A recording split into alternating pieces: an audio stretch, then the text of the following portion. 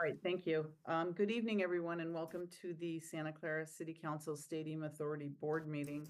I'm zooming in for the East Coast, so I'll be with you just for a few, an hour or so this evening. I'd like to call this meeting to order. Could you please stand for the Pledge of Allegiance and remain standing for our statement of values?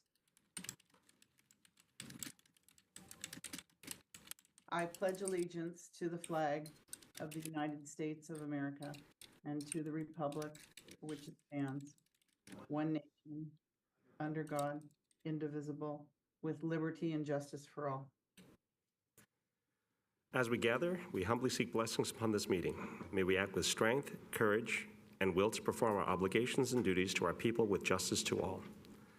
Let us seek wisdom so that we may act in the best interest of our people, our neighbors, and our country. All this we ask so we may serve our community with fairness and respect, putting their needs before all. Thank you. Please be seated. Roll call, City Clerk. Thank you, Madam Mayor. Before I call roll, I will read a statement.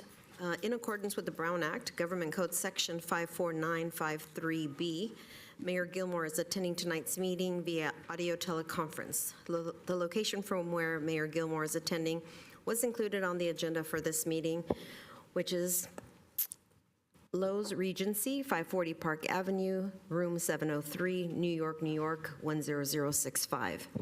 At this time, Mayor Gilmore, I ask you to please confirm that the agenda for this meeting is posted at your teleconference location Yes, it is. and that this location is accessible to the public.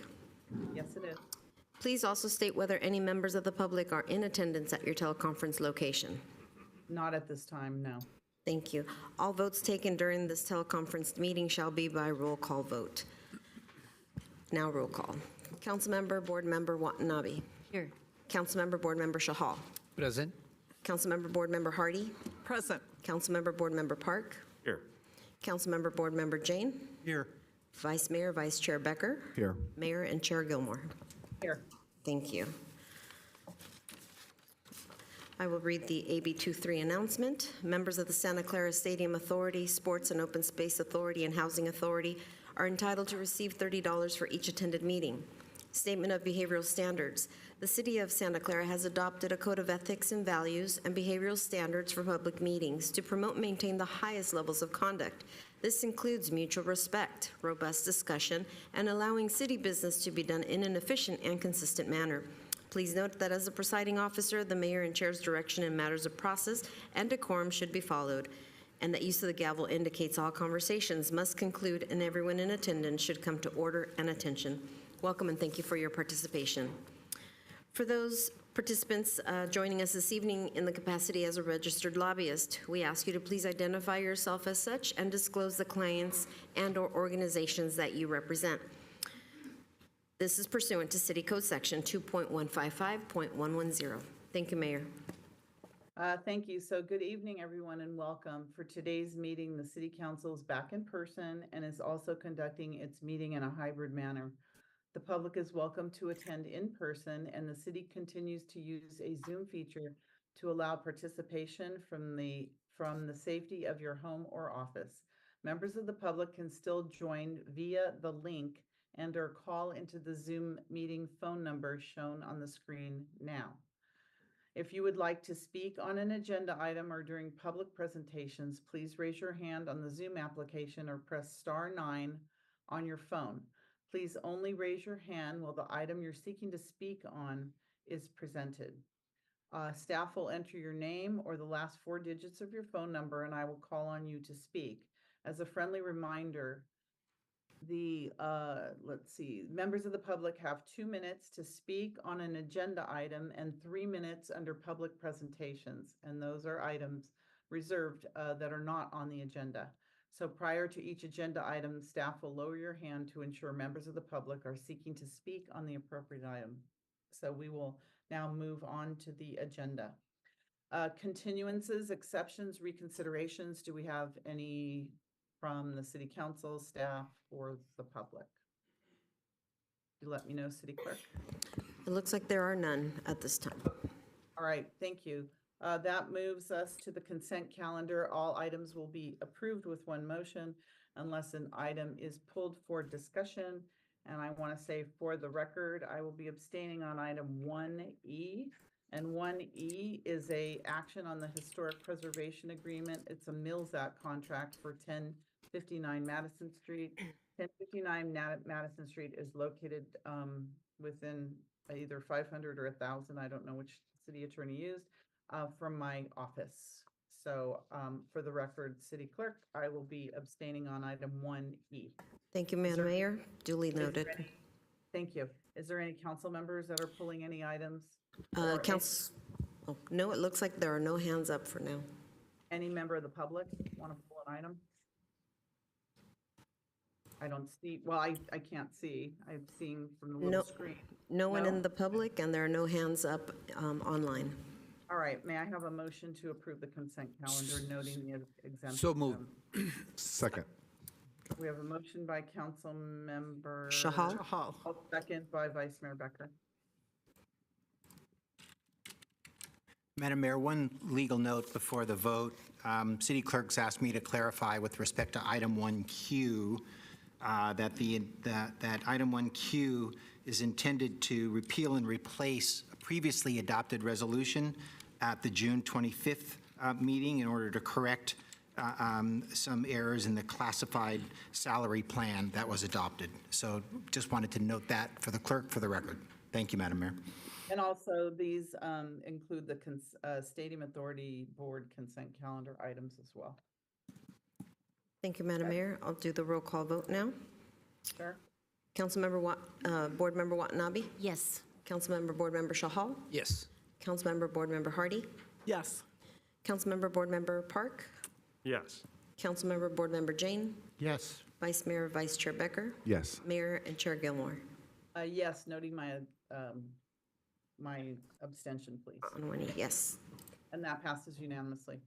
All right, moving along. The next item we have is public presentations, and these are reserved for items not on the agenda. Do we have any public presentations, City Clerk? Yes, we do. We have one speaker card for Kirk Vartan. All right. Welcome. Thank you. There's a video, please. I am here tonight to document Kevin Park lying to your face. Listen for the words direct attack on any individual. Gifts given to seats or the books given to seats. And again, there was no direct attack on any individual. And the fact that people take this as a direct attack and are trying to conform this into an attack on a person is, well, it's unfortunate, but it's actually kind of predictable. Park is stating he did not attack a person, me, but rather a book is given to a seat. Here he is looking directly at me and describing the book. And I see that the special advisor to the mayor is here. So I changed it. I have all these Post-it notes. It says, all my friends are termed out. And I thought that this would be good. You see, it says, it's kind of fun. It starts with all my friends are termed out. All my friends are termed out. All my friends are termed out. And then he tries to cover his tracks. So I would like to keep this for the Office of Special Advisor to the Mayor. Here, ethics expert Tom Shanks criticizes Park, and then Becker for his support of the attack. But it is one of the most egregious violations of the ethics code that I've seen in any city in the last 30 years. There's no reason ever for somebody to attack a public person from the dais. That's one thing. It violates every single one of the city's core values. And the fact that Councilmember Becker is laughing at this means he's understanding exactly what's going on. And he thinks it's funny. And it's not. It's inappropriate and it is egregious for the behavior of a council member. This is not role model behavior, which is what everyone has the right to expect from the council. Then Becker looks right at me and drives the point home. It's about me as a person. And for somebody that calls me out and says that what was done was inappropriate, I'm sorry, but if somebody says something and it's funny and you try not to laugh, it's kind of hard not to laugh. And frankly, the book has a point. All of your friends are termed out. And Park has the audacity to say he actually reads the Santa Clara Behavioral Standards for Public Meetings and Good Governance. How could he? And I can read the Building a Community of Trust in Santa Clara Behavioral Standards for Public Meetings, Good Government Guiding Principles. And believe it or not, I look at that quite often. Yet he violates every one of these standards, and in Park's own words, But I also know that anytime you've got something on video, it's a problem or something goes wrong, my response is that's how you know it's real. no accountability, no apologies, no ethics, no public trust, no thank you. Thank you. Thank you. City Clerk, do we have other public presentation? Yes, Madam Mayor, we have the next speaker is Natalie Neufeld, followed by John Haggerty.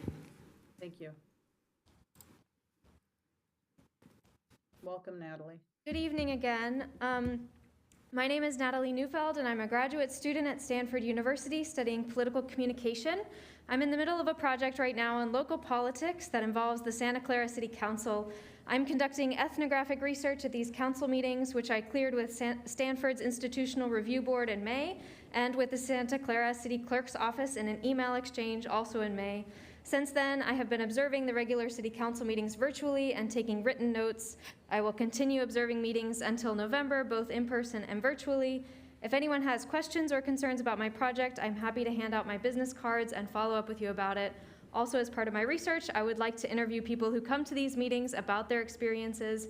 If anyone in attendance here is willing to give me about an hour of their time to be interviewed, please give me your contact information or come pick up a business card for me.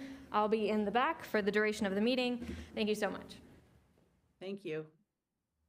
John, when you're ready. Welcome, John. Thank you, Madam Mayor, and thank you, members of the council. During recent meetings of this council, it's become increasingly clear to me that our city has become addicted to levels of spending which we can no longer sustain. So I want to discuss with you the primary cause and source of this spending problem and the best solution for this problem.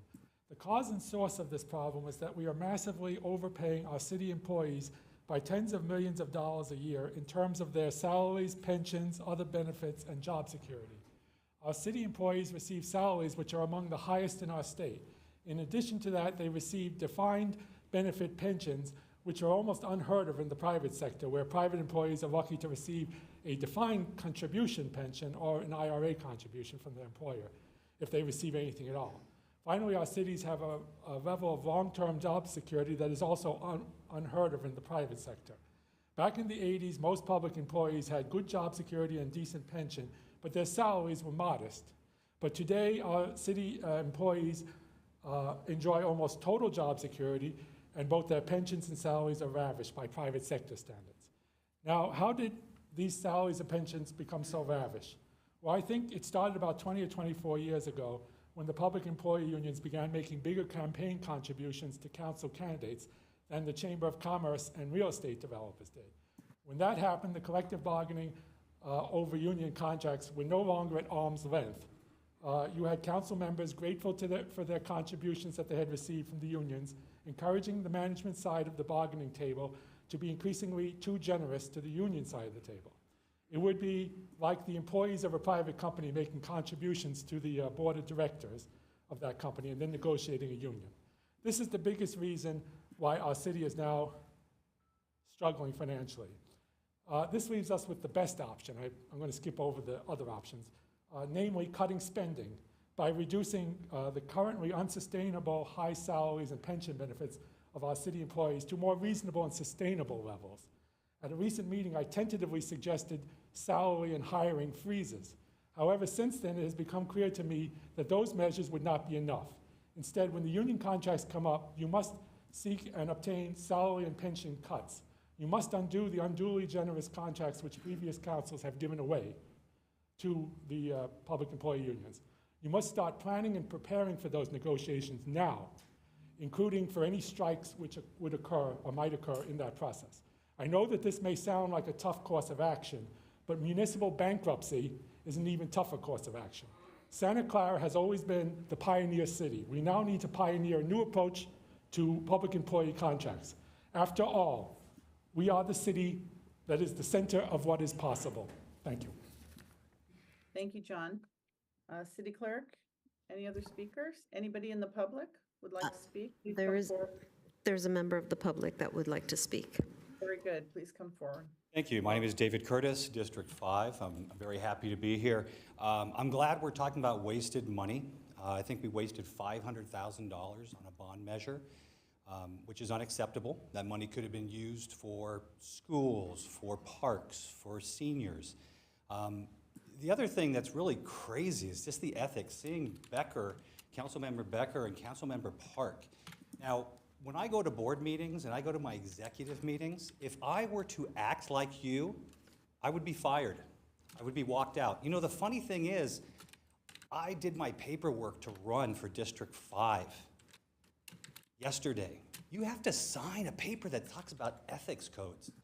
How could all of you sign that and not follow what you signed? This is just crazy. Councilman Jane, you were in the meeting when Park and Becker were speaking. Nobody spoke up. Nobody spoke up to defend the person that was in the audience. This is childish. Councilmember Becker, what you were doing was very childish. I haven't seen that since elementary school. Again, I would be fired. The good news is we're all voting in November, and there's some great candidates that are coming out that are going to change this city for the citizens of Santa Clara. Keeping the safety from the fire, from the services, from our police department. Yes, we may pay a little bit more, but you know what? I don't mind paying more because I have the best city to live in. It is the safest city to live in, and that's what I want. But this bickering going back and forth, do you think the citizens are going to vote for you? Really? Don't you have any ethics or morals? I mean, you guys are all grown-ups. Now you're going to waste another $100,000 to $200,000 of ethics training. There shouldn't be any training. The training should be you're fired in November. You're done. That's it. This is ridiculous. You're making an embarrassment. I have my kids that have to watch and listen to what's going on here.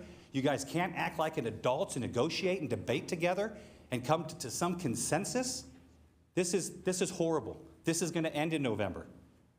We're going to wash away the Suds. We're going to wash away the Beckers. We're going to wash away the Parks. We're changing. And this is what the citizens want, is change here coming in November. Thank you. Thank you, David. Do we have anyone else? City Clerk? Looks like that's it, Mayor. Anyone in the audience? No one in the audience that, Thank you very much for those public presentations. We're going to move on to item number 3, public hearing business. It's not a public hearing on the agenda. Action on the following: resolution adopting an expenditure plan for the proposed bond measure, waive second reading and adopt an ordinance ordering the submission of a measure incurring bond indebtedness to the qualified voters of the city of Santa Clara, resolution calling for a municipal election and ordering consolidation with the Santa Clara County presidential general election on November 5th, 2024, for the purpose of submitting to the voters a measure to approve the issuance of a general obligation bond to finance municipal improvements constituting public infrastructure in the amount of $400 million, requesting consolidation with the presidential general election and election services from Santa Clara County, and finally providing the city attorney to prepare an impartial analysis setting priorities for ballot arguments. City Manager. Perfect. Thank you, Mayor Gilmore, to the members of the City Council, those that are present and those watching at home. Javon Grogan, City Manager, and I will provide a portion of the presentation for this item. I will be supported by Craig Mobeck, our Director of Public Works. We also have Glenn Googans, the City Attorney, that is here to support a number of your department heads that have oversight for some of the facilities that we will be discussing. This is a follow-up to the item at your last council meeting, July 9th. At that meeting, we had a number of your consultants present. A number of them are online tonight, principally bond counsel and our financial advisor should we need their assistance. Our agenda for this presentation is that we have an introduction and background. We will then discuss the city's infrastructure needs. We will discuss the proposed expenditure plan, the proposed transparency and accountability plan. The next item will be a review of the ballot measure language, logistics, and key dates related to the potential ballot.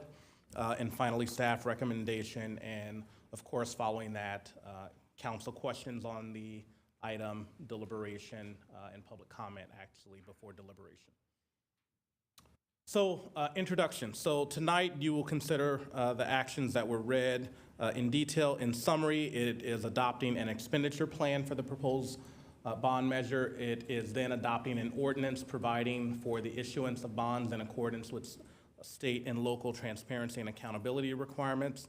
And then you will determine whether you would like to place a $400 million general obligation bond on the ballot. And again, that is the second of two actions. As a quick recap, at just last Tuesday on the 9th, you adopted a legally required resolution of necessity for the proposed bond measure. You took action to introduce an ordinance to place a $400 million bond on the November ballot. You'll recall we discussed various levels. Initially, 600 and staff supported the council in recommending a $400 million bond. Next, you also provided direction on the expenditure plan categories and asked for additional specificity on projects for those to be brought forward tonight, and they are. So how would the potential bond be funded? So the proposed $400 million bond would be levied on real property, a estimated $19 per 100,000 of assessed value. Key point, that is assessed value, not market value. We've discussed that. It is also important to note that the tax would apply to both residential, commercial, and industrial properties. Frankly, all properties that are not otherwise tax exempt. The second bullet just provides a note that our 20 largest commercial property owners in Santa Clara would have their annual property tax increase by an average of $154,000. So it would not just be residents paying, and large properties would pay their fair share.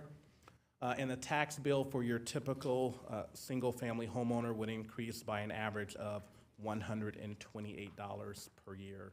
That is for the full $400 million bond. As we discussed, we would bond in series, and so we would not go out for the full 400 initially.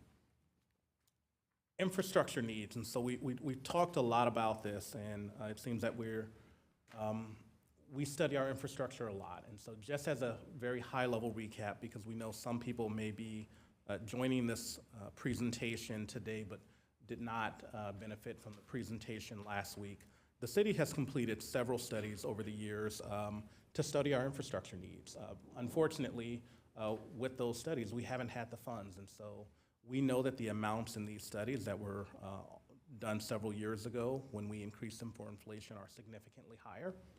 But in 2017, the city did a Parks and Recreation Facility Condition Assessment that we refer to as the Kitchell Report that noted $66.5 million of needed improvements over the next 1 to 5 years, and those have passed, with many of the investments not having occurred.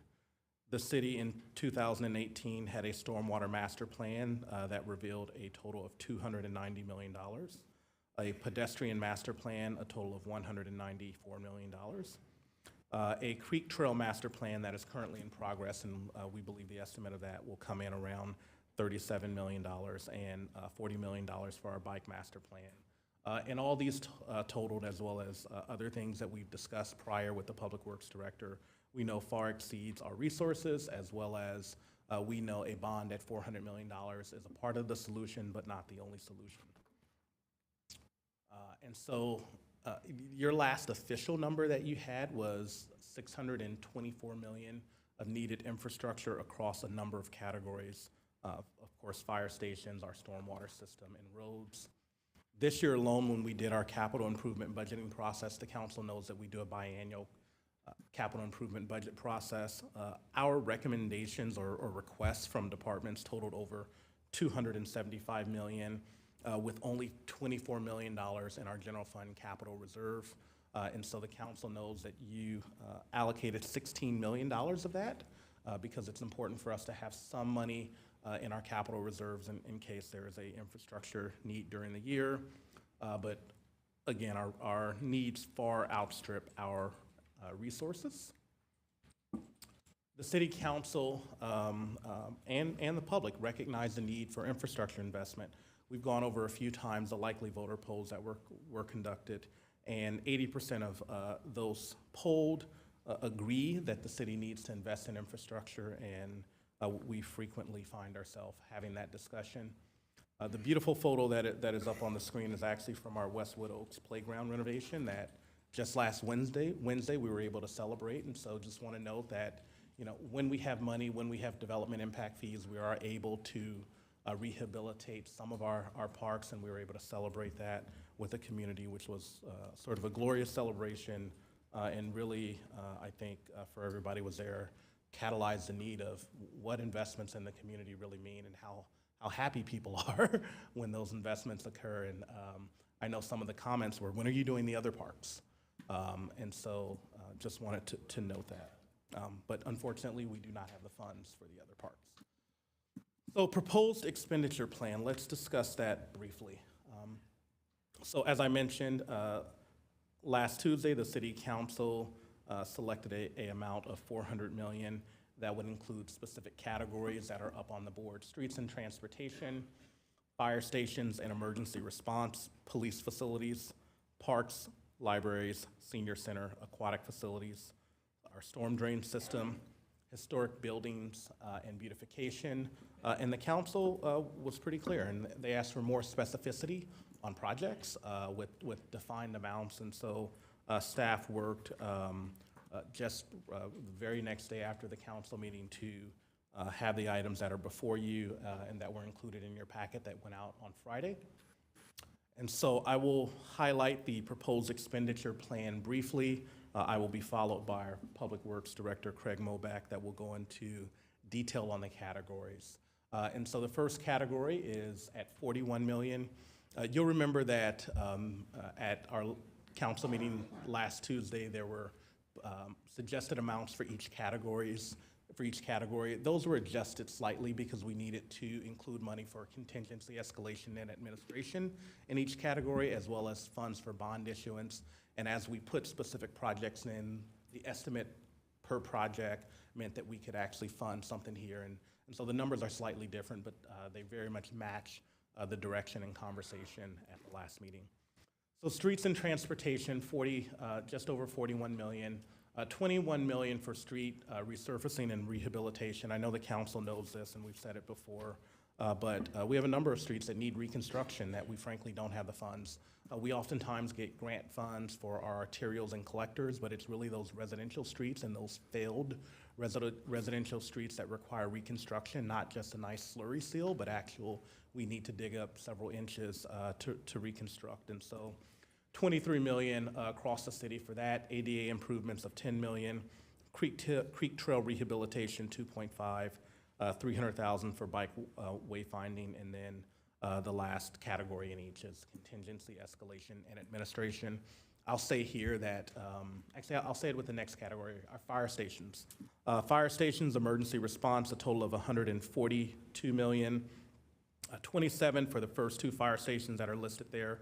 Fire Station 5 and 7, $9 million for either a replacement or rehabilitation of Fire Station 9, and then $58 million for Fire Station 1, which we all know is our fire administration as well. And it's important to note that we can't take all those fire stations down at one time, and so that's what I was going to mention with the other category, but why we have escalation, because these are projected in today's dollars, and as we hopefully, if the measure goes on the ballot and is approved, we will create a defined rollout schedule, and some of the projects may increase in cost, which is why we have additional dollars for escalation. And if they come in lower, we can do more work, as you know. Police facility is a total of just under $44 million, and so infrastructure for a police drone as a first responder program, EOC center upgrades at $250 million, a needed police training facility at $30 million, upgrades to the police department and funds for a real-time crime Center infrastructure at $5 million. The next category, we know needed improvement of our parks, library, senior center, and aquatic facilities, and so a total of $115 million in this category, $9 million for renovations at our various library facilities, 9.5 for senior center expansion, aquatic facility, ISC renovation at $45 million, not the full amount that it requires to do that, really the community aquatics portion of that facility. Bowers Park renovations, Earl Carmichael, Warburton, Henry Schmidt, pickleball courts in various locations, Mary Gomez, and then another $18 million for additional parks infrastructure across the city that we know from the Kitchell report is in critical and poor condition more than 5 years ago. And then contingency and escalation for that category. Next, stormwater system improvements to prevent flooding, a needed third prong of our water system in this city. So $46 million in various categories. In the interest of time, I won't go through all of these.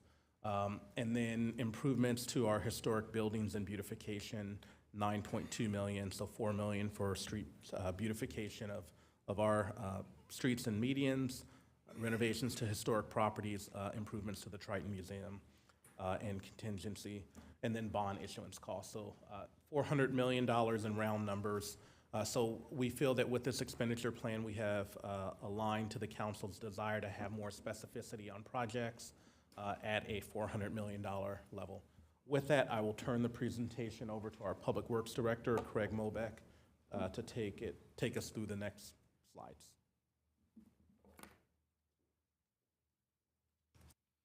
Thank you, City Manager. Good evening, everyone. Just wanted to run through the categories again. Last week, you heard from Assistant City Manager Bajorquez, Deputy Fire Chief Ray, and myself on some of the unfunded infrastructure, the needs. We had received the council direction, went back through and reworked some of those categories. So I'll just follow up from what the City Manager just presented and go through the categories. On the streets and transportation, you heard me talk about our pavement management program. We strive to keep a pavement condition index of about 75.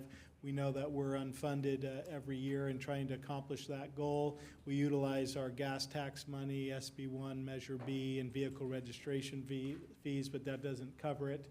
So funding will be utilized there to rehabilitate streets. The ADA improvement plan, which will be coming forward for approval in the next few months. We've talked about the various needs in the public right-of-way in terms of sidewalks, curb ramps to bring things up to better and the most latest standards.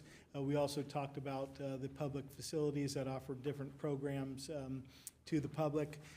Need to upgrade things so that they're in compliance with ADA in terms of access and the facilities themselves, restrooms, and public space. And then lastly, creek trail rehab. We have a lot of creek trails.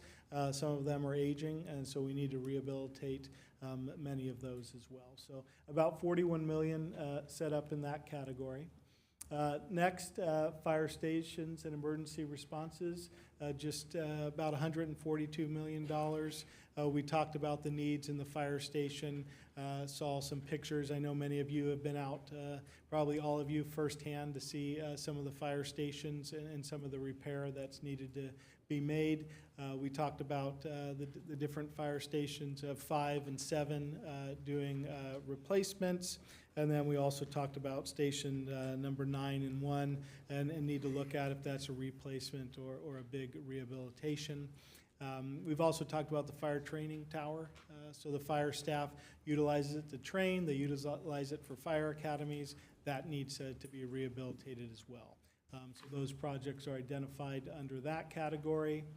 The next category, police facilities, which was a new one that came up from the last meeting, so approximately 43 million, almost 44, and that is going forward with some of the new improvements with the police department, drone first responder infrastructure, with taking a look at our emergency operations center infrastructure and making improvements as necessary, as well as looking at adding a real-time crime center. So those would be projects identified in that category. Next up, parks, libraries, senior center, aquatics. So this one covers quite a few at approximately $115 million. Looking at renovating or expanding the 3 libraries. So looking at the various needs and the different improvements that can be constructed.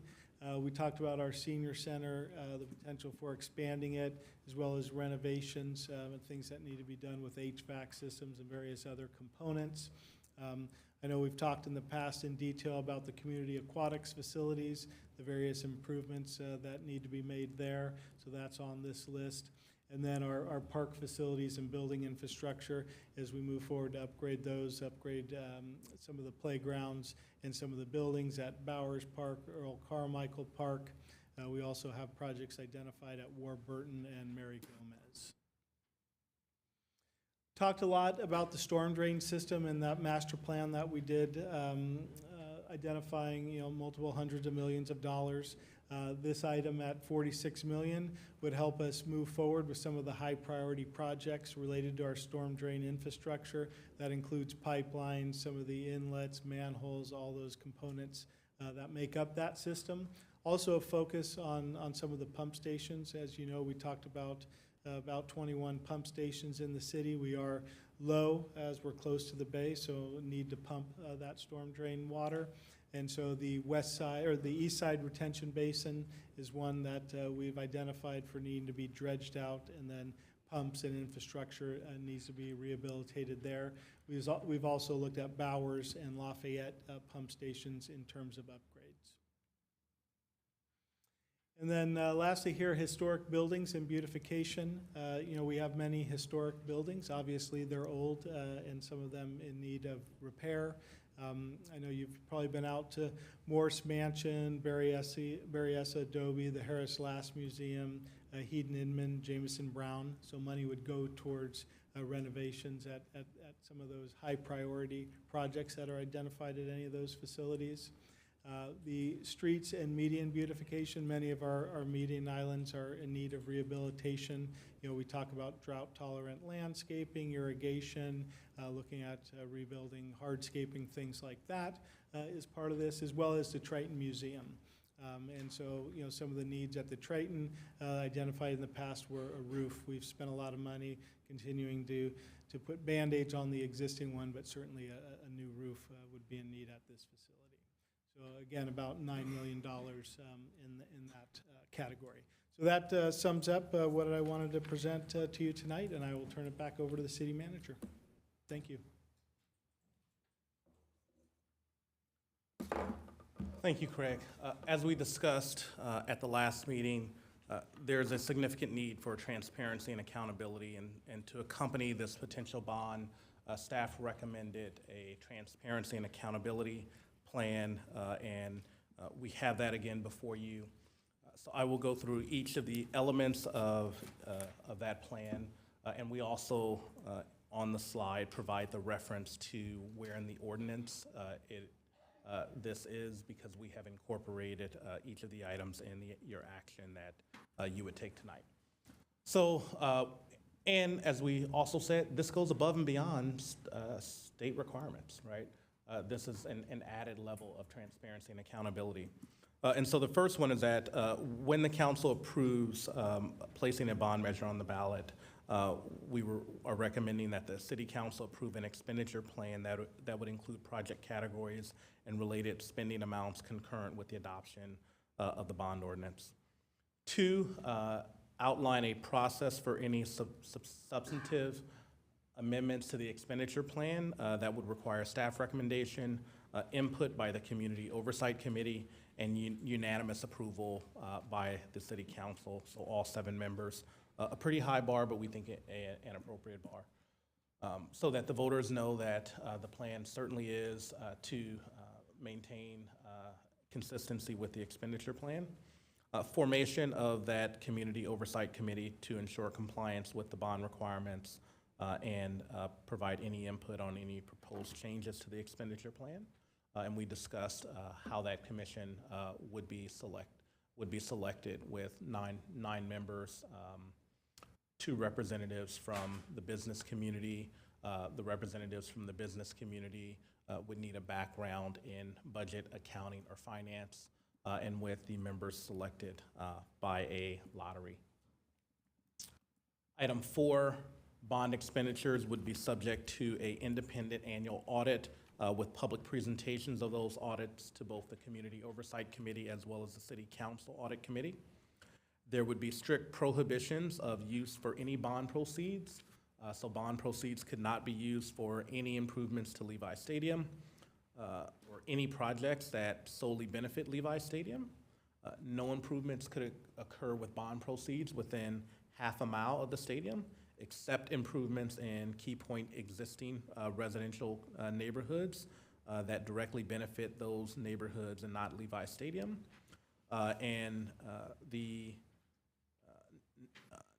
The proceeds could not be used for any direct or indirect benefit of any professional sports teams. All funds would need to be used for public infrastructure that serve the city of Santa Clara. All bond proceeds, 7, would be deposited into separate accounts so that they can be tracked and managed on a project-by-project basis. No bond proceeds could be used for employees' salaries or benefits, with the exception of normal and customary personnel charges for the management and delivery of the specific capital improvement projects that we're discussing, and those could not exceed 5% of the bond proceeds per project. 9, annual public presentations of the expenditure plan and project status to both the Community Oversight Committee as well as the City Council. 10, for projects that require a mail notice, go above the state required 500 feet and increase that to 1,000 feet so that we have more communication to any potential property that could be affected. And also enhance our 11, enhance our communication on all bond-funded projects with a web page, as well as public signage that would be out there in the community so that the voters know that their bond proceeds are at work. Next, let's talk about the bond language, logistics, and key dates. On the 9th, there was a proposed ballot question. What's before you, adjust that question at the $400 million level. And the beginning part of that question, we're recommending a change to. And so the change is to align the ballot question to the decisions you made on July 9th to have a very detailed expenditure plan and include specific projects. And so the proposed ballot question now reads: to improve 911 response, fix streets to reduce potholes and provide safer roads and routes for drivers, pedestrians, and cyclists, upgrade storm drains, pipes to prevent flooding, sinkholes, and renovate/replace recreation, library, and other community facilities. Shall the city of Santa Clara's measure authorizing $400 million in bonds funded by levying an estimated $19 per 100,000 of assessed value while bonds are outstanding, generating approximately $21,674,000 annually, with annual audits and citizen oversight of spending, be adopted. And so that is the proposed language that is before you. Next, it's important for us to talk about arguments. The city charter, as well as the California Elections Code, authorizes but does not require the council to write an argument in support of the measure. So if you elect to do that, you need to make that decision tonight. And in doing so, you have a number of options of who to select to write that argument. And so you could choose members of council to be a part of that. You could only choose a maximum of 3 council members, so there's not a majority of the board. You could delegate it to the mayor. You could make no designation, and then the city clerk, in accordance with the elections code, would select who writes the argument. But in any case, there could be no more than 5 signatories on a city council argument in support. And so staff does have an option for you to consider, and that's on the screen. We would proffer that you consider having 5 signatories, one being the mayor, another being a council member, and oftentimes what cities do is they pick a council member that is not up for election on the ballot that the bond measure would occur, and they select a council member that would be continuing. And so in our case, based on the dynamics, that would either be council member Karen Hardy or council member Raj Jahal. And then you allocate up to 3 residents or stakeholders that would join in that argument and support. And you can defer the selection of those 3 individuals to the 2 council members that you put as signatories on the argument in support of. There are also people that can write a rebuttal argument if there is an argument submitted against the measure, and you can defer who those signatories or authors would be to the 2 council people that you elect to be the signatories on the council's argument and support, and that would be our recommendation, is that you don't select those individuals tonight, but you instead defer to the council people that you select. Lastly, before we talk about timeline, there's an impartial analysis, and this is required by Elections Code Section 9280. And the City Council may direct the City Attorney to prepare an impartial analysis of the measure showing its effect on existing laws and the operation of the measure, and as a part of the staff recommendation that is included, and that is due to the Registrar of Voters on August 20th. And lastly, a few key dates. So we are here on the 16th for the second reading for all of the actions that we've talked about. Arguments would be due to the City Council, the City Clerk's office on July 30th. Rebuttals would be due on August 9th. The draft of the City Attorney's impartial analysis, if you elect to have him write an impartial analysis, will be on August 9th. And the deadline for submission of the resolution and arguments or the deadline for submission of the resolution to the county registrar is by 5 p.m. on August 9th. The submission of arguments is due on August 13th, and any rebuttals and the impartial analysis is due to the ROV at 5 p.m. on August 20th. And the staff recommendation, which the mayor read at the beginning of the meeting, there are 3 actions tonight. The resolution adopting the expenditure plan, waive the second reading and adopt ordinance 2069. And then third, adopt a resolution ordering the submission of a ballot measure to qualified electors in the city. And the other text that's there that I won't read for time. And with that, we conclude our presentation. We are here to support you. Thank you. Thank you, City Manager, Director Moback, for the reports. We appreciate it. So now we're going to go on to City Council questions. City Clerk, can you tell me who's up first? Yes, Vice Mayor Becker has his hand up, followed by Councilmember Jane, followed by Councilmember Watanabe. Thank you. Vice Mayor Becker. Thank you, Mayor. Yeah, so one question that was posed to me today was about contingency, escalation, and administration. And when I add all of it up, it ends up being $51,893,700. And looking at that number, I'm also looking at number 8 on the transparency and accountability plan of no bond proceeds are to be used for employee salaries and benefits, so on and so on, over 5% of bond proceeds. Can you explain, I guess, a little more what contingency, escalation, and administration means? I guess, is that related to the number 8 on the transparency and accountability plan? Thank you. Thank you. Councilmember Jane.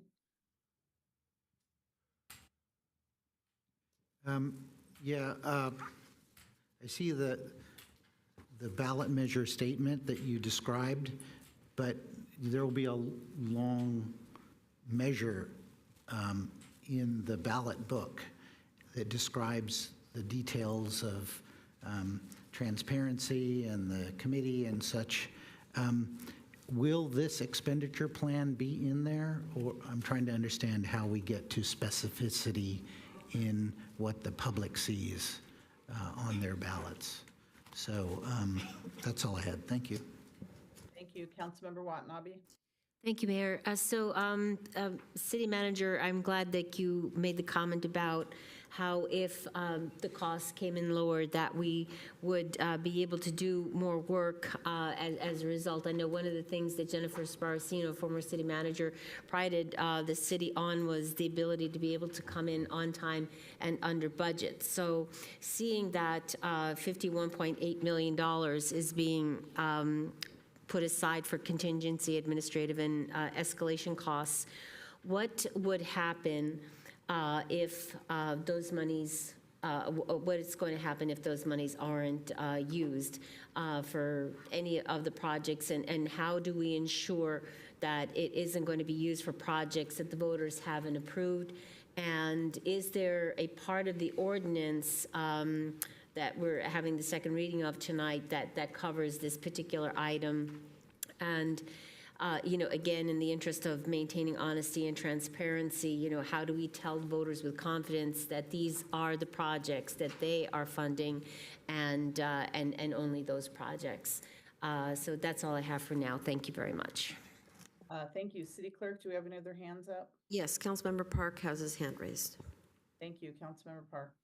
Yes, so I'm looking at the expenditure plan as well, and I have been talking about Triton Museum and Triton Museum need for renovations for quite a while. I want to know how you came up with that $1 million for Triton. Thank you. Okay, any other hands, City Clerk? That's it for now from the council. Thank you. City Manager, when you're ready.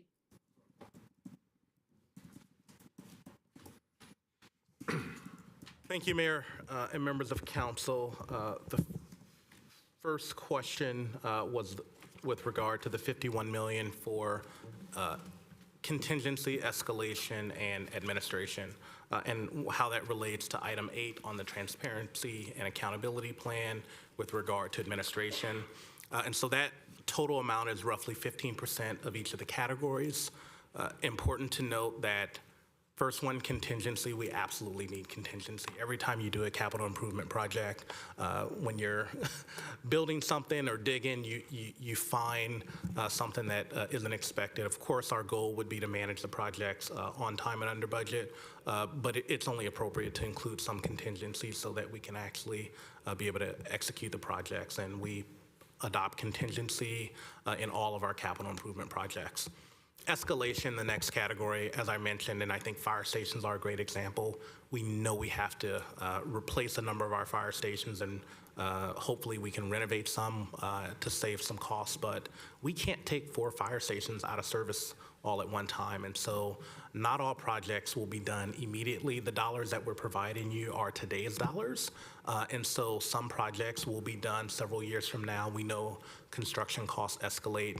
We did not want to put an escalation for each project because if the bond measure is approved, we need to go to design and we need to make some decisions about sequencing, and so that we thought that it was appropriate to put an escalation per category.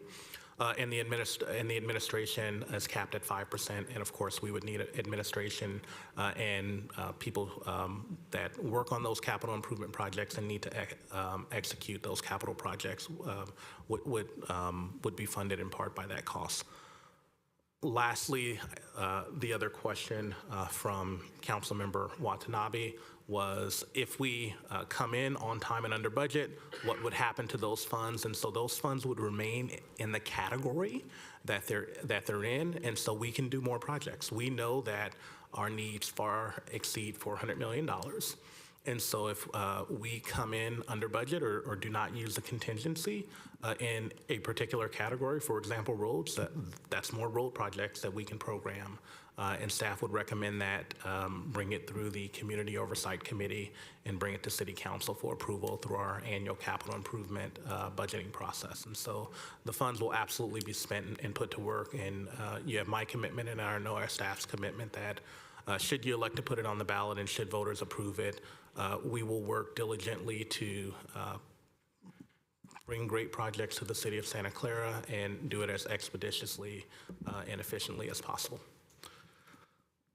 The next question was, would the expenditure plan be included in the ordinance? The answer is yes, it is attached to the ordinance. And so you're absolutely right, Councilmember Jane, that there's the ballot measure, but then there's all the larger text that is a part of the measure, and the expenditure plan will be incorporated in that. And I know that that was a desire and frankly a necessity so that voters know that the projects that we're talking about are not just being talked about here when a decision is being taken on the ballot, but it will be included in the voter approved measure. City Attorney, any additional? Yes, a couple of additional comments to that. Member Watanabe, particularly with respect to your, inquiry regarding kind of assurances that the projects listed, are won't be changed. Any proposed change to the categories, to the allocation of dollars to those categories, or to the subcategories or projects listed underneath that, would require three things in order for that to happen. It would need input from the city manager, it would need review and input from the Citizens Oversight Committee, and it would require unanimous approval of the City Council. So while changes to those things are possible, all of those checks and balances, are built in order to make sure that those projects are the ones that are built. In addition, it's the narrative language to the expenditure plan makes it very clear that the City Council reserves authority to approve the different specific projects tendered at various stages of the process. There's going to be a description of what projects are done pursuant to the annual capital improvement program that will usually be done in phases. Then there'll be City Council approval required with respect to the bond issue. Once those projects are described and approved, before the bond, the debt's issued for those projects, that's another City Council approval. All those will require public input to make sure that people have an opportunity to see that things are being spent the way they should be. And then, of course, ongoing Citizen Oversight Committee review to make sure that, in fact, all this is happening in compliance with the expenditure plan. So there's a lot built into it to make sure what's listed, gets built. If I may, I just just follow up on the Citizen Oversight Committee. So those will be public meetings, correct? Yes, that committee will meet publicly in accordance with the Brown Act, and the public will have an opportunity to provide input with that to that group as well. Great, thank you. Thank you. Is that it for the questions, City Manager? Mayor, there's one more question with regard to the Triton Museum, and so Councilmember Park asked a question with regard to the $1 million that was allocated for the Triton Museum. Certainly, there are a number of improvements are needed at the Triton Museum. More than half of that actually will be spent on one project, and that is a roof replacement. And so a part of the many, many projects that were requested during our capital improvement budgeting process this year was a roof replacement at the Triton. But unfortunately, due to resources, it was left on the cutting room floor, and we know it needs to be replaced, and it was one of those things where we know we have very valuable artwork in the Triton, but we have not for several years been able to replace the roof. And so the largest project would be a roof replacement at the Triton, as well as other improvements. And like many of our projects, there are, even with the $400 million bond, there are more needs than resources, but the $1 million would do the most critical items. And you've estimated the roof replacement at $1 million? The initial estimate of the roof replacement was just over $500,000. That's not the full project cost, but the initial cost was over $500,000 for the roof. Okay. Thank you, staff, so much for answering the questions, and City Attorney. So we'll be able to go now to the public. Madam Mayor? Yes. We have another council member with a hand raised. That's Councilmember Shahal. Thank you. Thank you, City. Thank you, Mayor. I just had a follow-up question regarding allocation of the contingency escalation fund. I got the idea that you want to retain the escalation and contingency fund within the subcategory. Is that correct? Okay, what happens, let's say we fulfill a category, let's say fire station emergency response, we fulfill everything, and we have $18 million out of that. Let's say we have $8 million left, right? I'm not taking any money from fire chief. I'm just allocating extra money. Let's say that $8 million is left. Is there a provision to move that to, say, street surfacing and rehabilitation? Because if everything fulfilled in that particular category, do we have a provision to move that to a other category which may be more important to the resident of the, and I'm not moving out of all these categories, I'm still within these categories, but is there a provision for that? Yeah. Thank you. Thank you, Councilmember Jahal. An excellent question. The answer is yes. That is the provision of any changes to the expenditure plan would require a staff recommendation, review and input by the Community Oversight Committee, and unanimous approval from the City Council. And so a very high bar, but staff would only recommend that if we were able to satisfy all the projects in that category and there was a significant need in another category. But at the end of the day, it would require input from the Community Oversight Committee and unanimous council support. Thank you. Thank you, and that would be a good problem to have. So we'll see. Anybody else, City Clerk, on the council? At this time, there are no other hands up. Thank you. We're going to go to the public now for their comments, questions. Do we have any cards? Yes. City Clerk, in attendance, we'll go there first. We have a speaker card from John Haggerty. John, come forward, please. Good evening again. At the last meeting, Councilmember Becker said this bond is like the last bond blitz way back in 1959. However, it's really a case of apples and oranges because the 1959 bonds were for totally new facilities and the population had gone up 500% in the previous 20 years. This bond is almost entirely for existing facilities and our population has only gone up 35% in the past 20 years. Ideally, there should be no bond. As the Bible and Shakespeare both say, neither a borrower nor a lender be. I believe we built our lovely library and our palatial police headquarters out of current revenues 20 years ago. Pay as you go, like the federal government. Now, the first item that gets to me is the police and fire would get $185 million, but streets and storm drainage total would only get $80 million. What's also interesting is that in the argument, neither police facilities nor fire facilities are expressly mentioned, even though they're getting almost half of the proposed bond, whereas streets and storm drains, they are prominently mentioned. I wonder what that's about.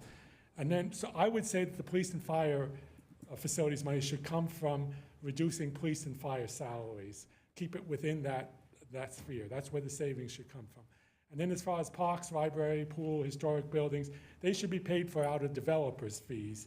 I don't know where that $70,000 per housing unit goes, but it seems to me it should go to those things. And then again, the last two categories only get $87 million. To me, these are the most worthwhile, but still, they should be covered out of current revenues, pay as you go, and possibly assessments to nearby property owners. So again, that police and fire not being mentioned in the ballot argument, even though it gets 185, and it really should come out of police and fire salary savings. Thank you. Thank you, John. City Clerk? So far, those are the only cards I've received. Anyone in the public would like to speak? Yeah, anybody in the chambers? If you'd like to speak, please come forward. There are none, Mayor, and Okay, there are no hands online. No one online wants to speak? I can't see any hands. No hands? No hands. All right, back to council then. All right, council members. Do we have council lights on? Councilmember Becker, followed by Vice Mayor Becker, followed by Councilmember Jane, followed by Councilmember Watanabe. Oh, just like the beginning. Okay, go ahead, Vice Mayor Becker. Thank you, Mayor. So yeah, thank you to resident member of the public, Mr. Haggerty, about bringing up the apples for oranges thing, and that is kind of something I realized also during my presentation and knew beforehand, but it's in the spirit of what's happening right now in the city, and that's kind of why I was trying to use that. But my thing is I look at the numbers and I see that we went from street and repairs 125 down to 41. That's a difference of 84 million. Fire station went up by 11. Fire station public safety went up by 11 million. Parks and community facilities was 150 down to 115. That's a difference of 35 million, down 35 million. Storm drain and flood protection, 100 million was proposed for the 598 bond measure, and then 46 million now, with a difference of less than 54 million. And then there's also other critical infrastructure, went from 45 million, now we're at 9.2, basically for historical buildings and beautification. And a lot of it, sat there and I look at some of these numbers and how they were cut, I understand that there are certain things that we were trying to do within 400 million. But seeing a lot of these numbers and how residents have been concerned about some of those numbers being cut, it makes me really think about how we should have probably went with the 598 million bond measure. That was what I was passionate about. That is, I think, what we needed. But in the spirit of unity and trying to make sense of, coming together on the city council, I see the needs, and I don't want to ignore something that we have the opportunity to take care of right now. So my biggest concern, though, was that the cuts in certain categories, fire stations, I see the biggest need for fire stations, so I understand that need. But again, some of these numbers, I was a little concerned about dropping them. But in the spirit of unity, I think we do have immediate needs, and so we have to focus on taking care of those as soon as possible. So I'm just, in the spirit of unity, I just hope that we can move forward and we could pass this bond measure. Thank you. Thank you, Councilmember Jane. Yeah, we haven't done a bond measure since 1959, and that led us to over $1 billion of deferred maintenance that we need to take care of. The issue is, what is the appetite of the voters to pass something? And I think that 400 million is about the right number to get something passed. As Councilmember Becker said, every category went down except for police and fire, from the $600 million proposal to the $400 million proposal. We need to pass this because we have storm drains, we have sinkholes in the city. I think we just had one this week. And and in the big storms that we had in February, we had pumps that went out in the middle of that. And you can see that the generators, as Director Mobeck outlined, they're all rusted. We have to take care of the infrastructure. If we want to have a great city, we have to take care of these things. We have to pass this.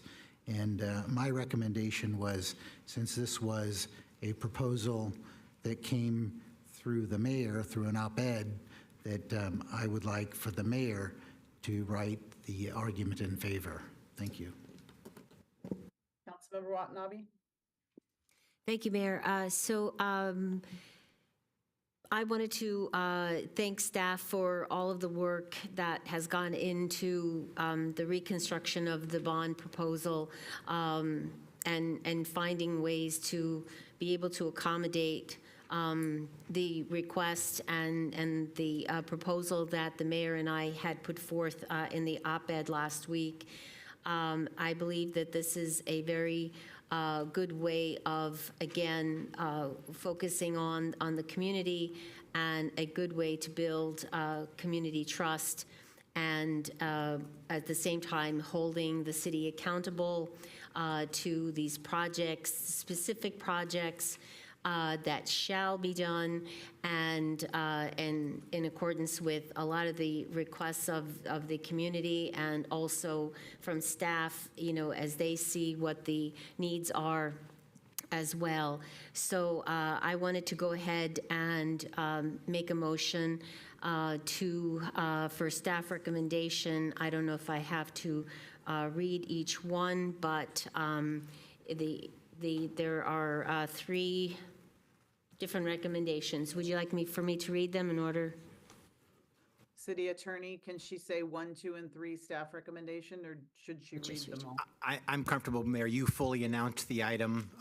It was presented very clearly by staff. I'm comfortable with you shorthanding it to items 1, 2, and 3. Second.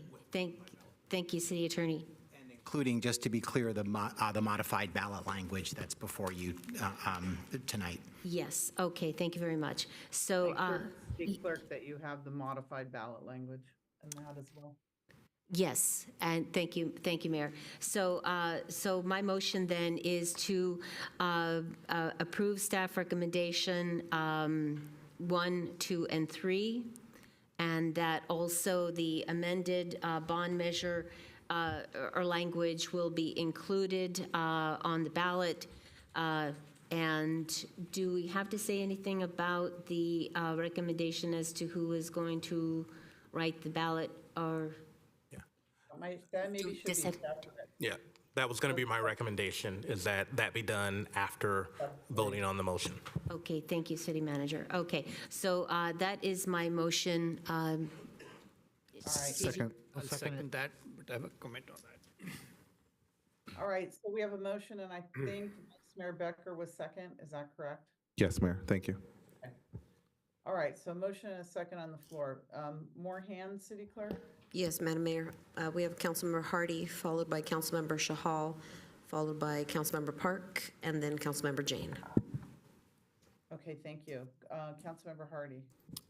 Thank you, Mayor. I will say that in the past, I have not supported bond measures and even belonged to a taxpayer citizen group.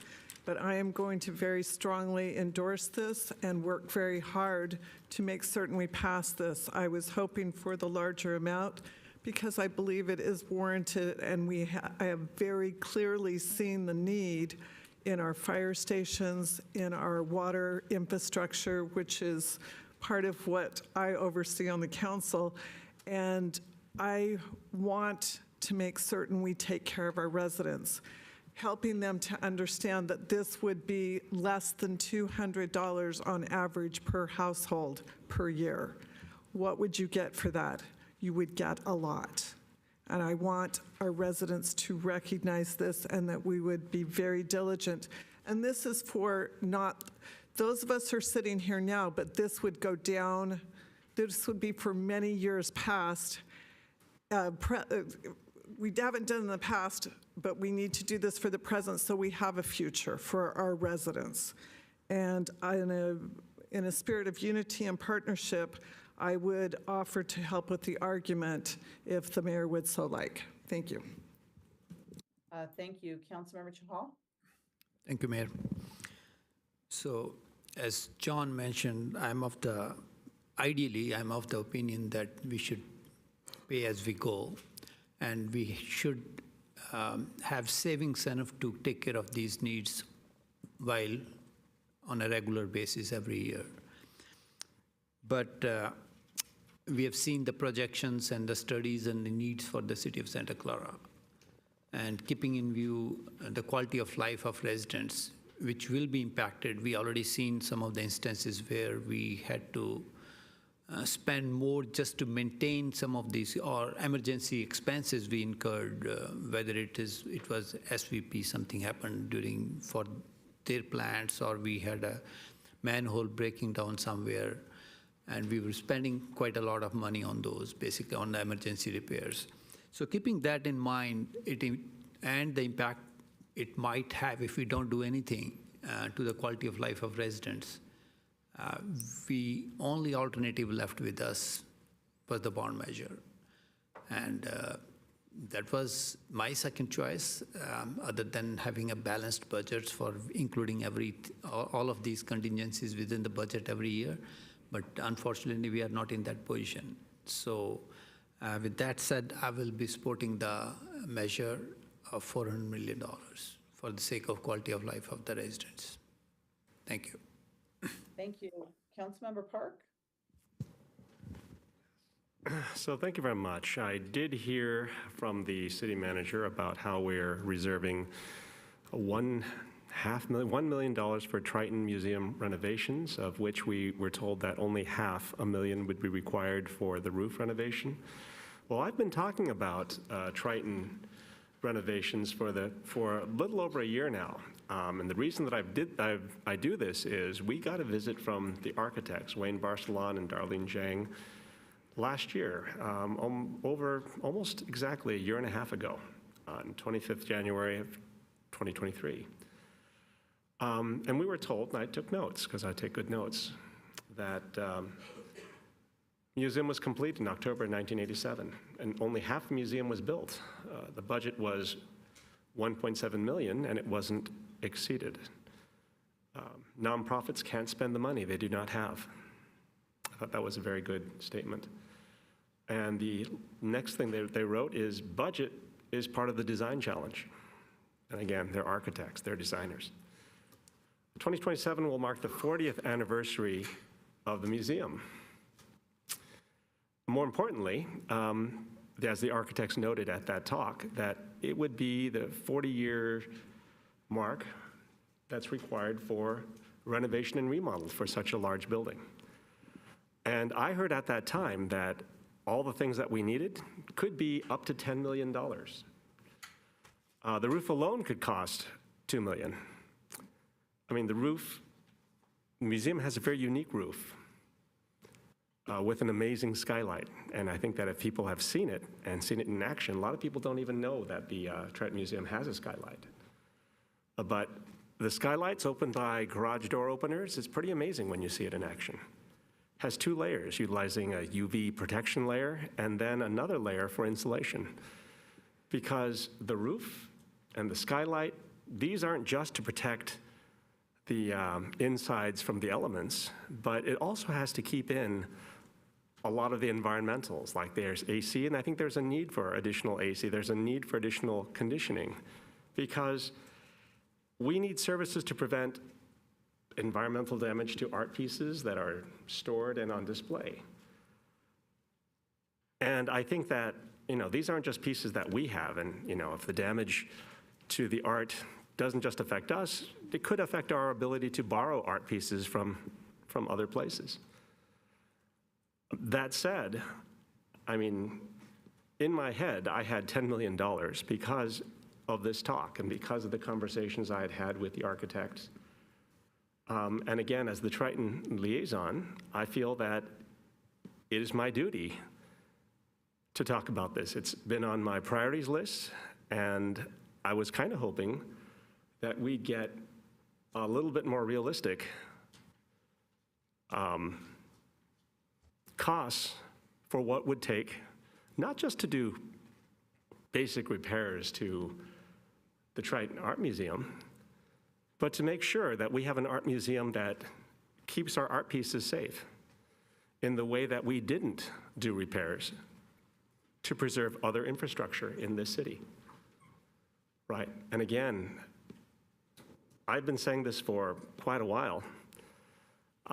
City manager and city attorney haven't been here all the time that I've been saying this, but I'm actually really concerned. Like I don't want to have to repair a damaged Triton Museum after an event occurs. I think this is something that we know about. This is something that we've been talking about. This is something, we've been hearing about from me. We haven't been talking about this. And I would like to know if there's any council will to add $4 million to this ballot measure to allocate to the Triton Museum for a total of $5 million to repair the Triton. Again, we don't know how long this will take, and because, the due date for me in my mind was 2027, it won't necessarily be today's dollars. I'd like to know if there's a priority list, like which ones go first. Big projects that could cost a lot, we focus on those first so that those costs don't rise as much. Or we look at what kinds of costs there would be, material costs versus,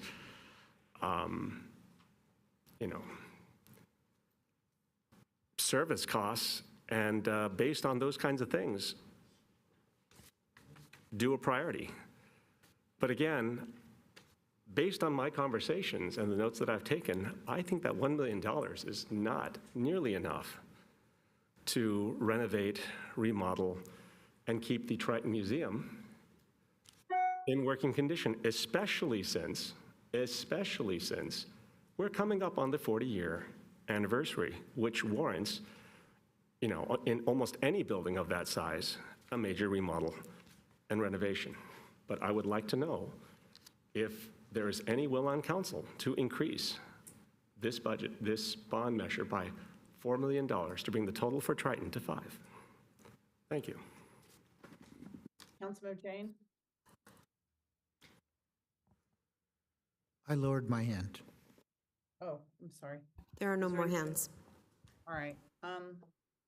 I just wanted to say I'm going to be supporting the motion on the floor. The list of projects that have been down from the 698 or 598 million that was there last week. I feel very comfortable with this project list because it's specific. And I think that if I'm going to be out there supporting something, that this is something I can support. I can tell our residents that if they invest and support our city, this is what is going to be completed. And so it's a list that is projects that for certain, for the most part, if we don't run out of money, for certain that will be completed, and they can have faith and trust in us that this is what's going to be done. There's some hesitancy out there about a bond in general, but I think this one has a much better chance with specific projects. And I don't think it's going to be easy. This is not just because we're putting it on the ballot doesn't mean that this is going to be an easy win. We're going to have to work for this. We're going to have to meet our voters, talk to our voters. We're going to have to campaign and let them know that this is something that we need. But I believe with all the entities that are involved, we have, our parks, our libraries, our police, our fire, our public works. I think, it's a pretty well-rounded bond that the community hopefully will see something in it for them that they will like, nicer roads, better parks, safer community, quicker 911 response times, all the type of things that we need, but also some improvements to our senior center, our libraries, and especially our parks as well, including our aquatic centers and others. So I'm very pleased with this. I'd be happy to, well, we'll talk about who signs it later, but I think that this is something that's going to serve our community well, and I hope that all of us will work towards getting this passed in November. So, City Clerk, when you're ready. Madam Mayor, I have two more council hands up. That's Councilmember Park, followed by Councilmember Shahal. All right. Councilmember Park. Yeah, I think it's unfortunate that my request has been ignored. I mean, this is really about planning for projects that we know about. And I feel that it's unfortunate that we are so intent on getting a unanimous vote and full support that we can't actually think about the work of the city, the amount of money that we need. I think that Public Member Haggerty is exactly right. Without fixing the situations, the process that got us here, asking for a bond less than the deficit that we currently have is not going to get us to wholeness. We're never going to be made whole with that with no changes. I think that we need changes that reduce costs. I looked at, and I did my homework, I looked at other bonds, I looked at the budgets for other cities. Cupertino, Sunnyvale, they've got, and as the city manager noted to me, that they don't have a utility, but they have a fraction of our budget. If we could have reserved, if we could have put 1% of our budget every year towards infrastructure maintenance, we wouldn't have the problem that we have today. We wouldn't have that if we could have just saved 1%. But it turns out 1% is twice of our budget, a $1.3 billion budget, operating budget, is twice the amount that we can put into our capital reserves in any given year, on average. And this is a problem, right? But for the Triton Museum and the art pieces contained therein are not something that are going to be managed, if there's a problem. And I would like to make a substitute motion. I'm asking for $4 million for a very specific project. It's the Triton Museum, right? We've lost so many things in the last 8 years. We lost a public golf course. We lost a BMX track. We lost a swim center. All of these things were intrinsic. These were like Santa Clara things. We have a Triton Museum. And for the sake of political unity, we're going to give up our duty to protect the infrastructure of places like Triton Museum, which help define Santa Clara. I'd like to make a substitute motion to increase the bond by $4 million and allocate that $4 million for a total of $5 million to the Triton Museum. Don't know if I'll get a second. Thank you. Councilmember Chahal? Thank you, Mayor. I appreciate what Councilmember Park is saying. If he sits on the board as a liaison officer for the Triton Museum, basically, I would have seconded that motion, but I'm trying to find out from the maker of the motion, because we are talking about 1% of the total bond money we are talking right now. We reduced the bond money from 600, which was almost 33%, to 400K. Can I request the maker of the motion, can we increase that bond money to 404 million and incorporate Triton Museum improvements to 5 million? Madam Mayor, Yes. if I might, I just want to make clear to the council, the maker of the motion, and the potential second of the motion, the implications of proposing an increase in the bond amount. You set the bond amount at your previous meeting by putting the ordinance on first reading at the $400 million amount. You are now at second reading and adoption.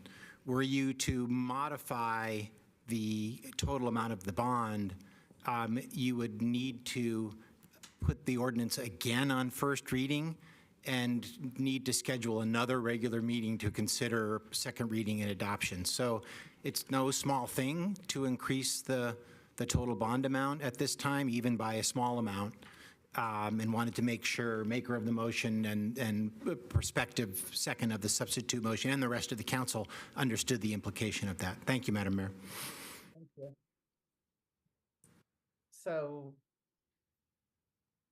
So if I may, Mayor, is there a will we can reshuffle some money within these areas, like we still keep $400 million and add a couple of $1 million to Triton Museum improvements? From staff can look into that. I can leave it to the staff to work on it and fulfill that requirement. If possible, we still keep within the $400 million, but we are just trying to find out 1% reshuffle from some other category to this category. I would have to say I won't support anything like that. I think we need to approve this tonight.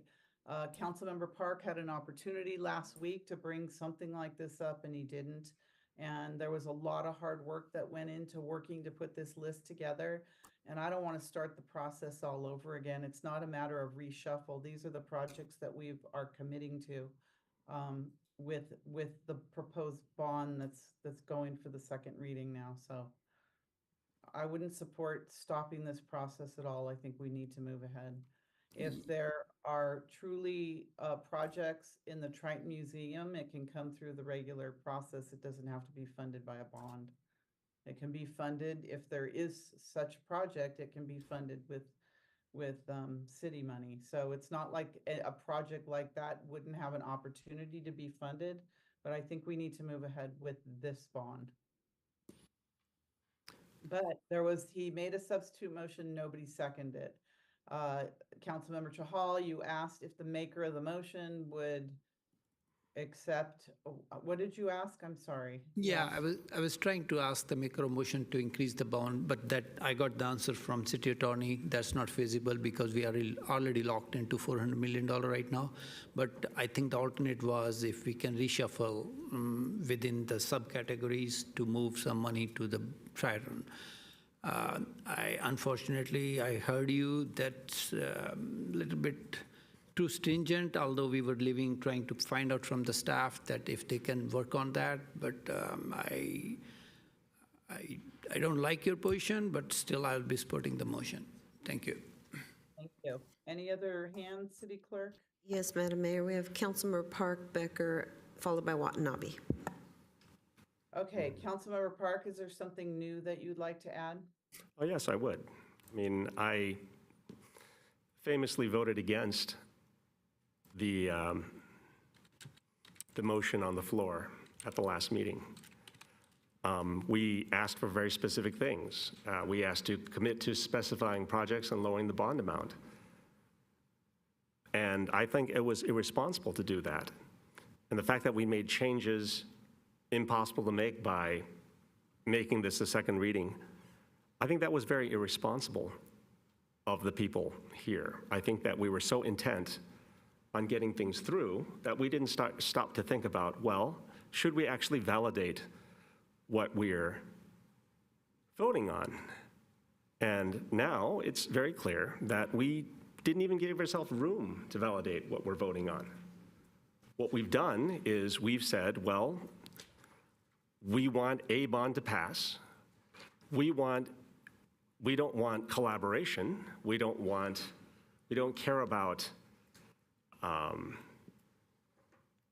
give and take. We just want a unanimous vote.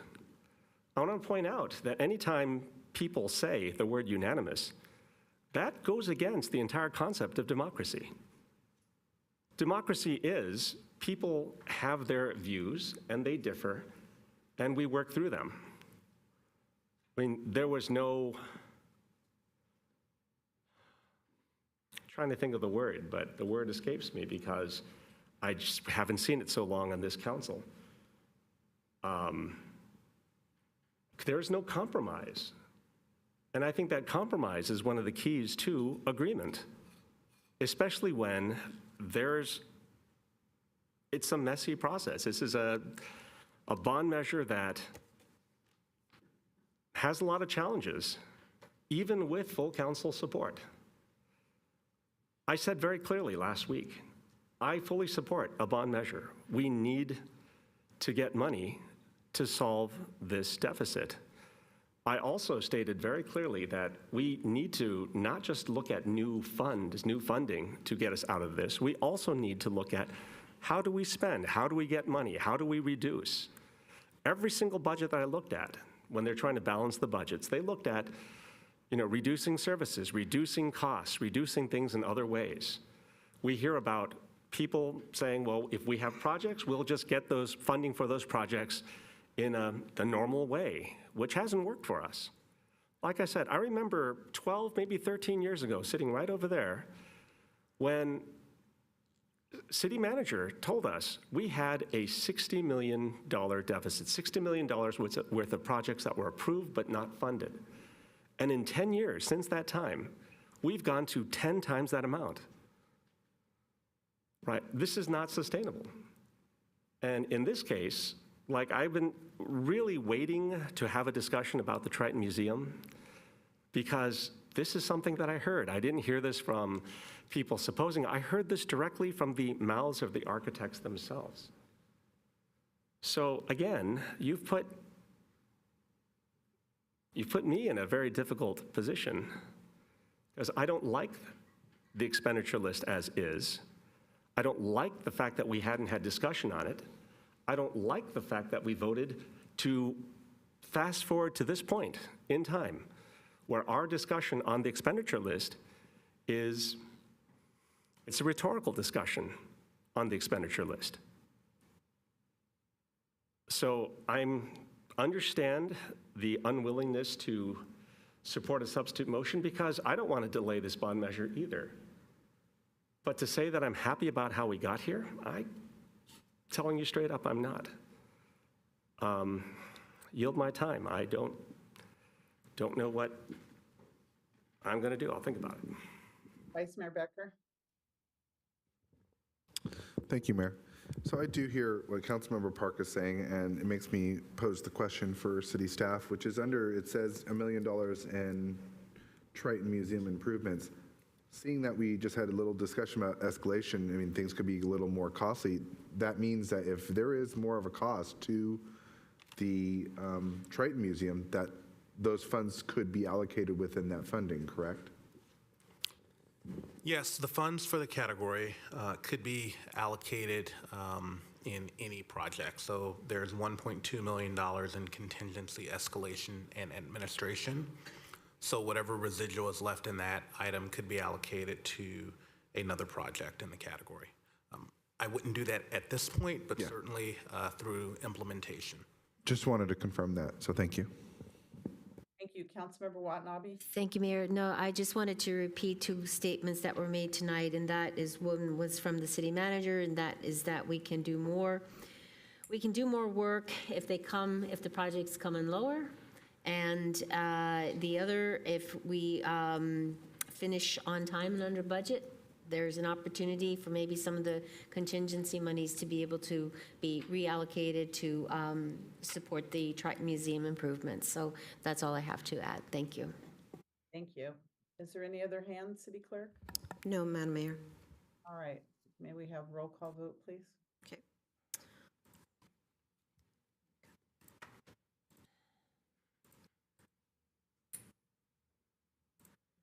Councilmember Watanabe. Yes. Councilmember Shahal. Yes. Councilmember Hardy. Yes. Councilmember Park.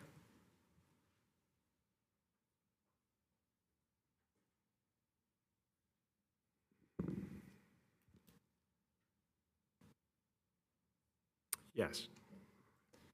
Councilmember Jane. Yes. Vice Mayor Becker. Yes. Mayor Gilmore. Yes. And that passes unanimously. Thank you. Now to determine, we have to take a vote on this? Yeah. City? Yes, Madam Mayor. A vote would be required if council wants to designate the process that it prefers in identifying who it would want to prepare the arguments in favor and the rebuttal argument. Prepared to make a All motion. right. I would make a recommendation that Councilmember Hardy and I be on the ballot and we get some community members that I'd like to discuss with her. I'll second that. I didn't make a motion, but I'm just making a recommendation. I'll make that motion, I'll second that motion. but I have a clarification. So on there, it says up to 3 council members, or is that up to 2 plus the community members? I just wanted to get confirmation on that. We could have up to 3. I'm only recommending 2. That is correct. Just to be clear what the parameters are, up to 3 council members and no more than 5 total participating. 3 plus 2. So in other words, if it's 2 council people, could be up to 3 community members. If it were 3 council people, it could be up to 2 community members. Okay, then my motion will be to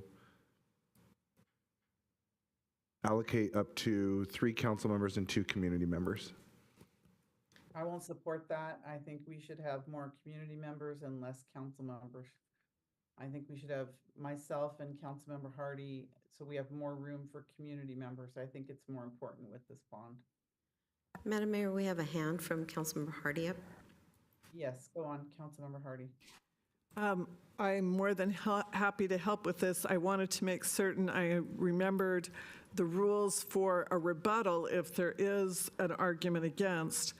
On the rebuttal, you can have the same signatories, but you can also change those up. Is that correct? Correct. That is correct. Thank you. And Okay, you could do that The then. notion would be that there'd be deference to the designated council people to manage that. Okay, so then I will change my motion then back to the Councilmember Hardy, the mayor, and 3 members of the public then. Second that. All right, we have a motion and second on that. Any other discussion from the public? Do we have any members of the public that would like to? Madam Mayor, you already took public comment. Is it? On this, not on this. Oh, yes, on this motion. I can't see. Is there anyone in the audience or online? I have no cards, no hands are up online. Oh, we just had a hand go up in the audience. Okay, come up to the podium, please. Welcome. Hello, Mayor Gilmore. Hello, council members. My name is Samuel Camareo. I am a newly appointed member of the Civil Service Commission here, and I just have a quick question as to how exactly community members who wish to help in preparing this argument can be presented with the opportunity to do so. And I would also like to submit my name for your consideration with respect to this argument drafting. Thank you very much for supporting this measure, and I look forward to working with you in the future. Thank you. Thank you, Samuel. I think you just told us that you want to be involved, so. Councilmember Hardy and I, if this passed, we'll take that into consideration. Thank you. There are no more hands or cards, Mayor. I'll move forward with the motion. All right, please do that.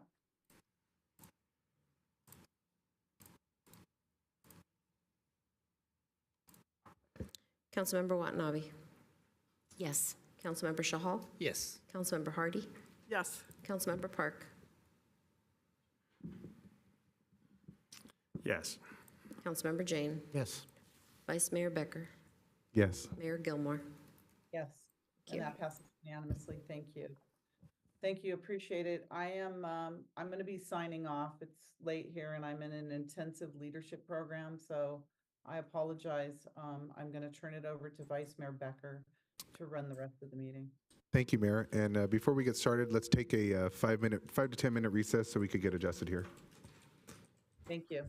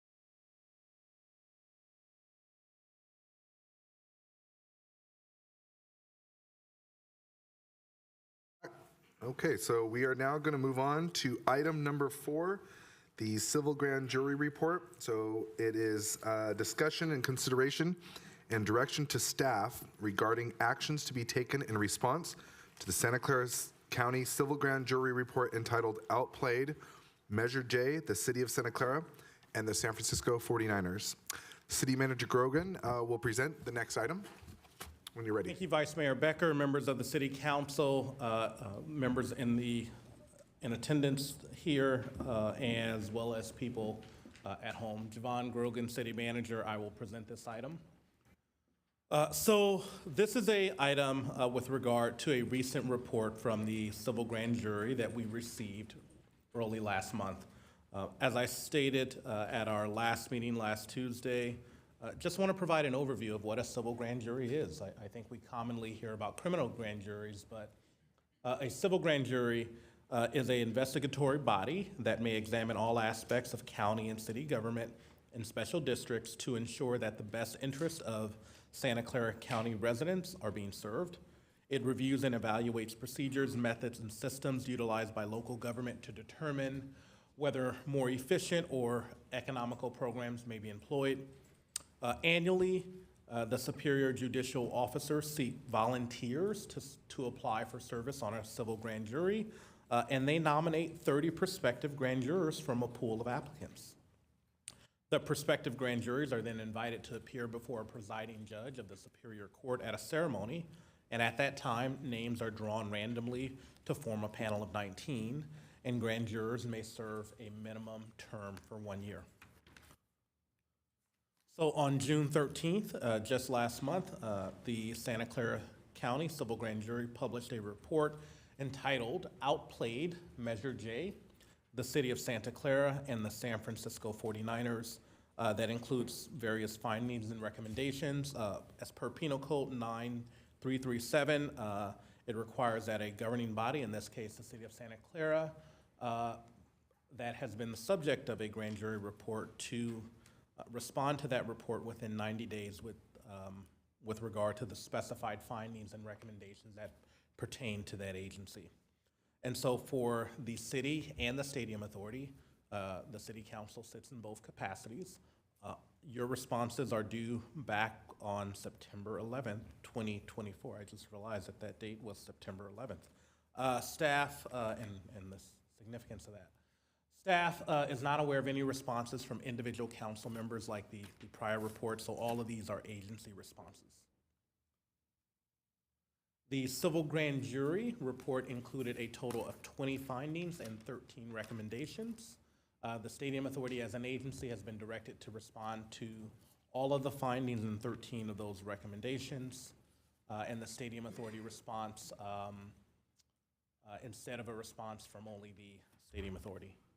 Just want to talk briefly about the findings for the city and the authority. A different penal code section, 933.05A, requires that the responding entity indicate one of the following responses to the civil grand jury. We as an agency must say that we agree with the finding, or we must say that we disagree either wholly or in part with the finding, and in which case we must provide a response and specify the portion of the finding that is disputed, and we must include an explanation of the reasons why we think that we disagree. So I'll now go through each finding briefly. I will only read the finding. I will not provide any any recommendation or additional comments from staff at this time. Finding 1 from the beginning, the city was impatient and overmatched in its negotiation posture with the 49ers to the long-term detriment of the city/stadium authority. Finding 2, the city has not studied the actual economic impact of the stadium. The 49ers have produced their own studies, which they use to tout long-term unverified benefits and frame all discussions surrounding the success of the stadium. Finding 3, Measure J's promise to protect the city's general fund has been realized. The funding structure from the stadium lease has successfully allowed the Stadium Authority to pay off stadium construction loans and fund required waterfall revenues faster than originally planned. Finding 4, the city/stadium authority agreed to use Manco, an affiliate of the 49ers with an inherent conflict of interest, to handle the stadium authority's financial interest in non-NFL events. Finding 5, the city/stadium authority failed to ensure that the management agreement included a fair termination clause. Finding 6A, the city/stadium authority failed to ensure the management agreement provided the stadium authority with full access to financial records. Finding 6B, Manco's financial transparency with the stadium authority has improved with the implementation of a 2022 with a new financial management system. Finding 6C, transaction level testing generally supports Manco's reporting of financial records for non-NFL events. Finding 7A, the city/stadium authority failed to ensure that the original management agreement and the 2022 settlement agreement contained sufficient language requiring specific items or methods and performance metrics to prioritize stadium authority revenue generation. This has resulted in a failure to hold Manco accountable for the success of non-NFL events. Finding 7B, the stadium authority failed to use the prescribed marketing correction plan per Article 3.3.1 of the management agreement process to hold Manco accountable for unsuccessful non-NFL event bookings. Finding 8, there is no evidence showing that Manco is negotiating to maximize stadium authority profits for non-NFL events. Finding 8B, the stadium authority has failed to ensure the management agreement requires Manco to incentivize its staff to prioritize the stadium authority's success. There is no evidence that there are employee sales goals, metrics, or consequences related to unprofitable non-NFL events. Finding 9A, Statco/Manco interprets the stadium lease to require non-NFL ticket surcharges to be applied to tickets associated with rental and trophy luxury suites, but failed to remit all corresponding surcharges to the stadium authority. Finding 9B, Statco/Manco interprets the stadium lease to not require non-NFL ticket surcharges to be applied to seating, bowl, complimentary tickets, and Owners Club luxury suite tickets. Finding 9C, suite ticket revenue submitted to the stadium authority does not account for all suite ticket revenue for certain suite attendees. Finding 10A, most revenue from non-NFL events go to the promoter, which is typical. Manco can make money on luxury suites regardless of the event's profitability for the stadium authority. Finding 10B, the stadium authority is unaware of the market revenue potential for non-NFL events at the stadium. The stadium authority does not know what net revenue should be expected for non-NFL ticketed and non-ticketed events. Finding 11, per the stadium lease, the stadium authority failed to negotiate pertinent details about buffet costs in the contract, such as parameters on costs, thresholds, and alcohol. Stadium authority accepted responsibility for buffet costs, but failed to follow up when the expense was omitted from Manco's budgets. Finding 12, a multi-use community facility at the stadium was one of Measure J's original promises and was memorialized in the stadium lease. The current designated space for the community room at the stadium is not easily accessible, nor is it pragmatic for most civic events. Finding 13, the FIFA World Cup commitments for the city and the Stadium Authority were made without consultation with the city/Stadium Authority. So those are all the findings. Now let's talk about the recommendations that require a response from the city/Stadium Authority. Many of the findings have a recommendation. Some of the findings do not have a recommendation. It's simply a finding. And so you may see a number skip, and I'll discuss that. However, we are legally bound to provide a response to the grand jury per Penal Code Section 933.05B, which requires that the responding entity to report one of the following actions for each of the recommendations. So we must say one of the 4 items. One, we could say the recommendation has been implemented and provide a summary regarding the implementation action. We could, 2, say the recommendation has not been implemented, but it will be implemented in the future, and we're to provide a timeline for when that would occur. Alternatively, we could say that the recommendation requires further analysis and provide an explanation and the scope and the parameters of that analysis or study, as well as a time frame for the matter to be prepared for discussion by the officer or head of the agency or department being investigated or reviewed, likely the city manager for the city of Santa Clara or our city attorney or authority council. And we must provide a time frame that does not exceed 6 months from the date of the grand jury report.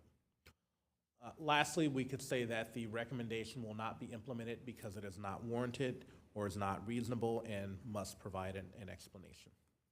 So now I will go through each recommendation. Recommendation 1 from the civil grand jury and their outplayed report is as follows. Given the long-term nature of the various agreements, the 49ers' sophistication, and the history of past disputes, the city/Stadium Authority should engage advisors with specialized knowledge to determine options to level the playing field. And recommendation 2, the city should commission its own report to determine the stadium's actual economic impact over the last decade, with a recommendation that be done by July 1 of next year. Recommendation 3, the May 2024 settlement agreement gives the board/city council new flexibility to divert excess revenue from the Stadium Authority to the city's general fund. When diverting excess revenue, the board/city council should be mindful of the long-term financial health of the Stadium Authority and request the treasurer to produce a long-term plan for funding all required stadium reserves, including reserves for capital improvements. This recommendation should be implemented by October 31st. Skipping from recommendation 3 to recommendation 7 because recommendations 4, 5, and 6 did not have, or findings 4, 5, and 6 did not have recommendations attached to them.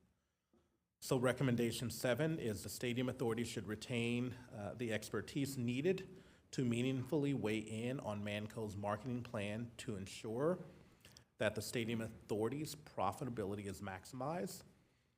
The Stadium Authority should also establish a yearly audit procedure to measure and analyze each season's marketing plan against its outcomes, updating future plans based on this analysis, and that should be implemented by the end of this year, December 31st. Recommendation 8, as a part of the marketing plan, the Stadium Authority should require that Manco produce a marketing plan that maximizes profits for the authority and incentivizes Manco's marketing staff to prioritize profitability for the Stadium Authority. Again, a recommendation that should be implemented by the end of this year.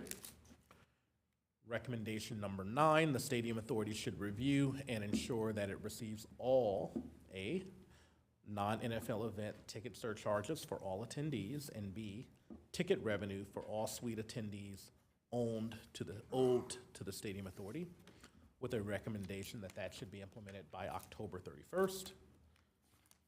10, The Stadium Authority should hire a professional third-party consultant not affiliated with the San Francisco 49ers to analyze the reasonable expectations for non-NFL events, such as an analysis of market revenue potential for non-NFL events at the stadium, an analysis of Manco's marketing plans comparing successful fiscal year 22-23 and unsuccessful FY 17 through 18 bookings to potential market revenue, a plan with measurable objectives and incentives for Manco to achieve these results, and a recommendation that all of the above be implemented by the end of the year. No recommendation for finding 11, so we'll jump to 12. The stadium is not an appropriate location for a community facility. The Stadium Authority should work with the 49ers to identify and procure an alternative space for community needs, with a recommendation that that be done by the end of the current fiscal year, that's June 30, 2025. Lastly, recommendation 13, the Stadium Authority should insist on consultation and prior notice before any major stadium event commitments are made. This recommendation should be implemented by the end of this year. I've already noted that there were a number of recommendations that were not identified, so I'll skip this slide. And so next steps, what is the board / city council to do? And so staff is requesting direction on the process that you would like to follow to develop the city and stadium authorities' required responses by the due date, which is September 11th of this year. The council and board could provide input tonight. Alternatively, due to the heavy agenda we have tonight, direct the scheduling of a special meeting to discuss the pending responses for both that you already directed it with regard to the irreconcilable differences report. And so we're asking that you do the same for this report. Staff would then be prepared to draft responses to the city council that we would bring to you at a special meeting or your August 27th meeting of this year, which will be your second meeting after your recess. So with that, I will conclude the presentation. We are here to answer any questions you may have, and again, are recommending general feedback, but specific direction on process. Thank you. Thank you, City Manager Grogan. Okay, so we are going to go to council questions. I have Councilmember Jane. Yeah, this is on process.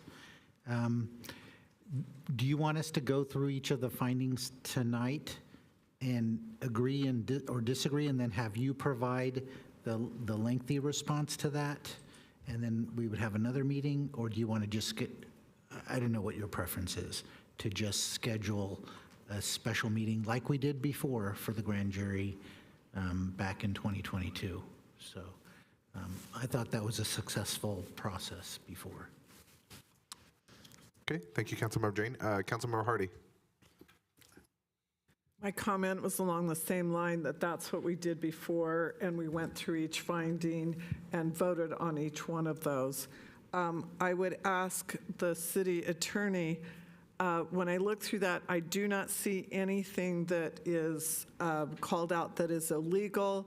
It looks like it is just the civil grand jury's observation. Am I correct in that? Thank you. Okay, thank you, Councilmember Hardy. Councilmember Hall. Thank you, Vice Mayor. I have a question for City Attorney. There are certain aspects on the findings and the recommendations which are based on the legal contracts we signed. Would you be giving us some guidance on those, or are we dependent on outside counsel to get some guidance on those, basically? Thank you. Thank you, Councilmember Hall. Councilmember Jane, you have further questions?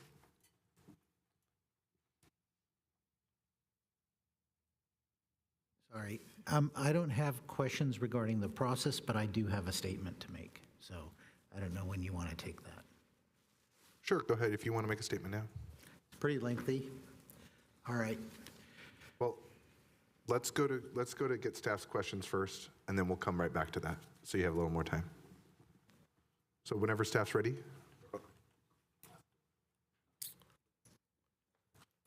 With regard to the process, not recommending that you go through each of the individual findings and recommendations and provide initial guidance. I think any general discussion or feedback that you're wanting to provide tonight, we can take, and staff is prepared to schedule a special meeting, really, that it may take more than 4 hours to really go through. And so staff is prepared to bring back preliminary responses for you to consider, and then we would have enough time to go through each individual finding and each individual recommendation at that time.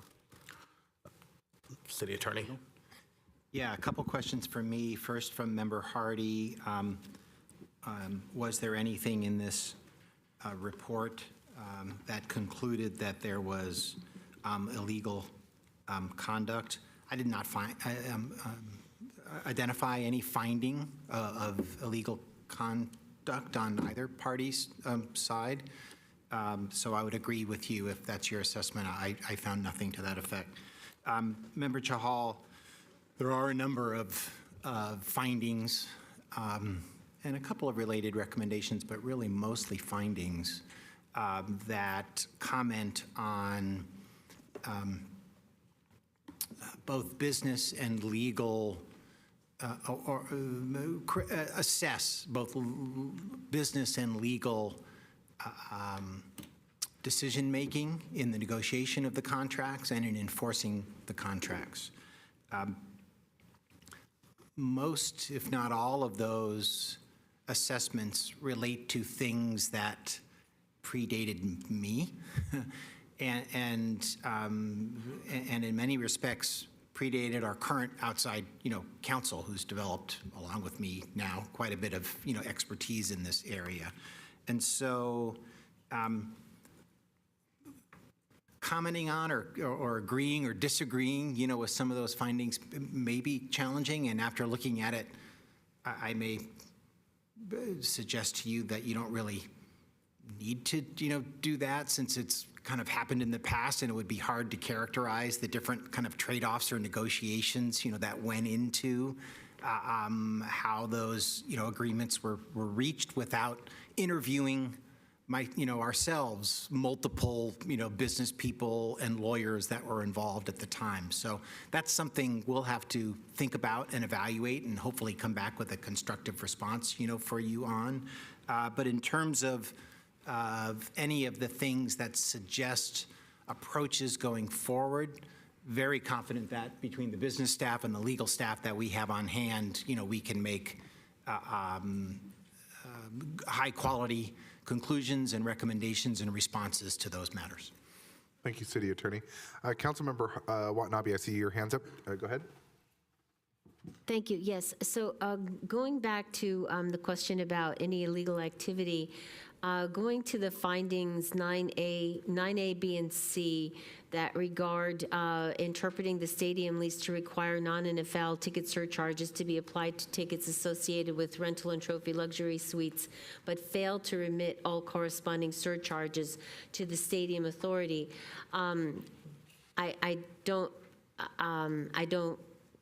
know that that was illegal. I would think that it was. But at the same time, it is being called out as a finding with a recommendation the stadium authority needs to ensure that it receives all non-NFL event ticket surcharges for all event attendees, and it needs to be implemented. They're asking for the recommendation to be implemented by October 31st of this year. So, that's something that's going to have to happen pretty quickly. But at the same time, it's a very significant finding, especially if it's impacted the stadium authority in terms of revenue that we didn't get. Go ahead, City Attorney. Member Watanabe, I appreciate you pointing those out.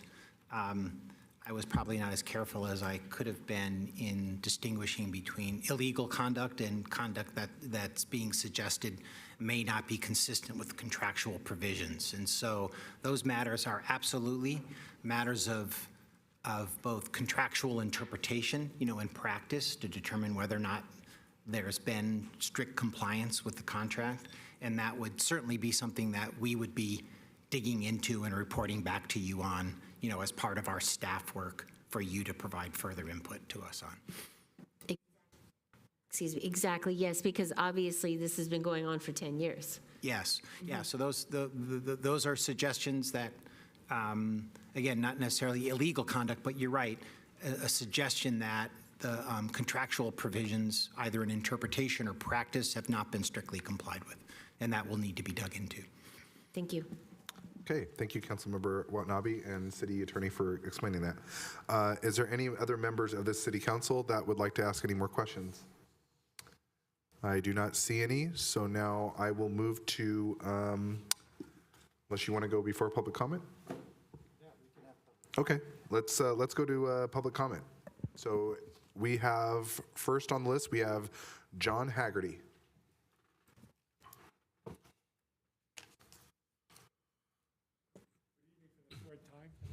Good evening. For your patience. I have a few questions for staff. I don't know if they're able to answer it or want to, but did the grand jury interview anyone from the 49ers organizations? Did the grand jury depose anyone from the 49ers organizations? Did the grand jury have the power to do that, to have them answer questions? If they didn't, if they had the power and they didn't do it, then they should have, I think. Now, I've learned from the website that the 49ers have provided some unsworn information that might be of some value in formulating your responses. I do agree with this particular report's concerns about non-NFL event revenues. I've addressed the council on that on previous occasions, an ongoing theme of mine, and I think that the council and staff have made progress on that over the last year, and so that's promising. Unlike the other currently pending grand jury report, which I don't think is particularly worthwhile, I do think that this report could be a helpful exercise. Plus, it might be helpful in prompting the 49ers to provide more information similar to a municipal deposition subpoena. I think it could be a helpful thing. And reviewing what's here, I don't think it's going to be too time-consuming to prepare a response to this, and I do think it might be productive. Thank you. Thank you for your comments. Next, we have Satish.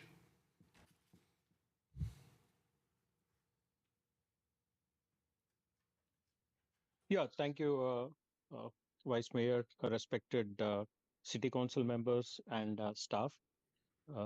So one of the most glaring issues highlighted in the retrospective assessment is the lack of accountability in the negotiation and implementation phases. The consequences of these imbalanced agreements ripple throughout our community. While the stadium stands as a physical testament to ambitious dreams, its economic and social benefits have fallen little short of expectations. Residents who initially supported Measure J with hope of bright economic future and enhanced civic pride now confront the harsh reality of unmet promises. The imbalance of power between the 49ers and the Stadium Authority has not only diminished our ability to assert community interests, but also has eroded public trust in future public-private partnerships. Moving forward, it is imperative that we learn from these missteps. We must strengthen our oversight mechanisms, enhance transparency in decision-making process, and prioritize community impact assessments in future negotiations. Our city deserves partnerships that not only deliver on their promises, but also elevate the well-being of all residents. In conclusion, the retrospective of Measure J and its impact on our city underscores the critical importance of accountability in governance and public policy.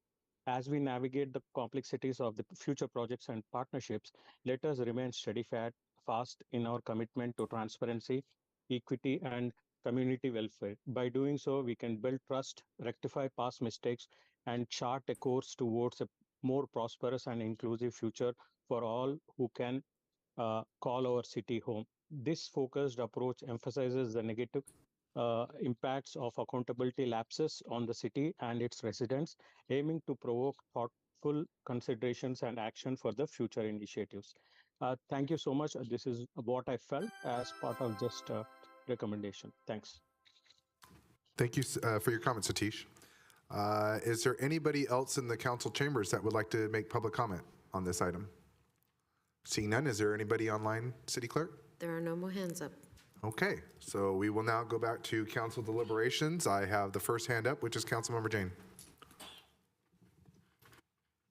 Yes, I have a fairly lengthy comment here, and then I have a presentation that I would like to pull up when I ask for it. So I find that there are many inconsistencies, biases, oversights in this grand jury report, just like I found with the other two civil grand jury reports, unsportsmanlike and irreconcilable. I have serious concerns about how grand jurors were recruited and about long-standing biases on the grand jury. 2 grand jurors recused themselves, but I don't know which ones or why. My opponent in the last election was on this grand jury, and I don't know if he recused himself or whether he spoke to or had any influence on the other jurors. Finally, several jurors from the flawed 2022 report were also jurors on the report we are discussing tonight. Since, as the attorney has indicated, there were no illegal activities discovered on behalf of the council members, I wonder how much this grand jury report costs the taxpayers, including all the subpoenas and the hired consultants. So, the grand jury report falsely states, quote, the performance rent along with fixed base rent would provide fair market value rent to the city as determined by the council.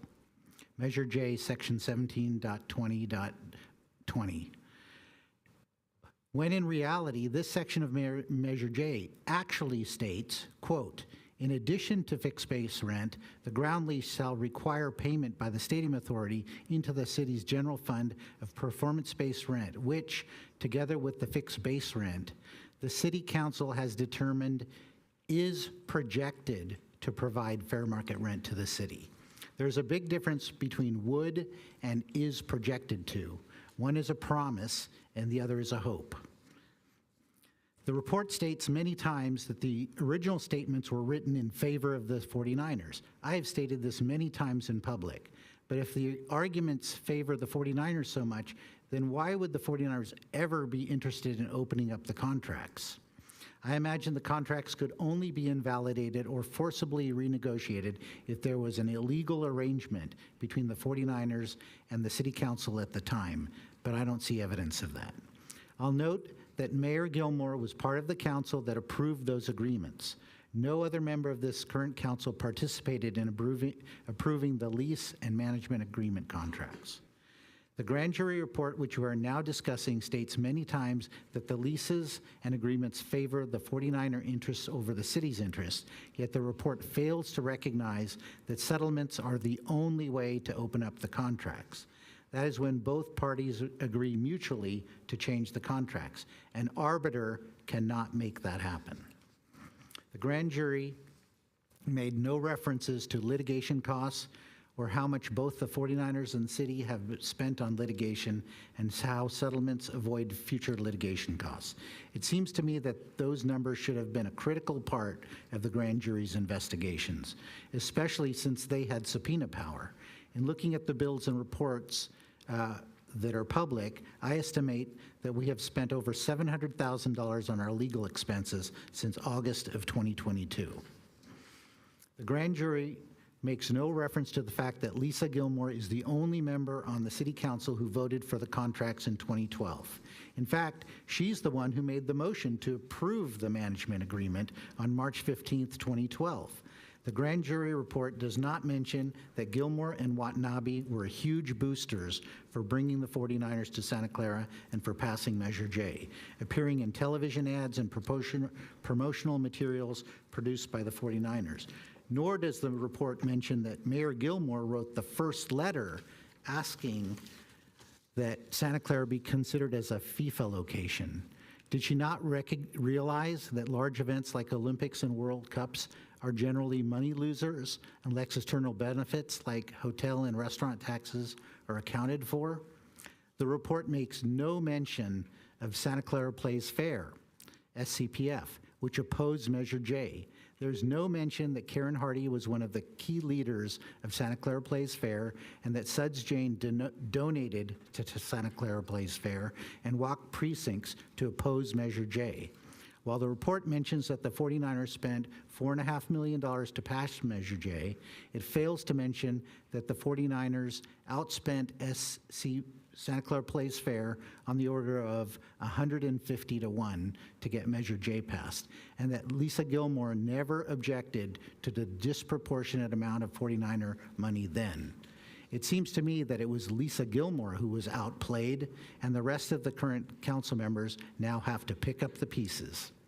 From the report, quote, finding 1, from the beginning, the city was impatient and overmatched in its negotiation posture with the 49ers to the long-term detriment of our city stadium authority. Quote, however, the mostly eager city council gave the upper hand to the 49ers from the beginning. I'll note now it was a different city council than the current one that the civil grand jury sent this report to.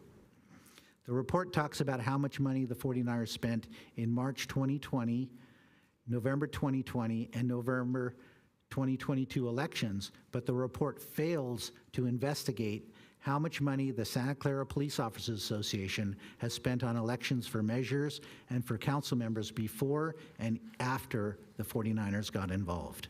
A local blogger wrote today, July 16th, about the Rolling Stones concert tomorrow on a weekday, Wednesday, that, quoting from the blog, the curfew is now 11 p.m. It was changed from the original 10 p.m. weekday curfew by the 49er 5 who made the change in 2021 at the team's request.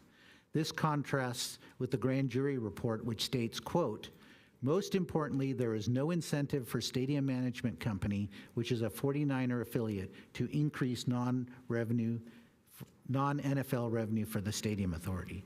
The grand jury misses 2 things here. First, that a Gilmore-controlled council imposed the curfew on weeknight events, so this Rolling Stones concert would have never happened without the 2021 change made by this council.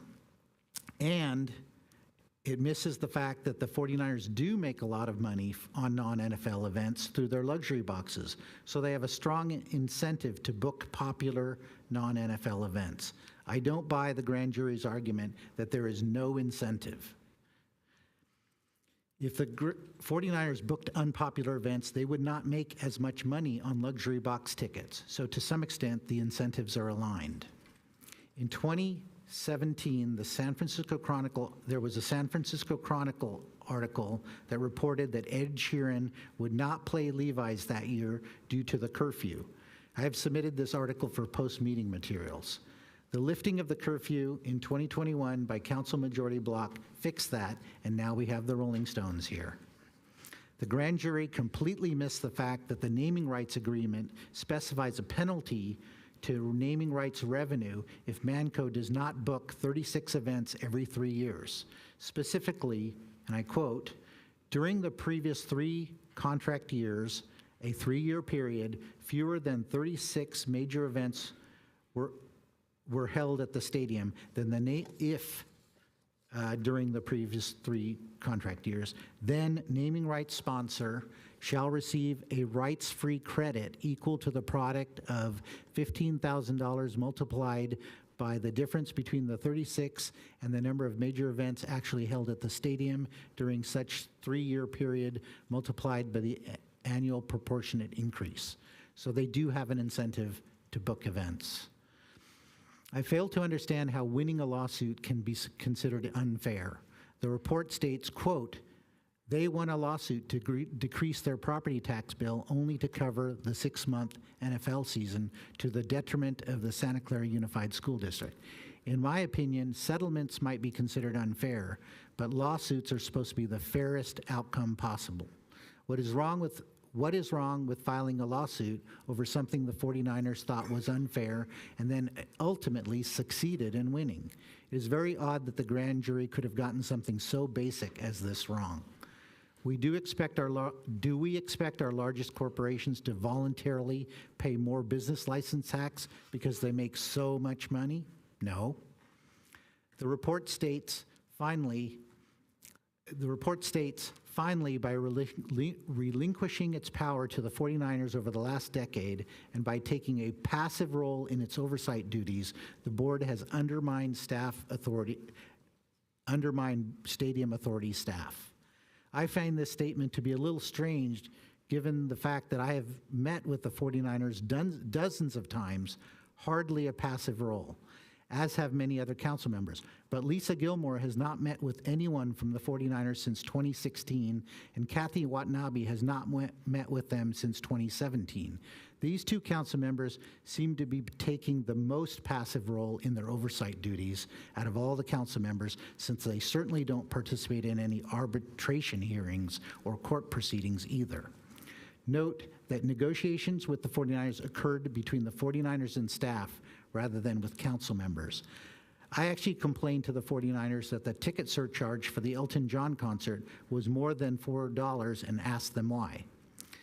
Settlements of legal issues always begin with staff recommendations, so I don't understand how council members could have undermined staff.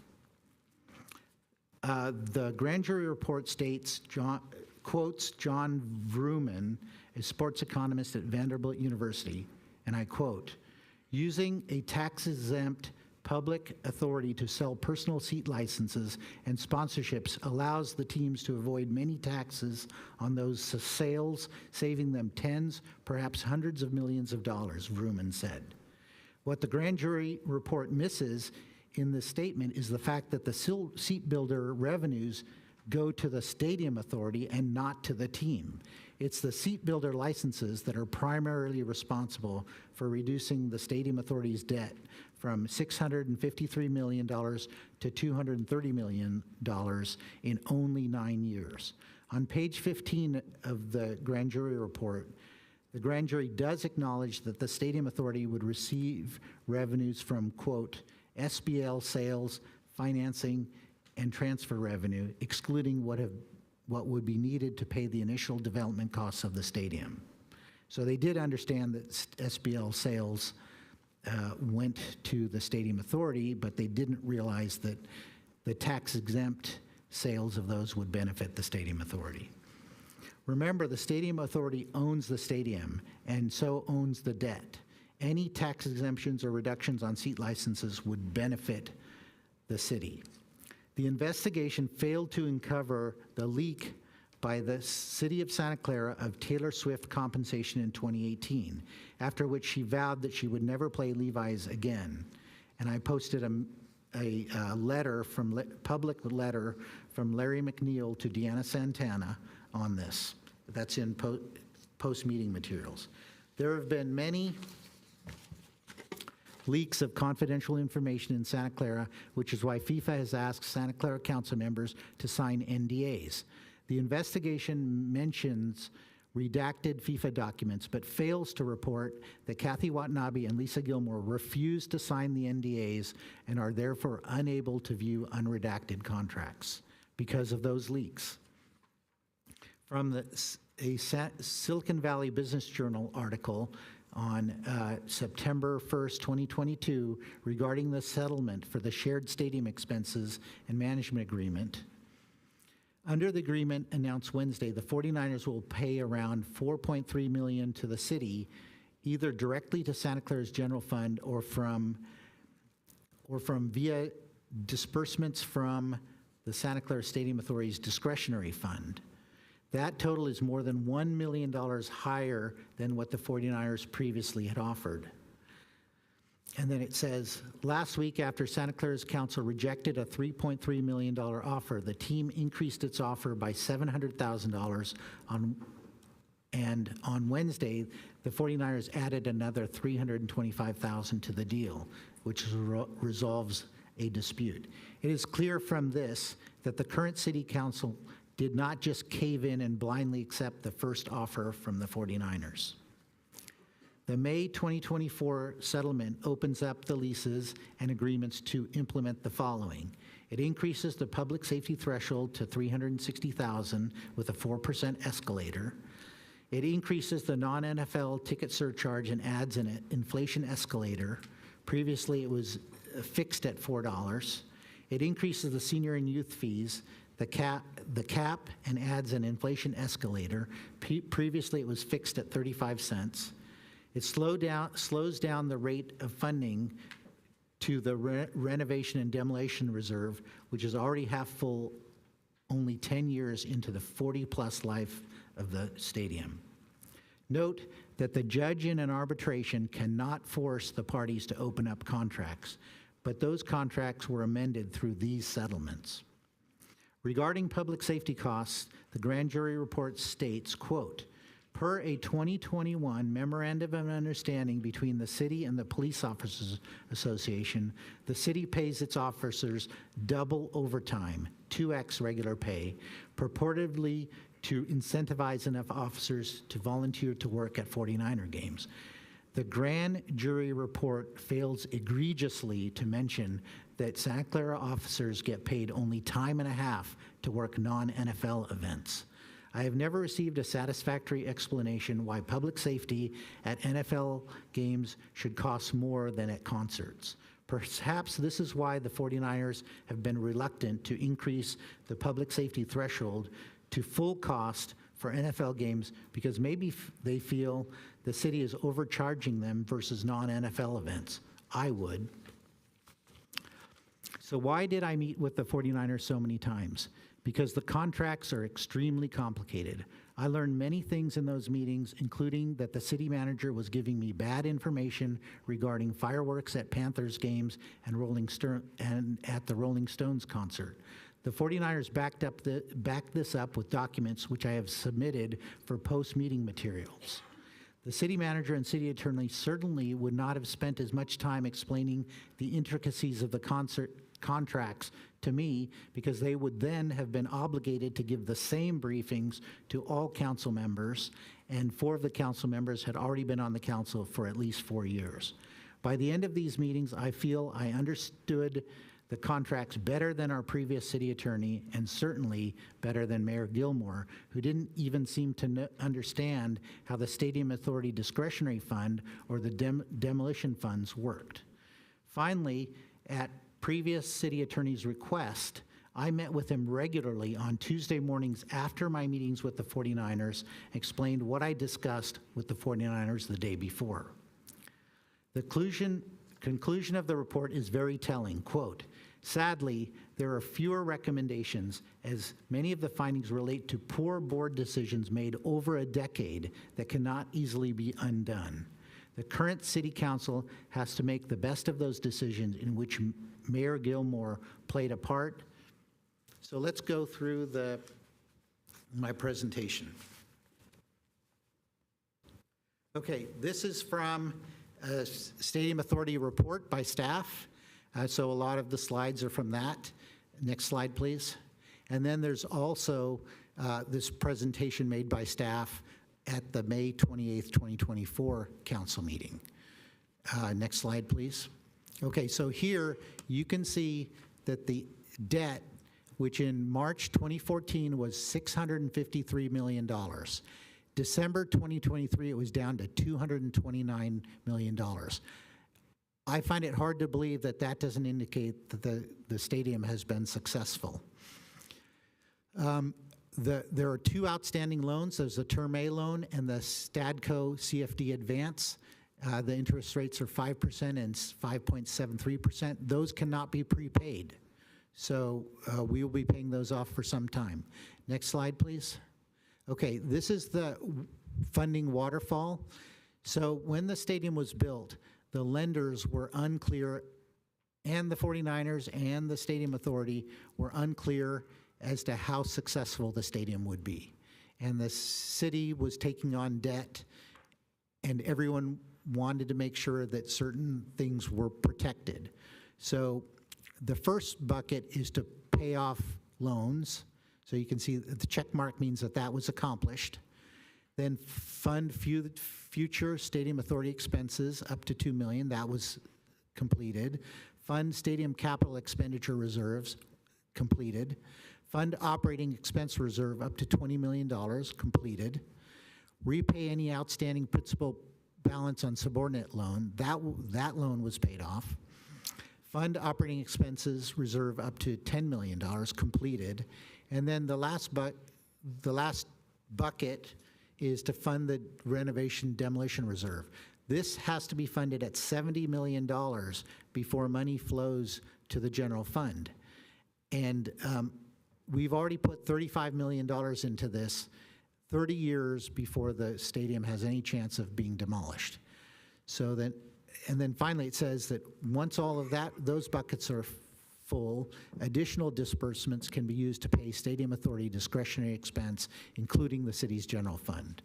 So one of the key parts of the settlement was, why fund the demolition reserve so early? Let's slow that down and get money to the general fund. Next slide, please.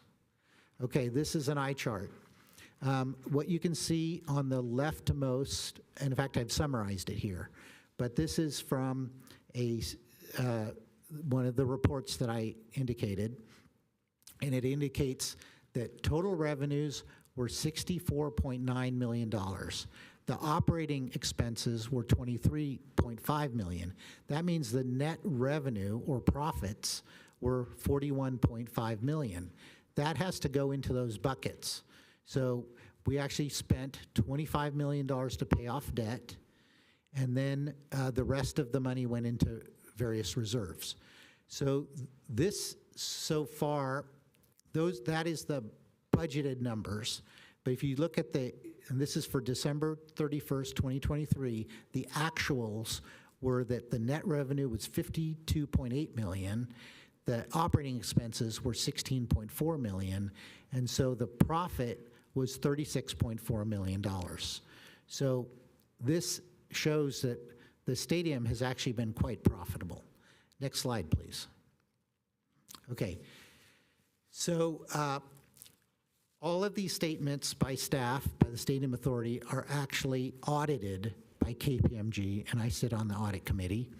And what the opinions by KPMG, one of the big four auditing companies in the whole world, we have audited the financial stadiums of the Santa Clara Stadium Authority, a component of the City of Santa Clara, and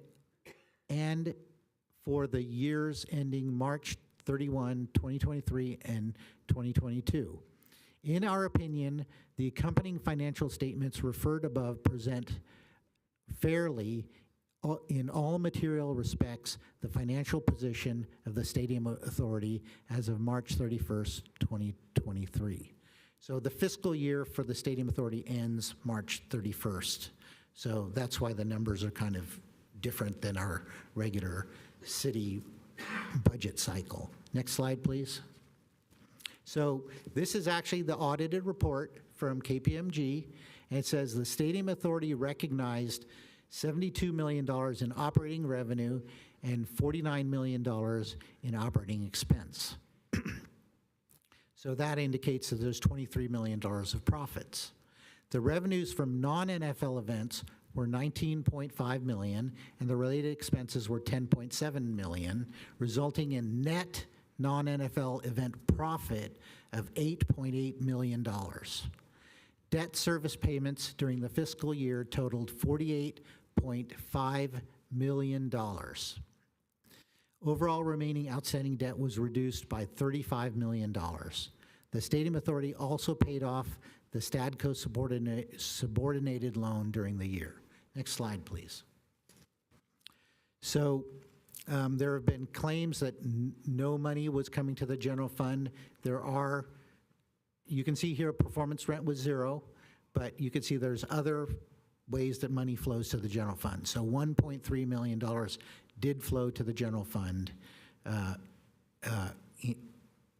as of December 31st, which is 3 quarters into the fiscal year.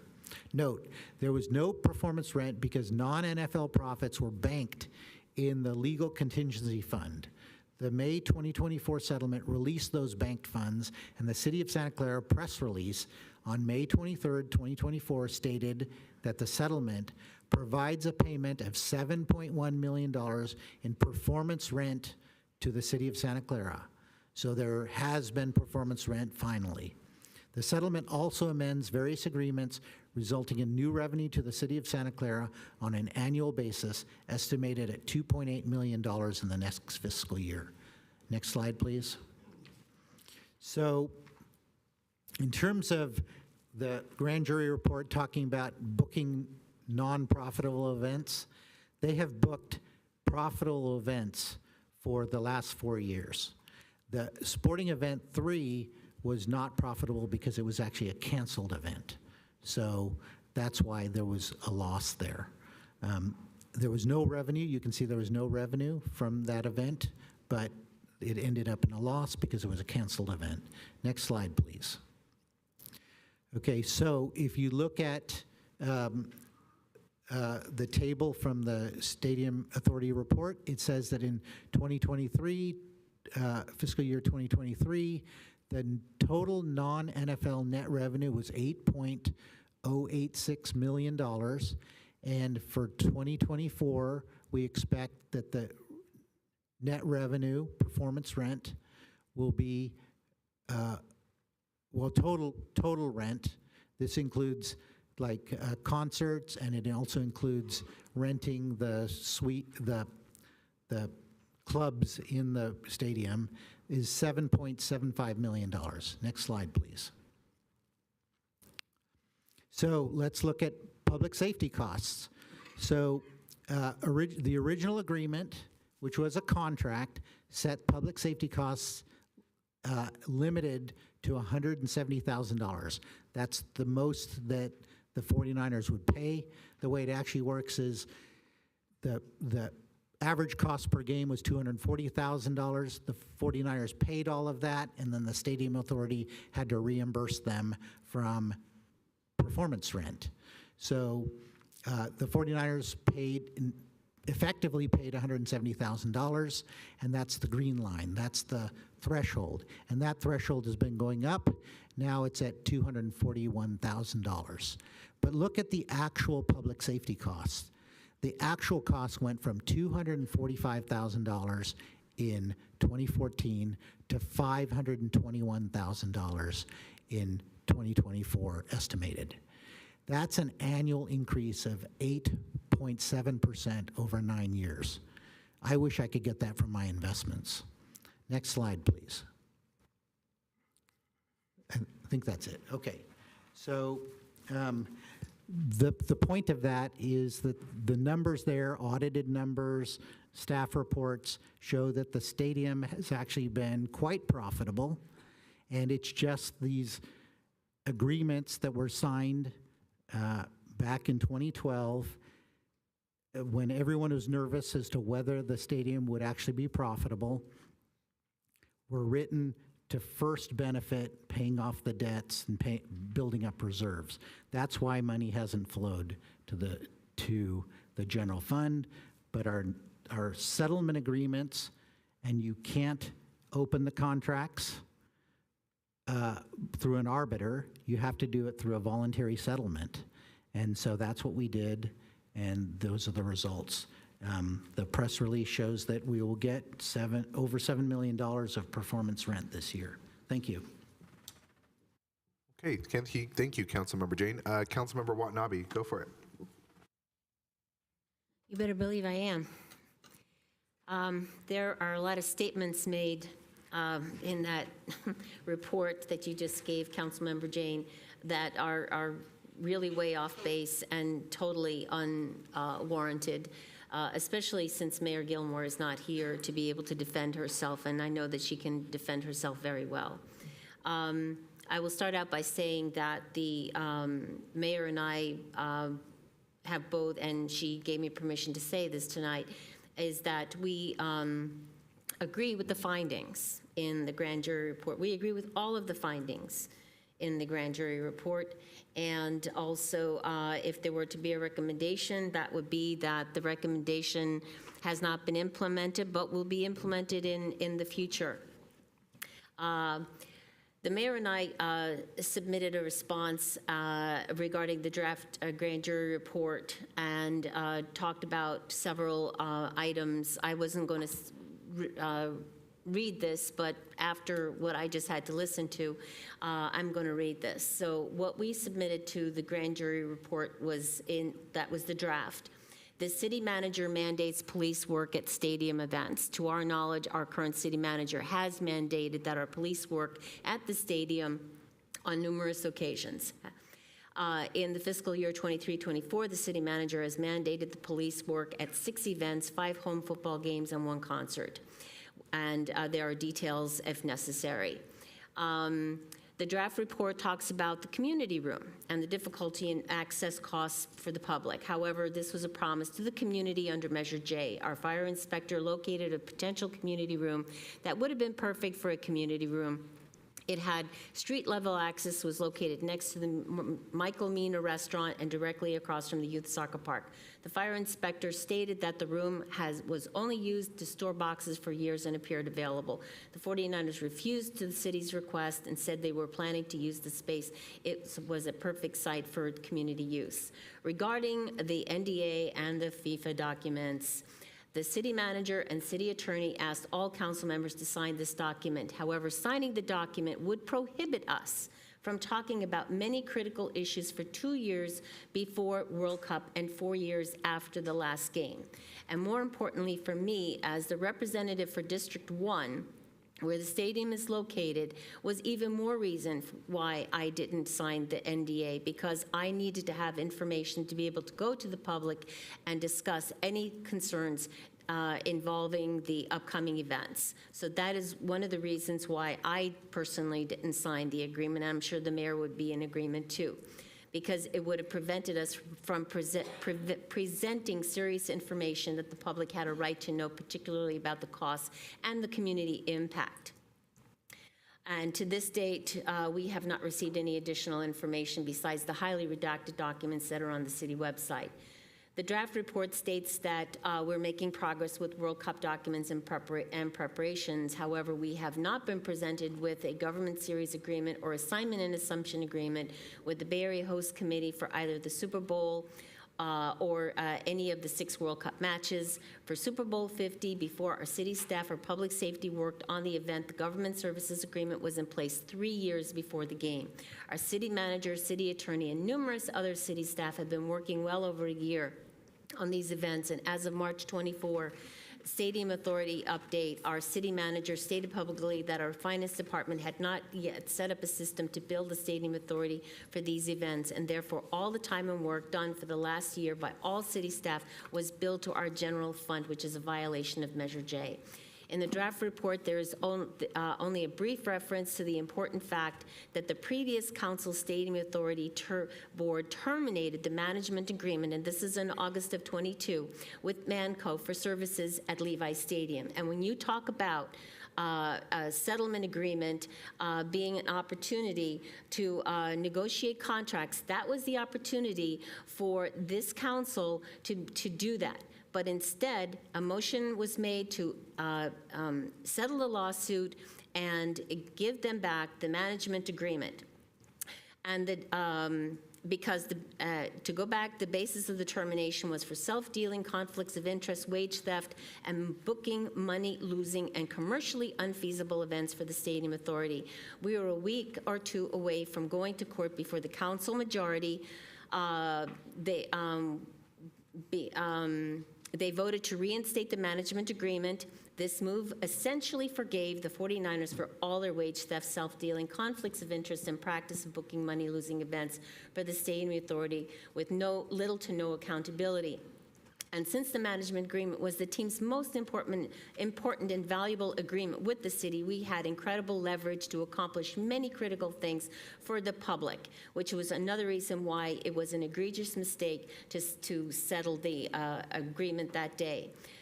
We were not able to renegotiate favorable terms in the management agreement, amend other unfavorable provisions of the other agreements, increase the threshold for public safety costs, and add buffet costs back into the facility rent where it should have been in the first place. Instead, the 4 members of this council settled a lawsuit with no accountability to the team and lost an opportunity for the city. And as a result, is also reported in the grand jury report. After the settlement, individual council members, 3 of them, received millions of dollars in independent expenditure campaign support created by Jed York, and his name is all over the PACs. So in contrast, the previous city council, former city manager Santana, and former city attorney Doyle had aggressively held Manco and Stadco accountable to the Stadium Authority and the public by terminating the management agreement for cause. An important factual point that we hope will someday be strongly stated in the grand jury report. I also want to add that Councilmember Jane made a comment that I have not met with the 49ers since 2017.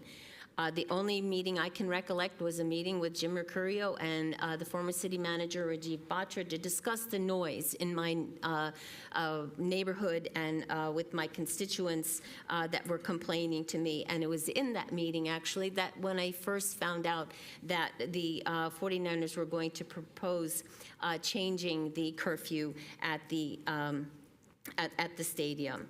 And that was the only time that I have ever met with anybody from the 49ers, but it was to specifically talk about the problems that were being created amongst my constituents in their residences.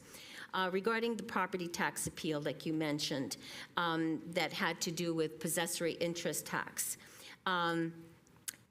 It was, and they argued, the 49ers argued that they only use the stadium 6 months out of the year. When you go out there now, they are out there, they are utilizing that facility all year round.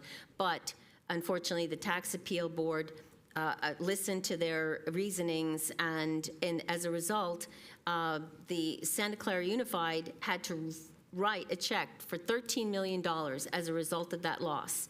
They had to write a check, the school district, after being promised. I mean, after the school board being told that they were going to make millions of dollars that were going to benefit the school district, and then to have to write a check for $13 million, and that money is, they are losing that money going forward as a result of this loss.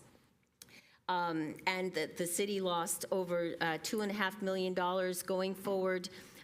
The community college district also lost money going forward because of their greed and their lies, because that is not what they sold any of us when they were coming to Santa Clara. And yes, the mayor, I have never denied that I was a cheerleader for the 49ers. However, when it came down to the final vote as to who approved the stadium coming to Santa Clara, it was Patricia Mahan, Kevin Moore, Pat Kolstad, Dominic Caserta, and Jamie Matthews. So you want to point fingers at them, because it's their names that are on the resolution that was passed when people approved the stadium.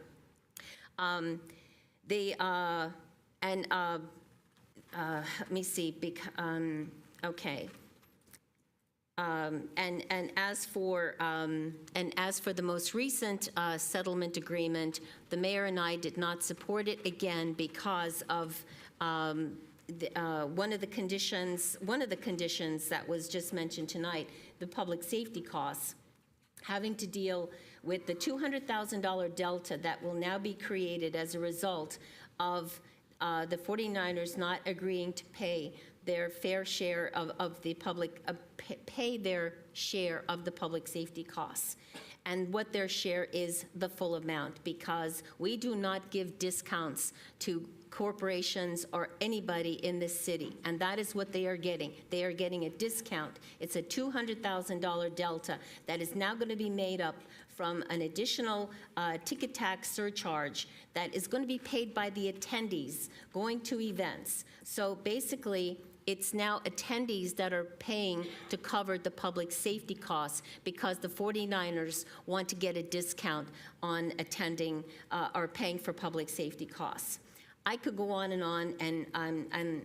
but I'm not. This is something that should be saved for the grand jury report and the responses. But since you took it upon yourself to read your statement, I'm just gonna put it out there what really is going on here. Your statement was very one-sided. As they say, there's somewhere in the middle, there's the gray area. That's where the truth is. And from what you have stated, there are a lot of egregious misstatements made, a lot of finger pointing, which is very unfair since, again, the mayor is not here to defend herself. And I really am insulted, frankly, at some of the statements that you've made. But then again, I shouldn't be surprised. Thank you. Thank you, Councilmember Watanabe. Councilmember Hardy. Thank you. I'll just very briefly say thank you to Suds Jane. As usual, his reports and his research is impeccable, and he does his homework, and I appreciate that. And he is right. I was on the citizens group on the board that fought the stadium, and that is actually how Suds Jane and I met, because he was part of that group as well. And I had very specific reasons why and concerns. Some of those have played out, but the reality is we have a stadium, and I make it work. That's what I have to do. I also would just make it really clear, you talked about the city attorney and the city manager and some of the problems. That's not the current ones that we have. I want to make certain that that's really clear to our public. Thank you. Okay, thank you, Councilmember Hardy. We have Councilmember Chahal. Go for it. Thank you, Vice Mayor. First of all, thank you, Councilmember Jain, for presenting the facts, like with exact numbers. Numbers don't lie, and presenting those facts in clarity with the staff, from the staff report, which is fully validated. I really appreciate what you did. Coming back to the grand jury report, comparatively, as compared to some of the other grand jury reports which were really, really biased, this report is a bit objective and brings forward the historical aspects of how Measure J was passed and how the underlying contracts were signed. It does show the contracts City Stadium Authority signed were primarily to protect the city from spending any money for the stadium in any way. This objective has been fulfilled. It's clearly mentioned, and the staff recognizes that no Measure J money, no city fund has been used for the stadium. The major issues raised are the lease documents, management agreements which were signed. I just want to point out to the residents of City of Santa Clara that two of my colleagues, Mayor Gilmore, who is not here today, but I prepared this statement before that. I never knew she will not be here today. But two of my colleagues, Mayor Gilmore and Councilman Watanabe, were staunch supporters of bringing stadium here and were the cheerleaders to spend approximately $5 million of special interest money to get the Measure J passed. They were not sitting on the sides to see the independent expenditure money being spent, but were rather part and parcel to spend it with that pack. Rather, Mayor Gilmore approved most of these agreements as a council member. All the agreements which they're raising all these points that these are not good, Mayor Gilmore approved these agreements. Most council members on this dais right now, here in the chambers, inherited these contracts, which the grand jury has mentioned that we all, including all the residents, got outplayed with. I would suggest that all residents of the city should read this report and get aware of the history of the stadium in this city. It is a good document for residents to know more about stadium operations and how this council has been trying to resolve ongoing issues we are facing. Rather, most council members were opposed to the Measure J. Most council members, Councilmember Hardy, Councilmember Jain, myself, and Councilmember Park, we never wanted the stadium here. But now we have a $1.3 billion stadium here. What is the choice? We want to make it work, and make it work for whom? For the residents of City of Santa Clara. We are not going to fight unjustifiably. We want to make sure out of the $1.3 billion asset, we get something output for the resident of City of Santa Clara to improve their quality of life. I like that grand jury hired an expert consultant to review the contracts and go deep into the operation of the stadium. Grand jury had a special powers to investigate and ask for any documents from all parties, including the 49ers, and analyze the data.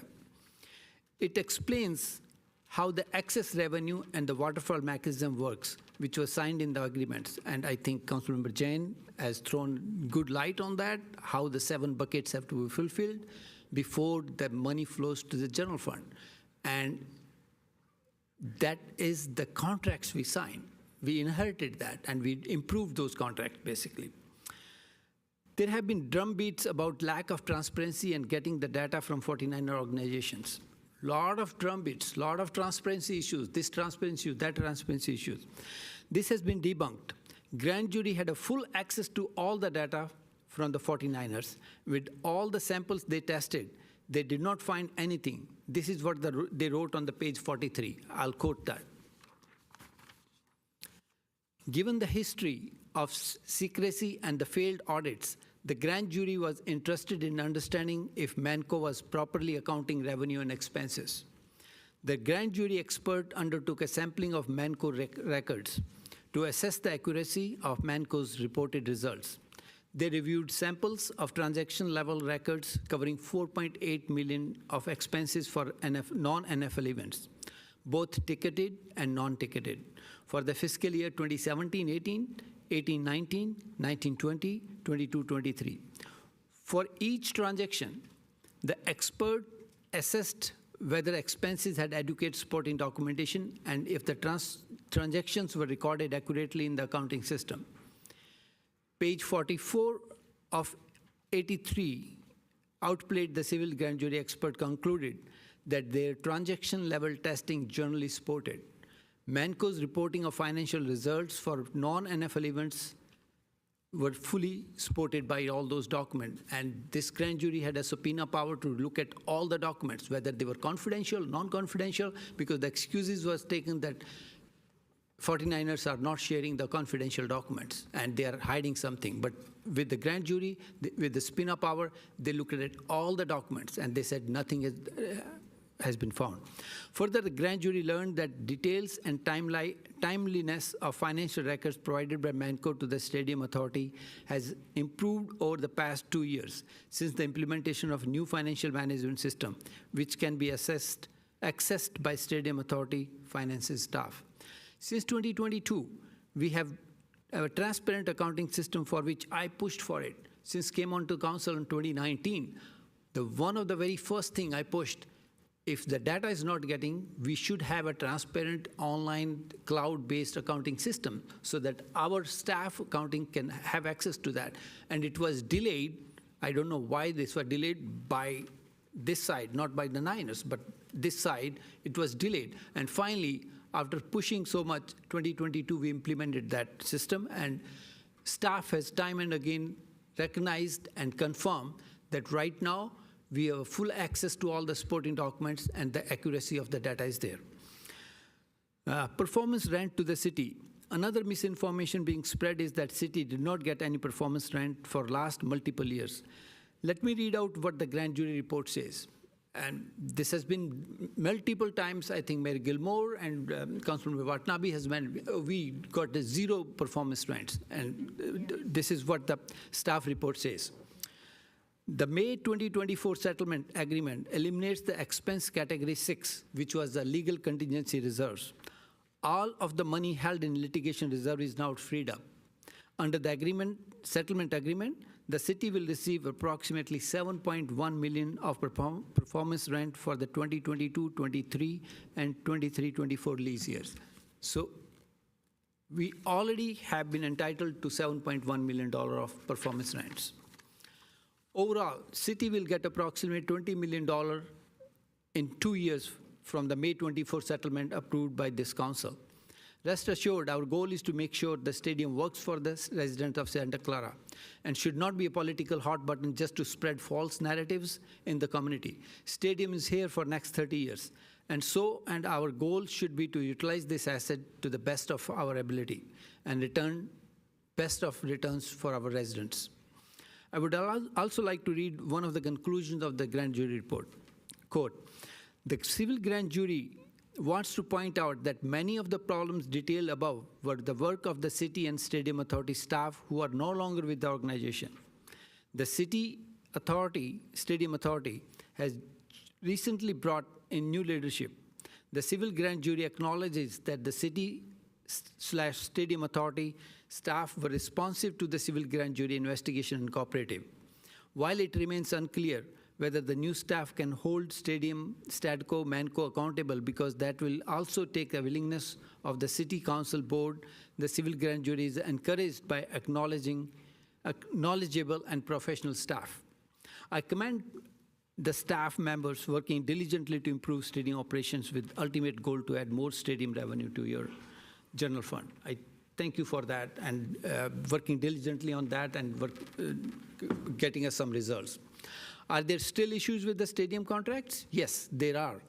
Is this council working diligently to solve these issues? Yes, we are. Let us not play politics in every aspect, but rather let us work for the resident of City of Santa Clara to get a better financial result for our residents. Can 49ers do better? Yes, they can.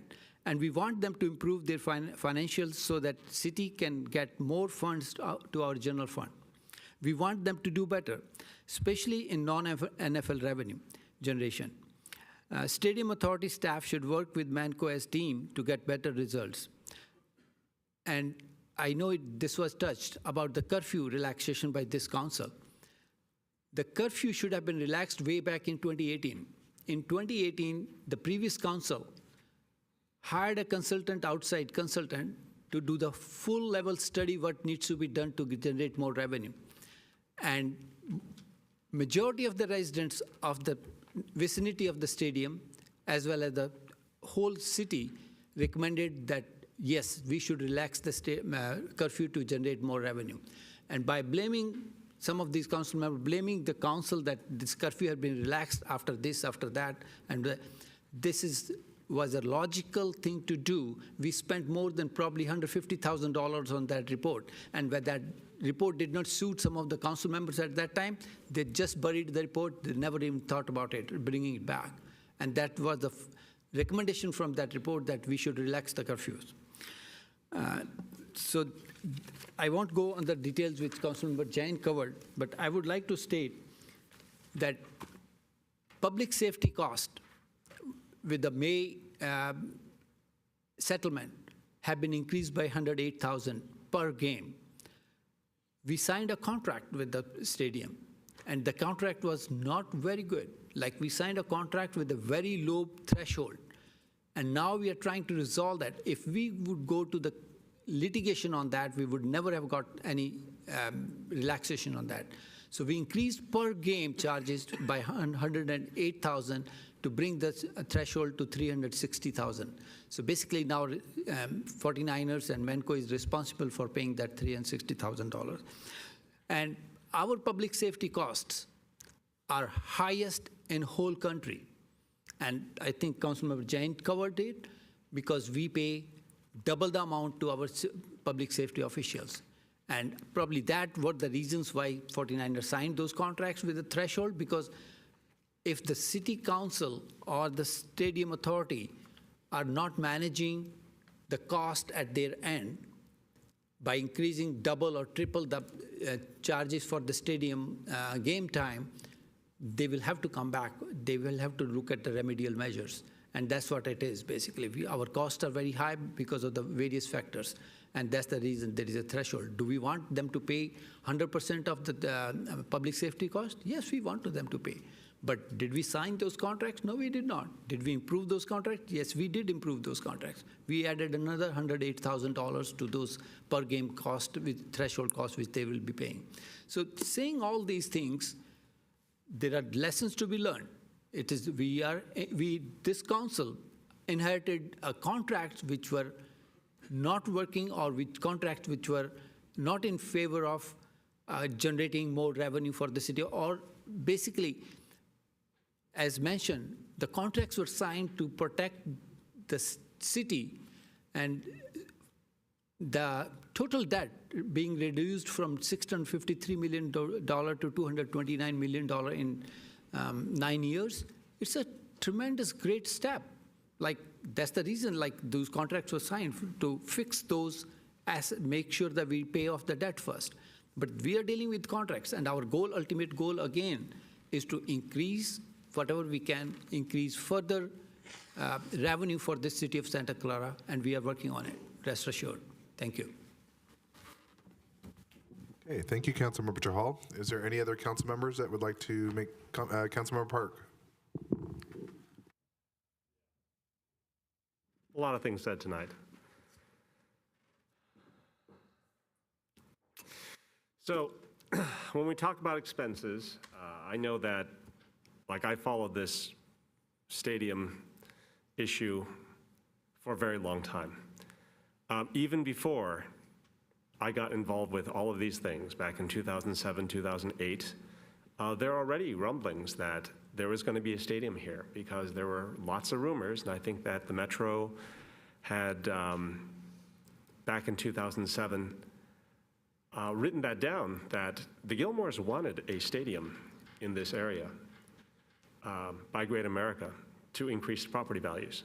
And this was something that was stated by many people. Is that a fact? I don't know. It was certainly urban legend at that time. And I remember Santa Clara Place Fair, and I did not join Santa Clara Place Fair because at that time, I was a resident.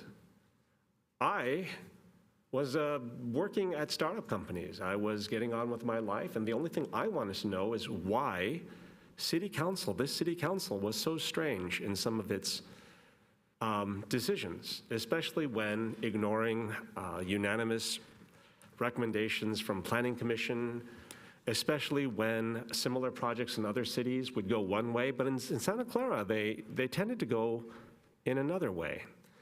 And I take pretty good notes. And it was really strange to note that I could predict the outcome of a lot of city council decisions just knowing who the applicants were or who they were related to, knowing who the land use attorney was and finding out that's the same land use attorney used by other people.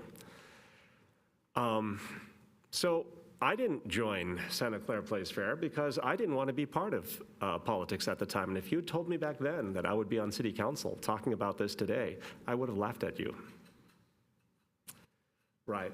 And it's funny, but a lot of people said, you didn't join Santa Clara Place Fair. And I said, yes, you're right. I did not want to be part of this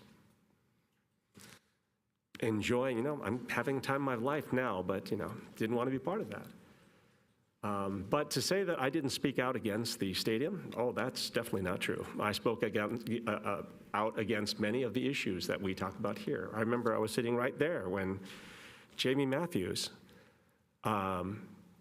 took over the council meeting when they were going to talk about ballot measures text. And he basically said, oh, no, I can save you a whole bunch of time because I've got my own ballot measure text that I've written up. I don't even have paper. I don't know if it was on a piece of napkin or maybe, written in ketchup on a piece of toast. But I remember complaining that it was not even grammatically correct. And the council should not be voting on something that somebody had just whipped up with no review prior to council. And it's funny, of the names that Councilmember Watanabe said approved the stadium, Mann, Moore, Kolstad, Caserta, and Matthews, three of those council members were listed as agents for Gilmore and Associates at that time, and were instrumental in appointing our current Mayor Gilmore on council when Jamie Matthews assumed the role of mayor. I mean, these are things that you can disagree with, but these are facts. Again, you can look this up. At the time, SF Chronicle wrote that the 49ers spent a mere $4.5 million supporting Measure J. And it's funny, I remember that number because I remember that the SF Chronicle also wrote that they spent a whopping three point something million on independent expenditures in 2020 campaign. Right, and I thought, do they have such a short memory? And the short answer is, it's not the memory that's short, it's integrity. You know, I think about this report. We have 3 civil grand jury reports that talk about a lot of things that don't talk about illegality. In some cases, they simply parrot the concerns or the accusations that were made. There were no findings, there was no support that says these were true. I really, you know, I will repeat the concerns that, is this the best use of the civil grand jury? To have 3 different reports where it's, this council doesn't get along. Oh my goodness. You know, I think there's what's that joke? You should join our support group. We meet in the bar on Fridays after work. It's called Everyone. Right? But this is not what I think the civil grand jury should be pursuing. Councilmember Jane basically talked about a lot of inconsistencies with how the civil grand jury, the process of electing jurors. Right? And there's no accountability there, there is no accountability. There's lots of things that I'd love to complain about, but I evidently can't talk to you about that. I can't ask them what they're pursuing. I can't ask about anything. I feel like they are fishing for something, and they're going to get something because they're requiring a response. I too, like Councilmember Jane admitted last meeting, was really concerned about civil grand jury when I first got the reports back in 2022. But since that time, I've come to learn and talking to other people just about civil grand jury in general, that civil grand jury, the process seems to be a mess. There seems to be no management, no accountability for this at all. And the people that support it, it's really, really concerning. I mean, there's that quote that people that tell you to follow the standard process know that the standard process is broken. And this is what civil grand jury looks like to me. I mean, I hear a lot of the concerns that Councilmember Watanabe has, and I think to myself, okay, fine, don't just respond. Tell us, what are the unfavorable terms you'd like us to fix? Let's actually go through this. I'd like to go from an engineering perspective. I looked at the findings, and my notes were, finding number 1, exactly. Let me just read them so people can get the gist. From the beginning, the city was impatient and overmatched in its negotiation posture for the 49ers to the long-term detriment of the city stadium authority. Exactly. This is exactly why we were fighting against this. Finding 2, right? City has not studied the actual economic impact of the stadium. This is not something that occurred in 2020, 2021. This is something that should have occurred well in the beginning. The fact that in 2022, civil grand jury rushed a report out to get an October surprise out during election year, it's very telling. With this report, they've delayed, literally for over a decade, information to get another, in fact, 2 civil grand jury reports out to affect this election. Their timing, everything is, look at it. It's really difficult to say that this is not the case. Some of the things on our individual in the, forget the they're talking about something that we had no part of other than we watched it. We watched this train wreck unfold in slow motion in front of us because we weren't in the seats making decisions.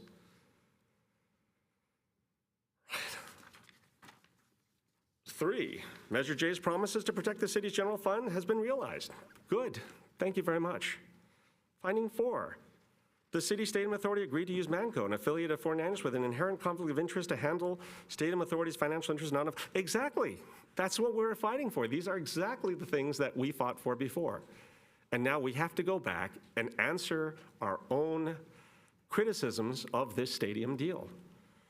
I'm like, okay, if I had known I have to do this, I would have taken even bigger notes, right?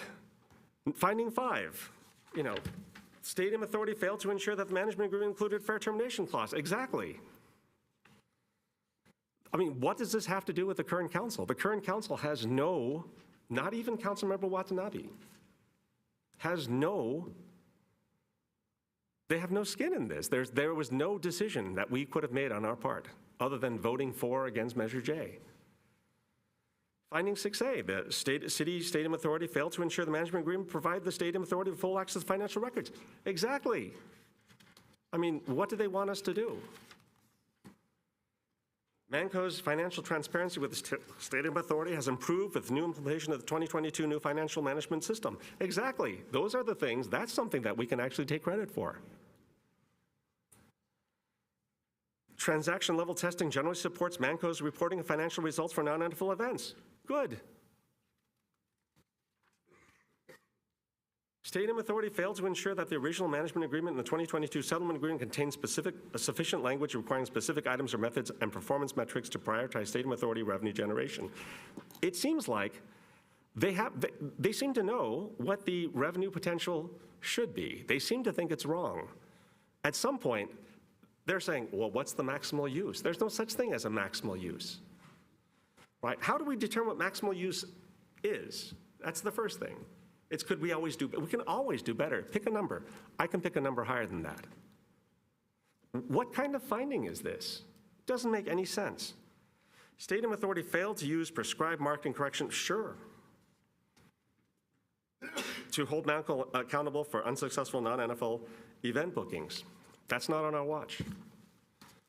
Finding 8A, there's no evidence showing that Manco is negotiating to maximize stadium authority profits for non-NFL events. The stadium authority, our success is their success. At some point, if you're arguing that they're not, trying to maximize their own profits, you go ahead and do that. I'm happy to receive the profits that we're getting, especially when you look in historically to the profits, to the monies that have been coming to the general fund in the past. It's a lot more today because, Waterfall didn't allow it. We now allow it, and we've been getting millions into the general fund. And it's funny that we have people saying, we didn't receive anything. We had the mayor browbeat finance director Ken Lee into saying, did we make any money? And the answer is yes, we did make money. So she had to change her line of attack. She had to say, did any monies flow into the general fund? And at that time, the answer was no, because it was going to the liability fund, because we had ongoing litigation. And when when we had the settlement, that fund was opened up and it allowed money to flow into the general fund. Like, why is nobody talking about this? Because that's not the narrative of the people that are trying to. It's not even about the stadium. It's really about attacking this city council. People ask me all the time, what's it like being on the majority? I'm saying I'm not in the majority of city council. I'm in a different minority on city council, right? Finding 8B, the stadium authority has failed to ensure management agreement requires Manco to incentivize its staff to prioritize. That's the same finding. You want to say it different ways? You can say it different ways, but you're basically saying that Stadco, Manco is not trying to maximize its own profits. Because there's no way for us to make money without Manco and Stadco making money. There's no way for us to do that. There are ways for Stadco and Manco to make money without us making money. That's true.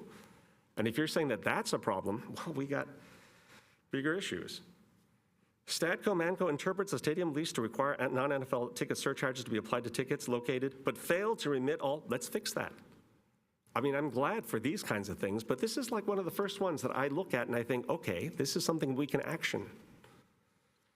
Finding 9B, Stadco Manco interprets the stadium lease to not require non-NFL ticket surcharges to be applied to Seating Bowl, complimentary tickets and owner club luxury. Okay, is that just, you're telling us this? What is the correction there? You want us to change it to fix that? If there is accounting that doesn't match, let's fix it. And I have no problem suggesting to the city, to council members that we do that. But a lot of this stuff, like finding 10A, this is where I start to have some big issues like, oh my goodness. Most revenue from non-NFL events goes to the promoter, which is typical. Exactly. We've had council members on this dais tell us, how is it possible that we, the owners of the stadium, that rent out the stadium for other people to use, how is it possible that we make less money than the people performing here? Oh my goodness, I think that's how rentals work. Statco can make money on luxury suites regardless of the event's profitability for the Stadium Authority. Exactly. We've known this, which is why we said, why don't we make the events as profitable, as successful as possible so that we can share in those successes. But we did the opposite. We allowed them to make money on stadium seating, luxury suites, and we said, and we're going to make the event so bad that we don't get any profits. None of this makes sense. But 10B, the Stadium Authority is unaware of the market revenue potential for non-NFL stadium events at the stadium. The Stadium Authority does not know what net revenue should be expected for non-NFL ticketed and non-ticketed events. And this was a problem since day one. This is one of the reasons why I argued a long time ago, over a decade ago, holy cow, that why does the council think it is the best body to manage a stadium? Why does the Stadium Authority comprise city council members? 11, per stadium lease, Stadium Authority failed to negotiate pertinent details about buffet costs in the contract. Yes, that has nothing to do with this council. And that was fixed in the settlement agreement. Finding 12, multi-use community facility is not pragmatic for most civic events. That's true, which is why Councilmember Jane had alternative proposals. He had alternative proposals for how the community can benefit from the community room, community facility requirement. And as far as I know, those have been largely ignored. No one's talked about those. Right? FIFA World Cup commitments for the city and the Stadium Authority were made without consultation of the City Stadium Authority. True. And my question to the city attorney is, do we have the ability to insist on consultation and prior notice before any major stadium event commitment? Like, do we even have the authority to do that? Right, and we can go on and on and on. When we get to the findings, when we go to the recommendations are equally, why did the civil grand jury come up with something that is essentially a staff level report, a high level report? Why did we spend tax dollars from the county on something like this? Right? I mean, it's true. I've been asking for these kinds of things and these kinds of reports. I stopped asking for them for a while, but I have been asking for these for the better part of a decade.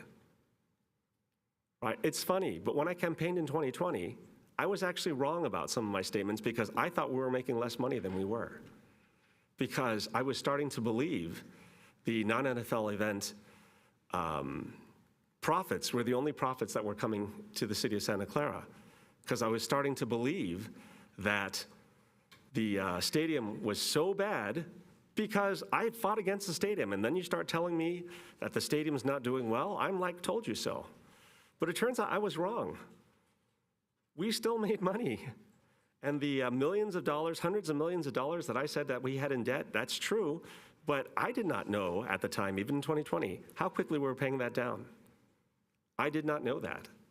And so I was wrong. I wanted to be right to show I told you so about the stadium. And there's a lot of I told you so's about the stadium. But some of the findings that this report had, those aren't them. Like, I kind of feel that we should have a report that not only responds to this, but also has a section that says, these are the inaccuracies that cost us time. This is a part-time council. You're asking us now to, do work on behalf of stuff that happened 10 years ago on a council that's no longer here, no longer live in the city. It's funny. But of the people listed, only one is I even know where they are in the city. Everyone else is gone, one way or another. Right, but I really wish, if I have my direction, I would like these things to be answered as, yes, not relevant to current discussion because it's been solved by settlement. It was not an issue, there's nothing we can do about that, and that's not even something arbitration could have opened up. Because a lot of the contract issues were contract issues that would stay contract issues with arbitration. Right?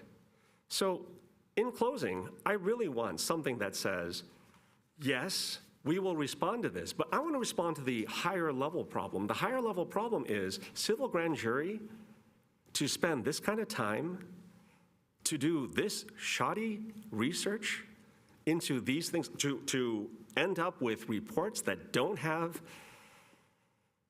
accusations of illegality. They're complaining that people don't get along. They're complaining that a contract signed over a decade ago has inaccuracies, doesn't acknowledge the things that were fixed, doesn't acknowledge the work that has been done since that time, doesn't make any sense. And for people to lead the charge into saying that, oh yes, we should accept all these problems, and that person's the only person that we can hold responsible for signing these contracts, God bless her, let her take responsibility for that. And I will be on the side saying, yes, that's true, that's what she did. Right? But to say that, to put the onus on all of the council doesn't make any sense to me. I'm sure it does make sense to some civil grand jurors who are related, tied to other people in lots of different ways. But I would like to put any other person in the public in this position and ask them, what reality are you in? Doesn't make any sense. And to be honest, for the first time, I would really like this city manager and this city attorney to support us in this. I don't think it's a good thing for the city for, the two highest executives in this city to stand back and say, well, that wasn't on my watch, because this wasn't on our watch either. That we have to be neutral. We're trying to be neutral. We're trying to be neutral in that we're taking something that's bad that we can change, and we're trying to find a positive way forward. And I would really like to get some support when we say, these are the problems that we'd like to see addressed in a report. Problems with the process, problems with the civil grand jury, problems with the findings, problems with how the findings got done, so that we don't have another civil grand jury report for the 2026 election.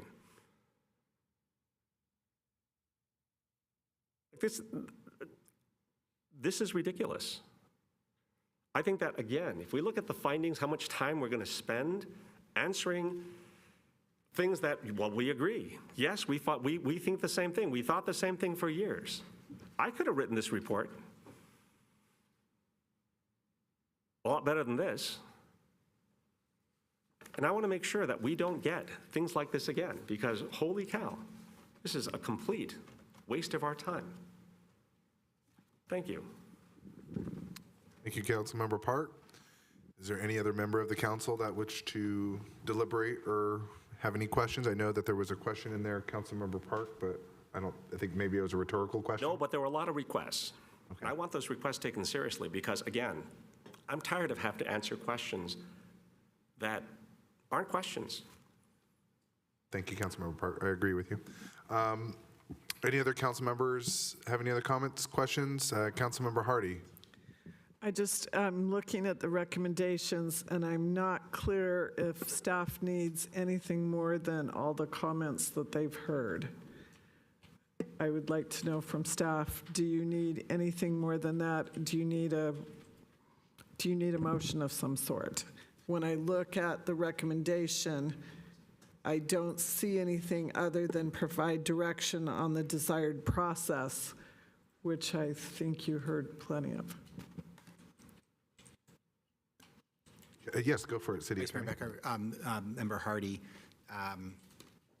staff's recommendation to reiterate City Manager's recommendation at the end of his report was that the City Council provide us such input as they see fit, at this meeting, that we'll take that input and that staff will work both with that input and the knowledge that we have ourselves about the situation and put together draft responses on both the findings and the recommendations for City Council consideration at a future meeting.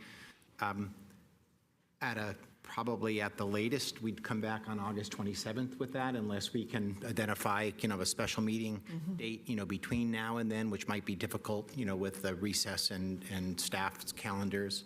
And if we can't get things done on the 27th or determine that it might be in our best interest to set aside, as was recommended, a special meeting to devote to potentially even both grand jury reports in order that we can timely respond, by the September 10th and 11th dates respectively, we might do that as well. And so consulting with city manager, the vice mayor, we'd be comfortable with consensus on the council at this point to take council input and work on preparing draft responses from staff to present to to this council at a future meeting, either the 27th or a special meeting that we might be able to schedule for your further consideration and input. And so I don't need a formal motion on that. Vice Chair, if you've got consensus on that, that's enough for us for our current purposes. Thank you. And, if that is any, for a special meeting, my only say is that if we do have a special meeting, that maybe this or another grand jury report, that it just be those items on the agenda, just because this is a pretty bandwidth-taking item. So I just want to make sure we have that appropriate time and we're not making other people or other items wait on those nights. So that would be my that was our thinking. Staff concurs with that, if I might speak for the city manager. Thank you. Okay, so Councilmember Park. And I just want to make very clear that I would like staff responses to also include, these are issues that we could have prevented. These are issues that could not be prevented. They're just part of the contract. These were existing issues. These are issues that were mitigated by the settlement. These are things that could not be mitigated by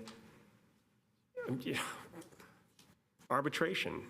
I mean, there's so many things that are said here. I would really like some clarity on this, which is rather than say, well, we're going to let the council, argue amongst themselves. At some point, there are facts, there are things that you can put into a report, and I'd like to see them. I'd like to see them. Meaning, again, I hate to say this. I am the person here. I've got a daughter in grade school. I'd rather be home with my daughter than addressing issues that have nothing to do with this council by a civil grand jury that seems to be out of control because it's pursuing, I don't know what it's pursuing, the complaints of people, specific people, that are out to kind of destroy the reputations of people on this council. And I'm saying, if the city manager and city attorney said, well, those aren't city issues, those are 100% city issues.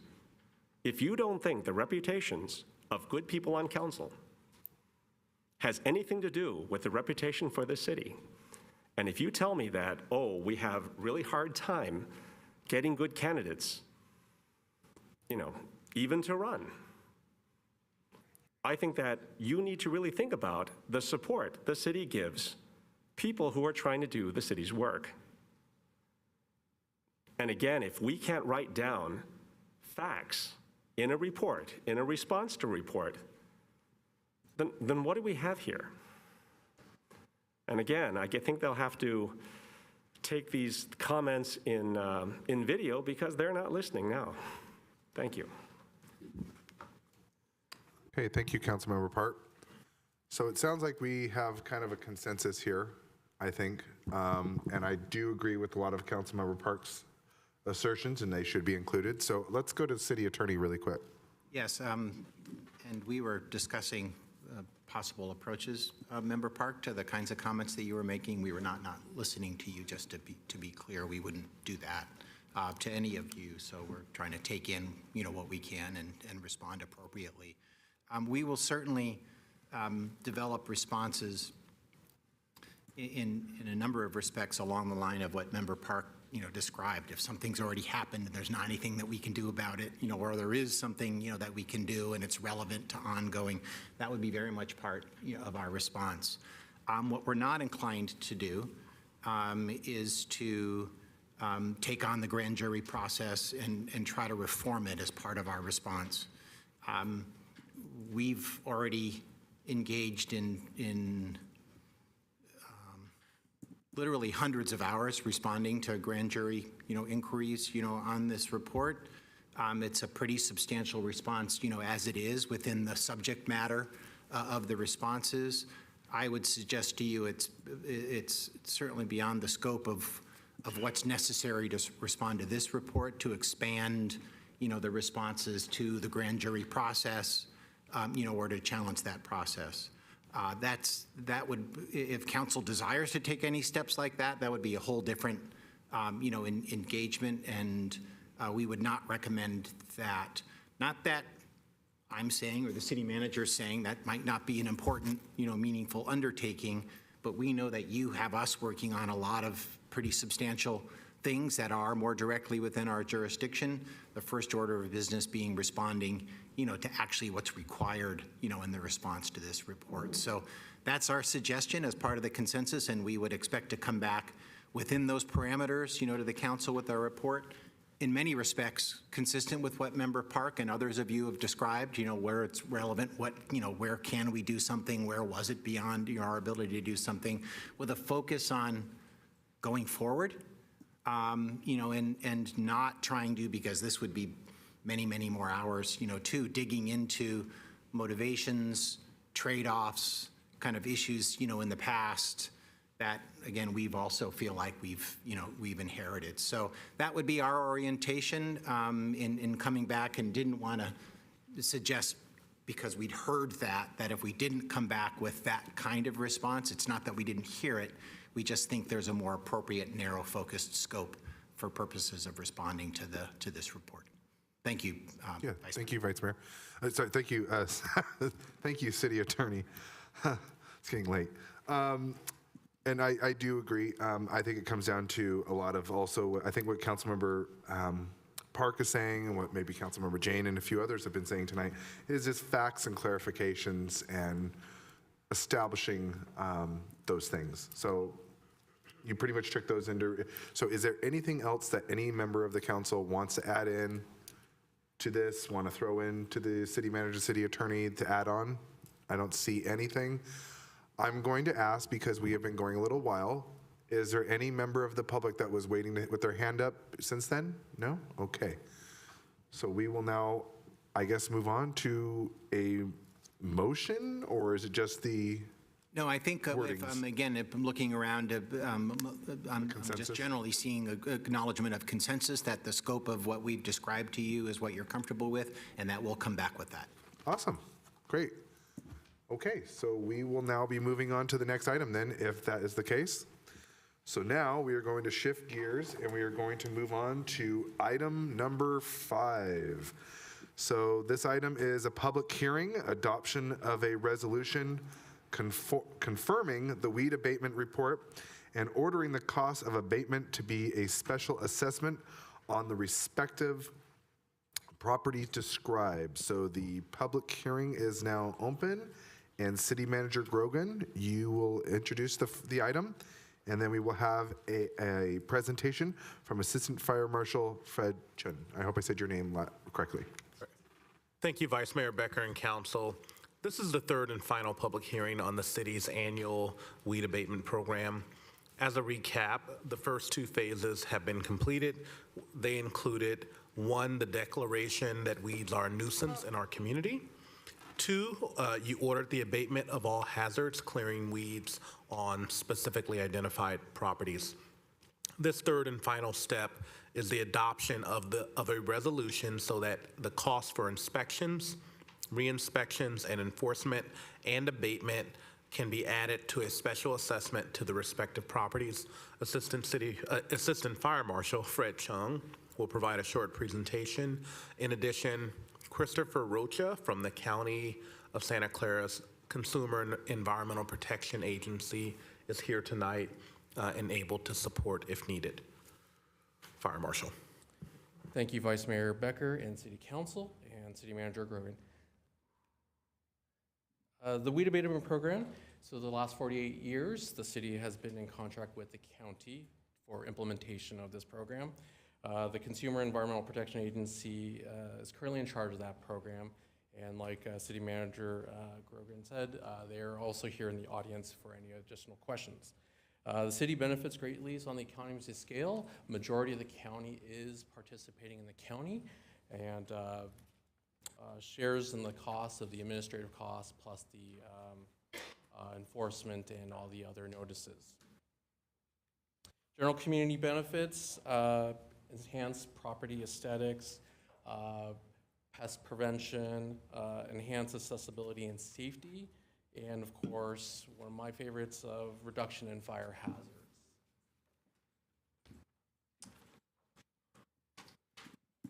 And again, this evening, the City Council will address the third and final step in the annual process, just previously discussed, after declaring weeds a nuisance, and step 2, ordering the abatement. This is the third and final step. At the February 20th public hearing, City Council directed staff to undertake the following actions. Survey cities that do not participate in the county weed abatement program and evaluate other options for programmatic improvements for next year. Conduct a thorough review of property owner appeals, ensuring all contested cases are carefully examined. Staff did reach out and conducted interviews with the 2 non-participating city and their personnel. We have gathered data analysis, and later this year we'll bring back to council some recommendations regarding this program. Appeals this year, there were 15 contesting properties from the list. We did send out certified letters to all 15 of those properties.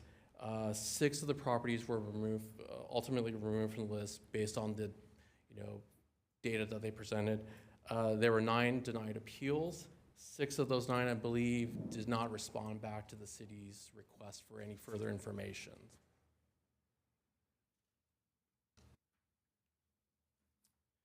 This year, 205 parcels are on your report for a total of $57,398.06. There are 3 main buckets. 160 parcels received inspection-only fees. So pretty much the property owners abated the issue. There's a nominal fee associated with that. 41 parcels failed subsequent inspections and received additional penalties. And then 4 parcels were abated by the county staff. Comparison to last year, there are actually more parcels this year, but the overall cost has dropped. Last year's cost, the total was $105,000, and this year is $57,000. Conclusion, staff recommends adoption of the resolution, confirming weed abatement report and ordering the cost of abatement to be a special assessment on the respective properties. And we're here to answer any questions you may have. Thank you, Fred. Okay, questions, Councilmember Hardy. Yes, thank you. In looking at the report, what I was confused about is it says cities, and then we'll have addresses with an address and a street, but then there are several where it's 0,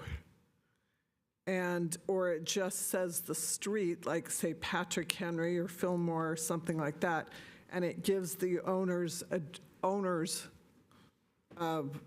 name. And I wanted to make certain, because if we're going to accept this report, I want to make certain I understand why some of that information is left off.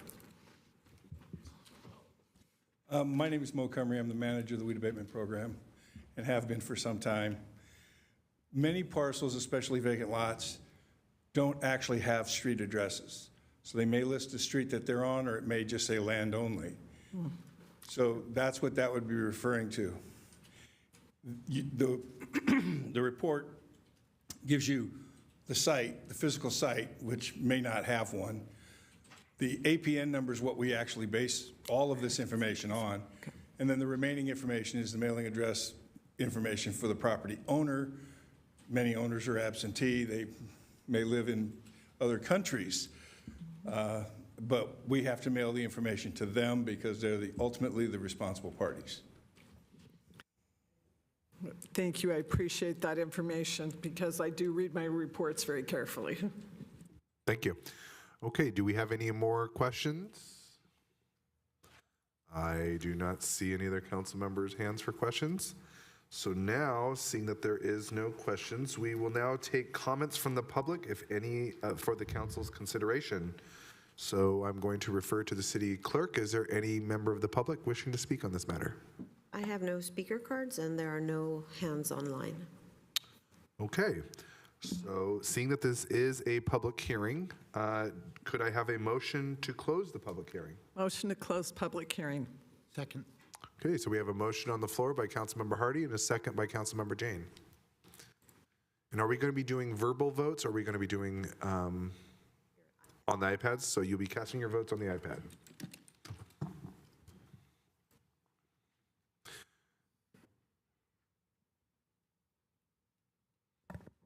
Do you see it? I do not see it. It's not coming up. Okay, we'll do the roll call real quick. Okay, we will do a roll call vote. Will be it. Councilmember Watanabe? Yes. Councilmember Shahal? Yes. Councilmember Hardy? Yes. Councilmember Park? Yes. Councilmember Jane? Yes. Vice Mayor Becker? Yes. And that passes 6-0 to close the public hearing. Okay, so now we will have deliberation and a call for a motion. I would like to make a motion to adopt the resolution confirming the 2024 weed abatement program assessment report and ordering the cost of abatement to be a special assessment. Second. Okay, so we have a motion on the floor by Councilmember Hardy and a second by Councilmember Jane. Is there any further discussion on the motion on the floor? I see Councilmember Park has his hand up. Councilmember Park. Yeah, I just wanted to thank Mr. Cumry for coming. I was wondering who that was sitting in the back, and I know that in the past you've appeared by online. I'm sorry that you've had to come in person, but at the same time, I really appreciate your commitment to being here. Thank you very much, sir. Okay, so there is a motion on the floor. Whenever the city clerk is ready. Okay. Councilmember Watanabe? Yes. Councilmember Shahal? Yes. Councilmember Hardy? Yes. Councilmember Park? Yes. Councilmember Jane? Yes. Vice Mayor Becker? Yes. And that passes unanimously 6-0 for those who are here. And thank you guys, and we apologize for the late hour. Okay, so now we are going to move on to item number 6.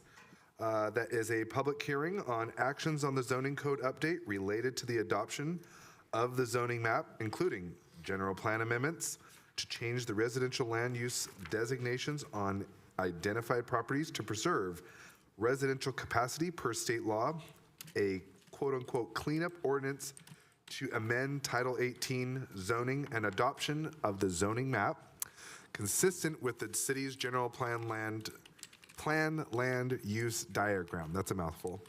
So the public hearing is now open, and City Manager Grogan will now introduce this item to follow with a presentation from our Acting Director of Community Development, Rena Brilliant. So I believe first is City Manager. Thank you, Vice Mayor Becker and Council. I'll invite Acting Director Brio up to give the presentation. This is a number of actions, 3 actually, related to a very comprehensive zoning code update that the city undertook and you approved earlier this year in January. And so there are 3 items, and I will let Director Brio go through them. And I know the director is anxious to do this because this is her last step between a very much needed family vacation. So thank you. Take it away. Thank you, City Manager Grogan. And good evening, Vice Mayor and council members. Tonight's item is the implementation of the zoning code. And as you will recall, the City Council adopted the zoning code update on December 19th of last year. So the specific implementation steps that are in front of the council today is the adoption of a zoning map, associated general plan amendments, and then a cleanup ordinance of the zoning code. I'm going to provide some brief background to just make sure that everyone's oriented. It's a refresher, gives us context for the actions for tonight, and then give information on the zoning code map, the general plan amendments, the zoning code cleanup, and then finally the Planning Commission's discussion and their recommendation, which is also the staff recommendation. So city planning really involves two sets of activities. We have our advanced planning, and that's really related to what the future vision and development of the city would be. And our general plan is the guiding document and map around that. That's a parcel by parcel sort of designation of individual properties to really call out what the future uses should be on the site. Now, a lot of times what's on the general plan is what's there today, but sometimes there are changes. We also have specific plans and precise plans that we have developed, and the distinction is that those are at the neighborhood level. So we are doing comprehensive changes to the general plan, but at a neighborhood scale, they become adopted as part of the general plan with our specific and our precise plans. Then we have current planning activities. And really, current planning is the practice of analyzing development proposals that are in front of the city today, as well as what uses can happen on particular properties. And the biggest tool involved with current planning is zoning. And really specifically, we have our zoning code. Here's just a little snip of an image from our zoning code update. But the zoning code has zoning districts. It has uses that are allowable, and then also the processes that the city has in place to consider different types of uses on a site based on the zoning district.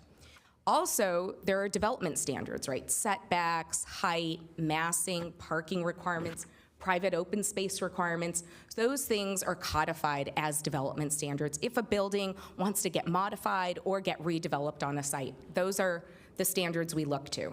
And the zoning map is the physical application of zoning districts geographically throughout the city.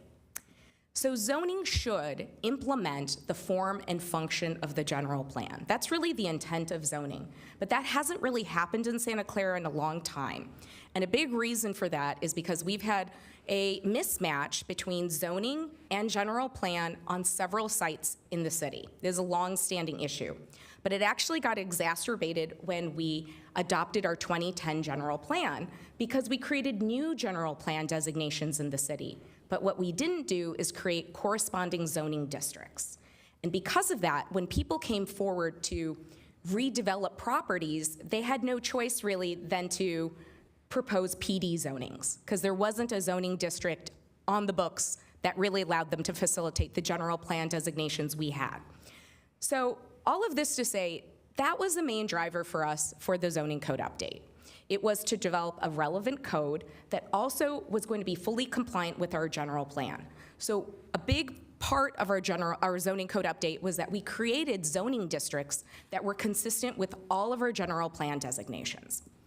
And also, we made sure that this zoning code was compliant with state law, and all of you know that state law is very confusing and complicated, so that was a big task as well. So just a timeline again, December 19th of last year, the council adopted the zoning code update. January 9th was the second reading of the ordinance, which meant that the ordinance took effect on February 9th. However, in reality, only the single-family zoning standards and our new processes section of the zoning code update took effect on February 9th. And that's because we've been waiting for the rest of those parts of the zoning code to take effect after we've adopted the zoning map, which is in front of the city council tonight.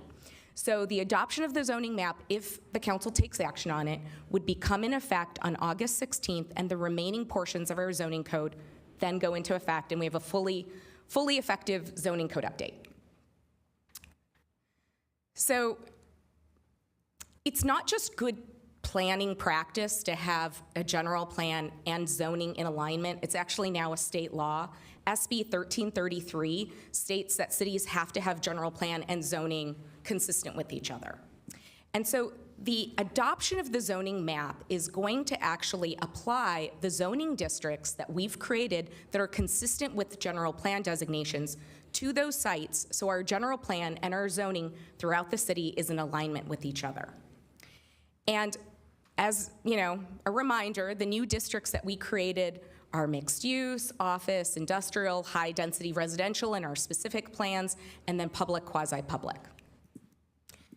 But before we actually take action on the zoning map, we are going to request general plan amendments that go alongside of it first. And the reason for this is because another law we have to comply with is SB 330. That's probably a law you've heard a lot about. It's called the Housing Crisis Act. It has many different stipulations, but the relevant stipulation here is that we cannot, as a city, actually reduce residential density on a site from what it was in 2018. And because of that, because as I had mentioned, we have mismatch between zoning and general plan, we also have circumstances where the as-built condition of residential is actually of a higher density than what the general plan calls for. The most common example of this occurring is with duplexes.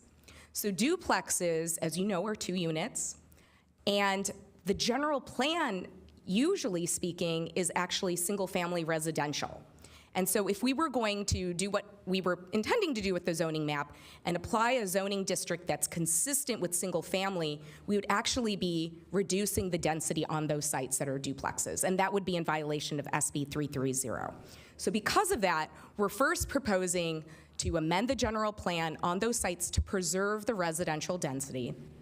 And then we actually are proposing some general plan amendments for cleanup.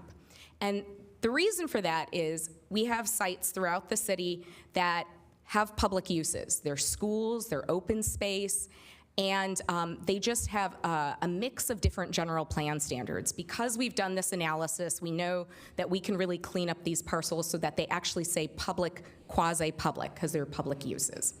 And then we also have sites that are creek embankments and roadways. A lot of times when we've created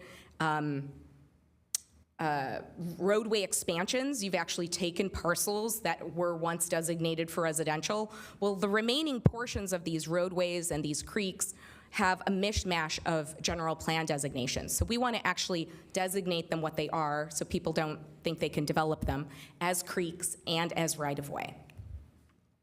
So this takes me to the last section of tonight, which is the zoning code cleanup. And you're all aware that the zoning code update wasn't find and replace exercise or a track change exercise. It was a major overhaul, right? We replaced an old code that was what it was from 1969, with some additional changes, and we created a new zoning code. And because of that, staff has already noticed, as we've implemented this code, that there are areas that we want to make tweaks to provide clarification and kind of to make sure that we're eliminating unintended consequences of some of the new regulations. So an example of this is we have ADUs, and in our new zoning code update, ADUs are allowed to go up to 1.5 stories. I can explain that what 1.5 stories is if you're interested in it. But previously, ADUs were limited to just a single story. And because of this, there is more of an interest in privacy because you're going to build taller ADUs, and ADUs, because of state law, have very little setback requirements. And so the cleanup proposal is to add a requirement for a 5-foot window sill height for ADUs that would be above the ground floor when that elevation actually abuts a neighboring property. And so this image, what it depicts is what a 5-foot window sill height requirement would be. So the window sill is the bottom of the sill. What this is showing is the window would have to be at least 5 feet from the finished floor on the, above the ground floor. And then what it shows is really what somebody's view shed is looking out a window like that. You really can see across and you can see up, but it's very hard to look over into your neighbor's property. So this is a privacy protection measure for the fact that we want to support ADUs, but we want to also kind of balance that interface issue. And then a clarification as well for 1-story detached ADUs. The intent has always been that they're 18 feet max, the 1-story component. However, the way the language is written, it is subject to interpretation, and so we just want to provide clarification that the 1-story component has to be 18 feet. Another cleanup is in our residential design guidelines, which we widely apply for single-family additions that are proposing 2 stories, we would like to codify those aspects related to step backs on the side and front. And what a step back is imagine it being a setback from not the property line, but from the ground floor. And the point of that is to really kind of reduce the massing of the second story, kind of providing some relief from the street because it's on the side as well as front setback. And once again, this is widely utilized because it's in our design guidelines, but really following state law, they want us to have objective standards that have teeth if we're going to implement them without pushback from people because of housing laws. So we really want to add these and codify them because they're widely utilized. And then this is related to corner lots and the nuances of them. So what you'll see is a corner lot. It's a corner lot because it has 2 streets that intersect. Our previous old, which we are now calling classic code requirement, was that the exterior side would have a 15-foot setback requirement. And you can see that in the dotted yellow line. So that's what it would have been.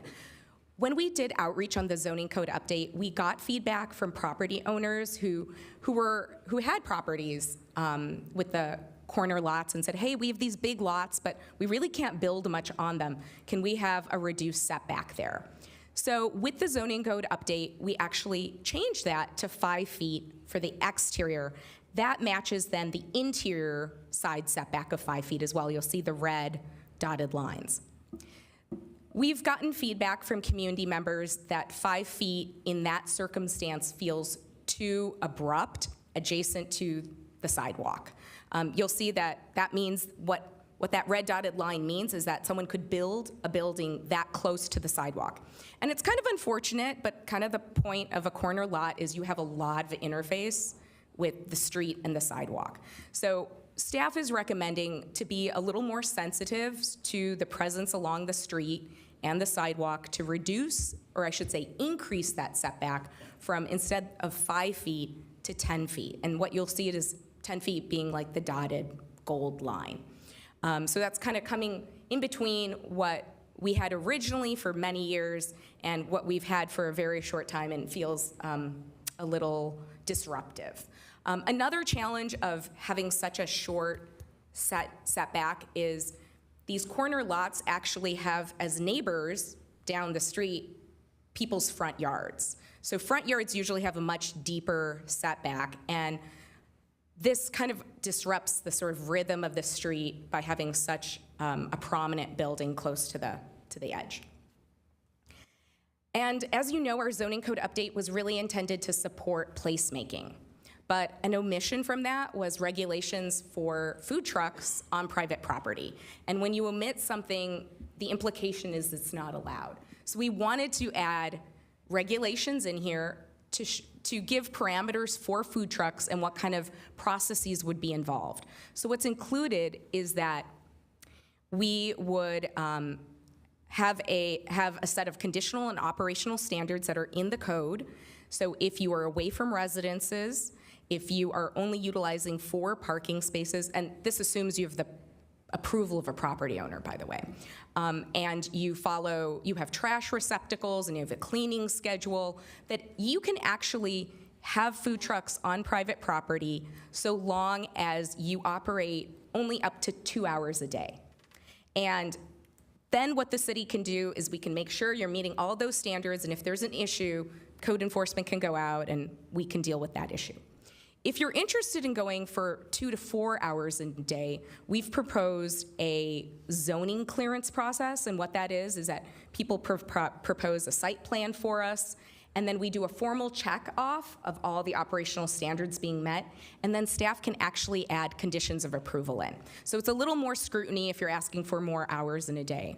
And if you're asking for more than 4 hours in a day, then we have a minor use permit process. And what that allows is us to really notify the neighboring properties to get their input and also add conditions of approval.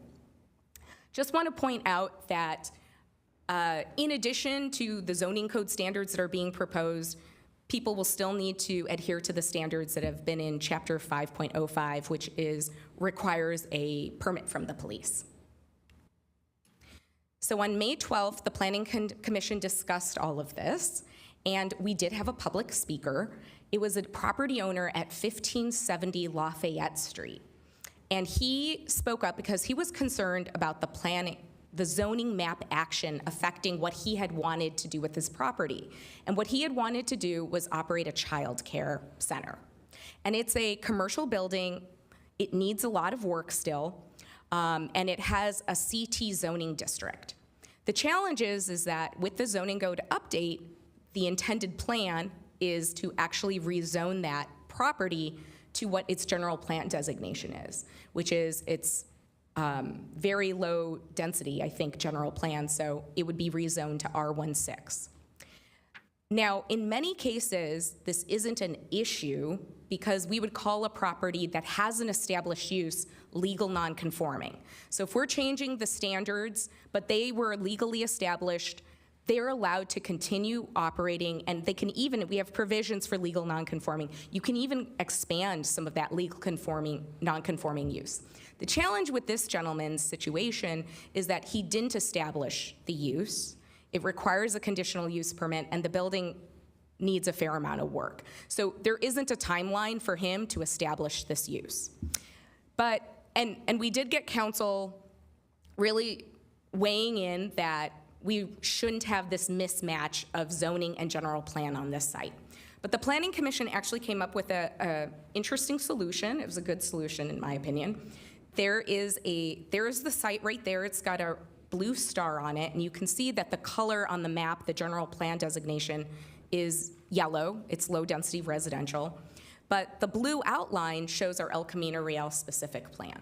So the Planning Commission is recommending that the council add this property to the boundaries of the El Camino Real specific plan so the city can take a city-initiated look at the property and potentially do a general plan amendment on the site that would also, allow the public to be aware of it. And it could go to a designation such as corridor residential, which would support residents, or standalone commercial. So in that case, if it got converted to a designation such as that, he would be able to pursue a child care facility in the future.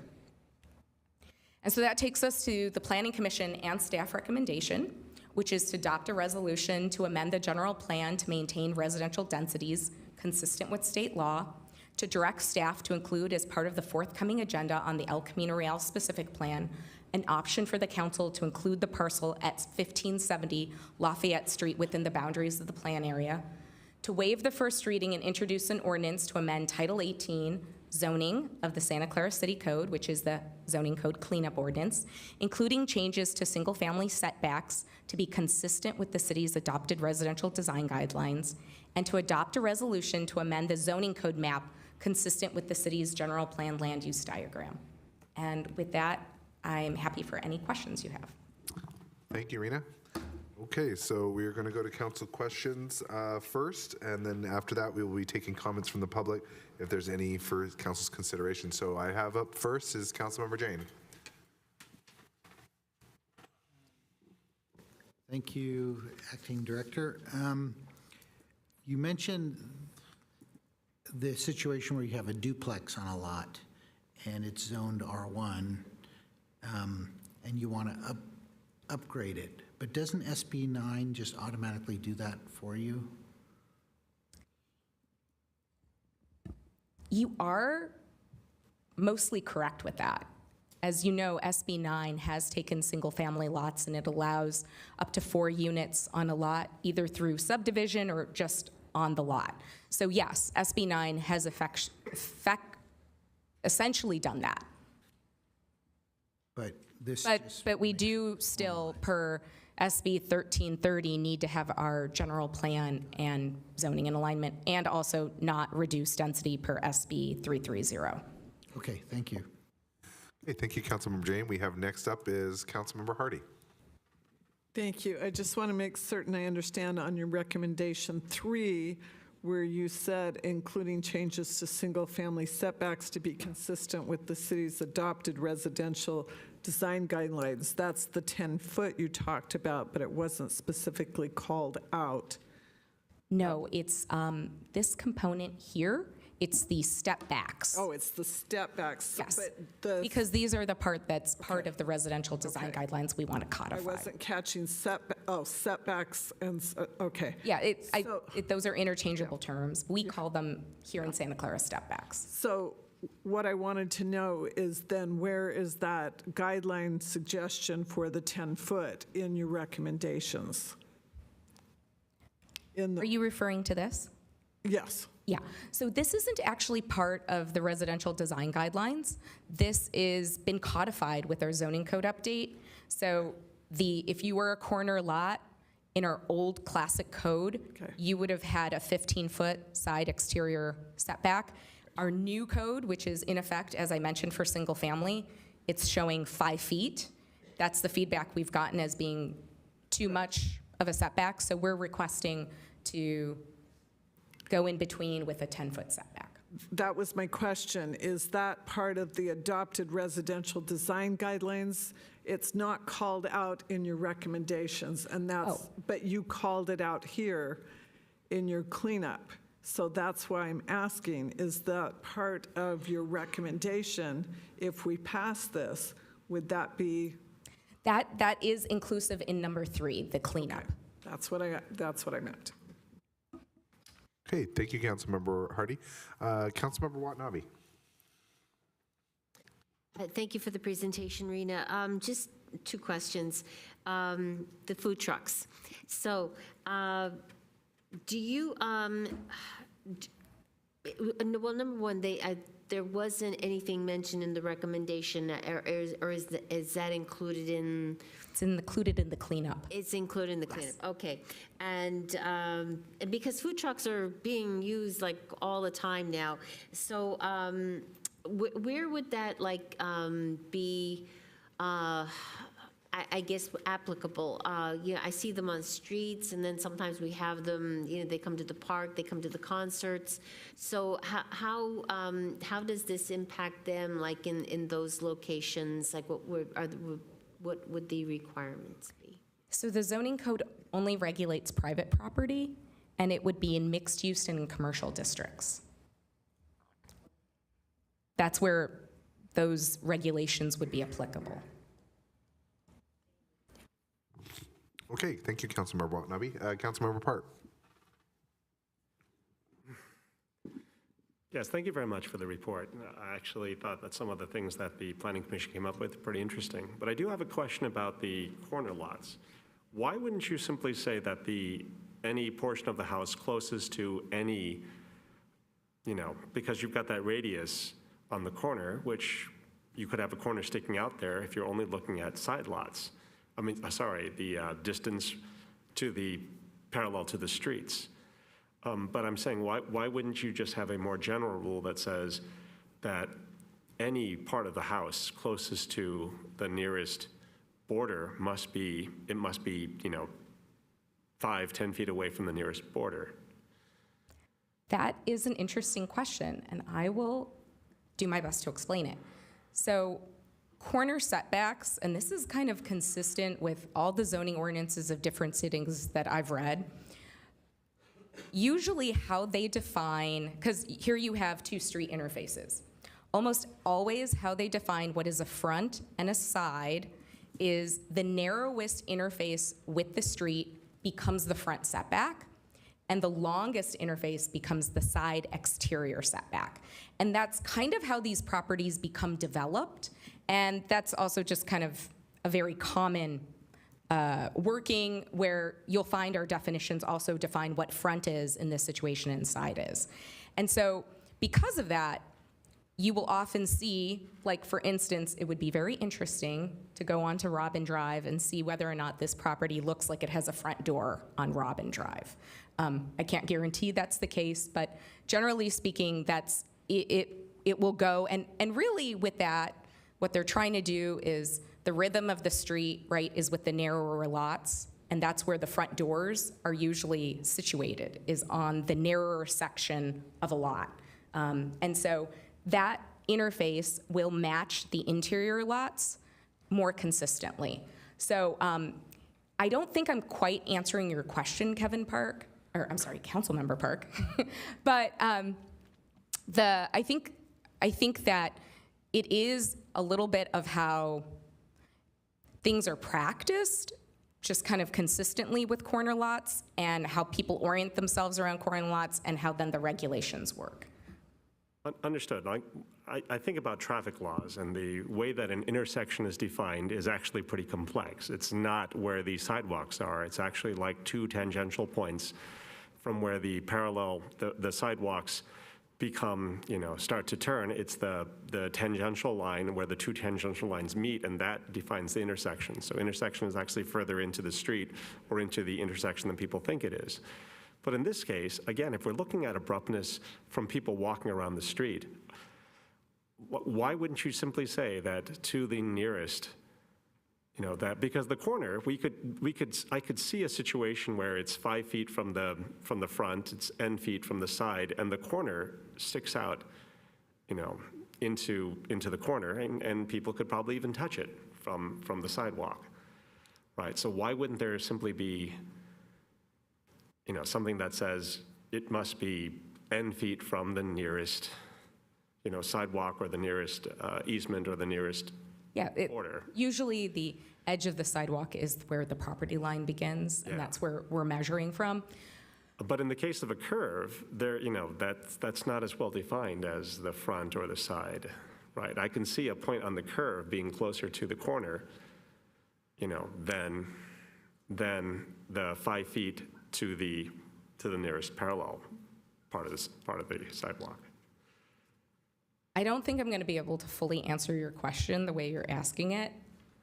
Just that the practice usually is that the elevation of the building is, there's like a straight line that's drawn from the elevation of the building, and from that sort of dotted line of the elevation of the building to whatever point it's trying to measure, that is the distance of the setback. And that point it's trying to measure to is the edge of the property line, which is the interior side of where usually the sidewalk sits.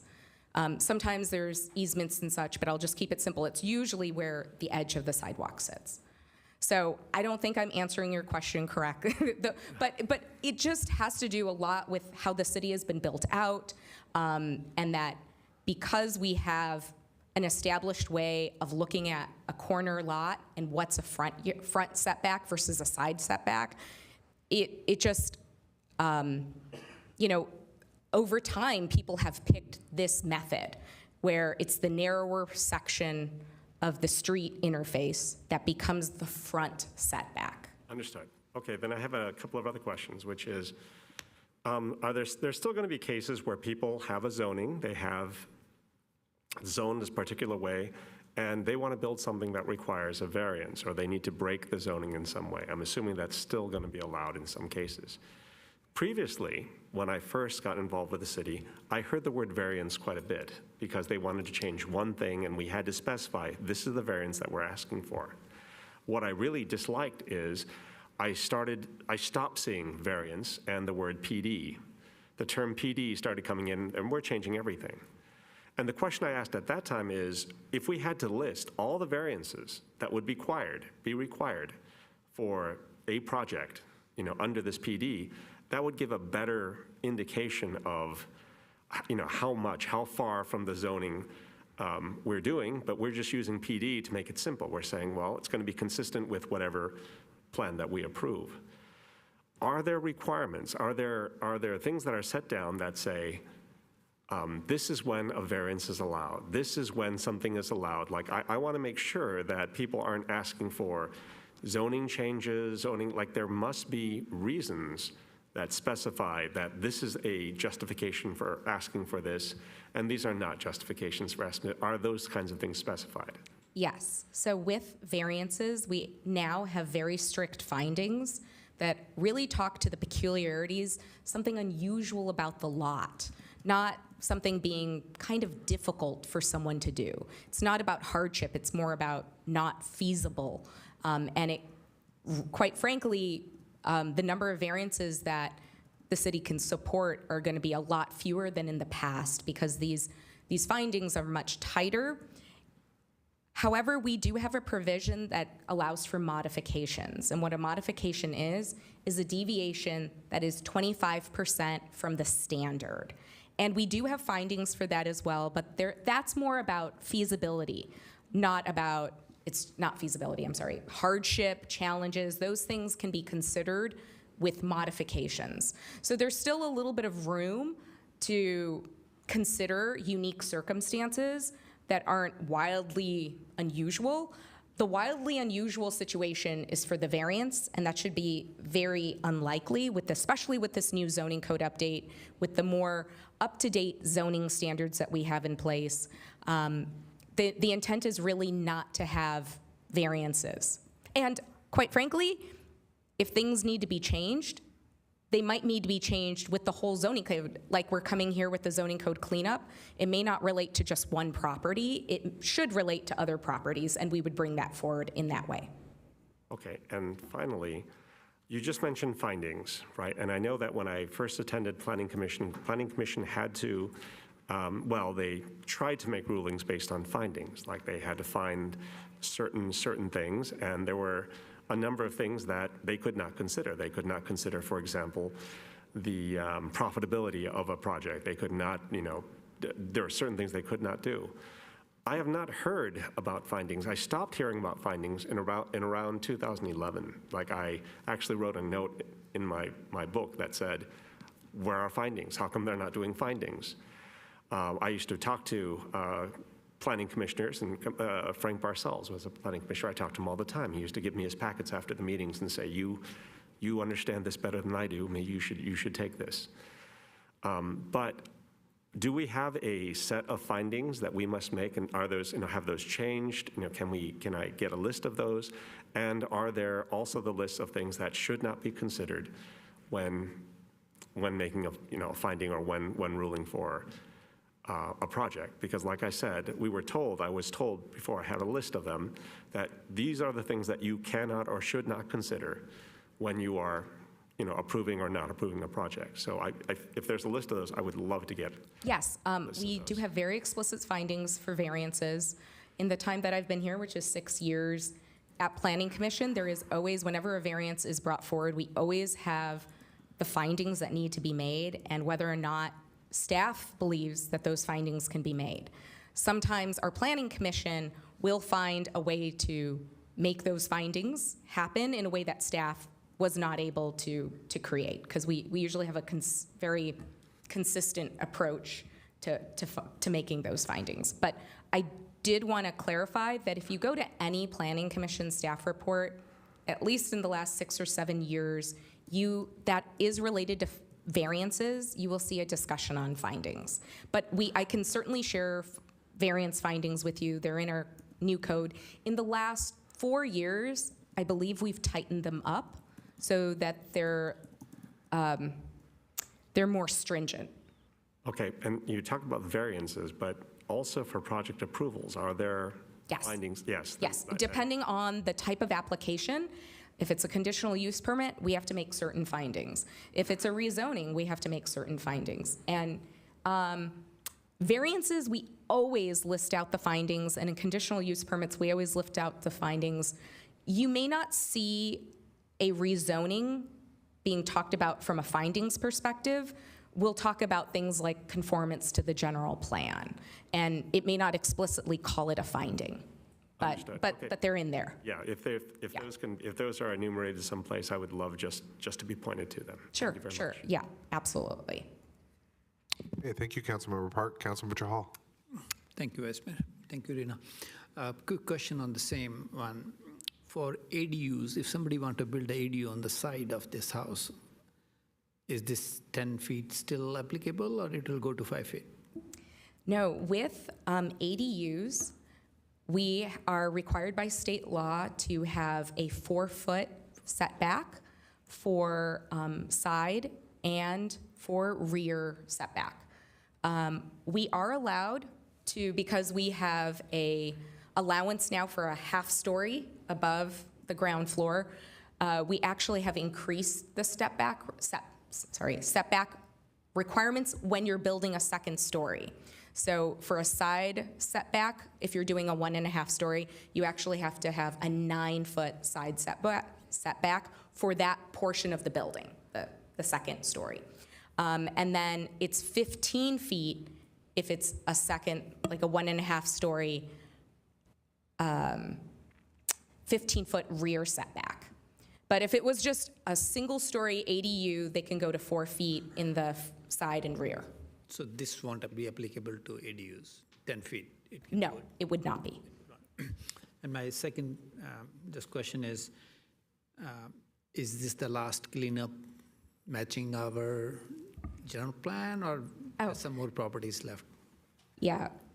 So as we've only implemented the single-family components, this was a big undertaking. We are intending to bring tranches of cleanups to the council. We'll probably wait till, early next year for the next tranche, but there are more that are coming. And then beyond cleanup of the zoning code, I think there's general maintenance of our code that we're going to do a lot more frequently. I think we bundled a lot of things with the zoning code cleanup, and we're just going to bring things forward as issues present themselves, rather than try to bundle them all up with a big project like the zoning code update was. And meanwhile, if till the time we bring the new batch of the cleanups, basically, if somebody wants to have a zoning codes changed as per the general plan, where would that go? Would that go in a PD variance, or how would you do that? So I think you're asking, Councilmember Shahal, if they wanted to change the zoning on their site? Right, to the general plan. Oh, as so per the general this particular action is going to make it so all of our properties have a consistent zoning and general plan. So the zoning code map is going to make it so that we don't have that problem. Now, if somebody doesn't want the general plan they have on their site, they would have to go through a general plan amendment, and it would come alongside with the rezoning. Okay, thank you. Okay, thank you, Councilmember Chahal. Do I have any other members of the council with any further questions for Rena? I see no hands. Okay, so now I'm going to turn to public comment. City Clerk, is there anybody online or anybody in the audience that would like to speak on this matter? If you're still with us. No hands online, and I've not received any speaker cards for this item. Okay, so seeing none, do I have a motion to close the public hearing? Motion to close public hearing. Okay, I have a motion by Councilmember Jane and a second by Councilmember Chahal. And whenever the city clerk is ready. Councilmember Watanabe? Yes. Councilmember Shahal? Yes. Councilmember Hardy? Yes. Councilmember Park? Yes. Councilmember Jane? Yes. Vice Mayor Becker? Yes. Okay, and that passes 6-0 for those who are present.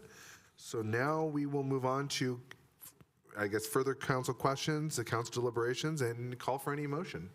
I'd like to make a motion to approve all 4 of staff's recommendations. I'll second that. Okay, so we have a motion by Councilmember Jane and a second by Councilmember Chahal. Is there any further deliberation on the motion on the floor?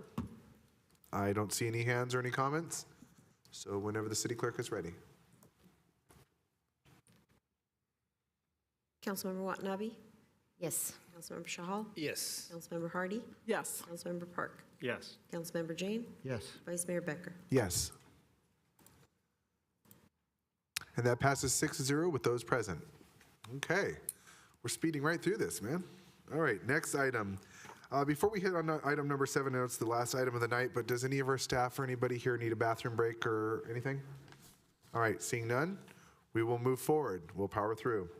So for the last item of this evening, we have item number 7, an action on agreement with Oakview Group Global Partnerships, LLC, for naming rights and sponsorships for the Santa Clara Convention Center and related budget amendment. Start us off, City Manager Grogan will introduce this item, to follow with a presentation by our Assistant City Manager, Chuck Baker. City Manager? Thank you. Thank you, Vice Mayor Becker and members of the City Council. As you noted, this is an item related to our Santa Clara Convention Center. As you know, we've been looking for any and all opportunities that are appropriate to generate additional revenue. The item that is being presented to you tonight is just such an item. I will turn this over to Assistant City Manager Chuck Baker.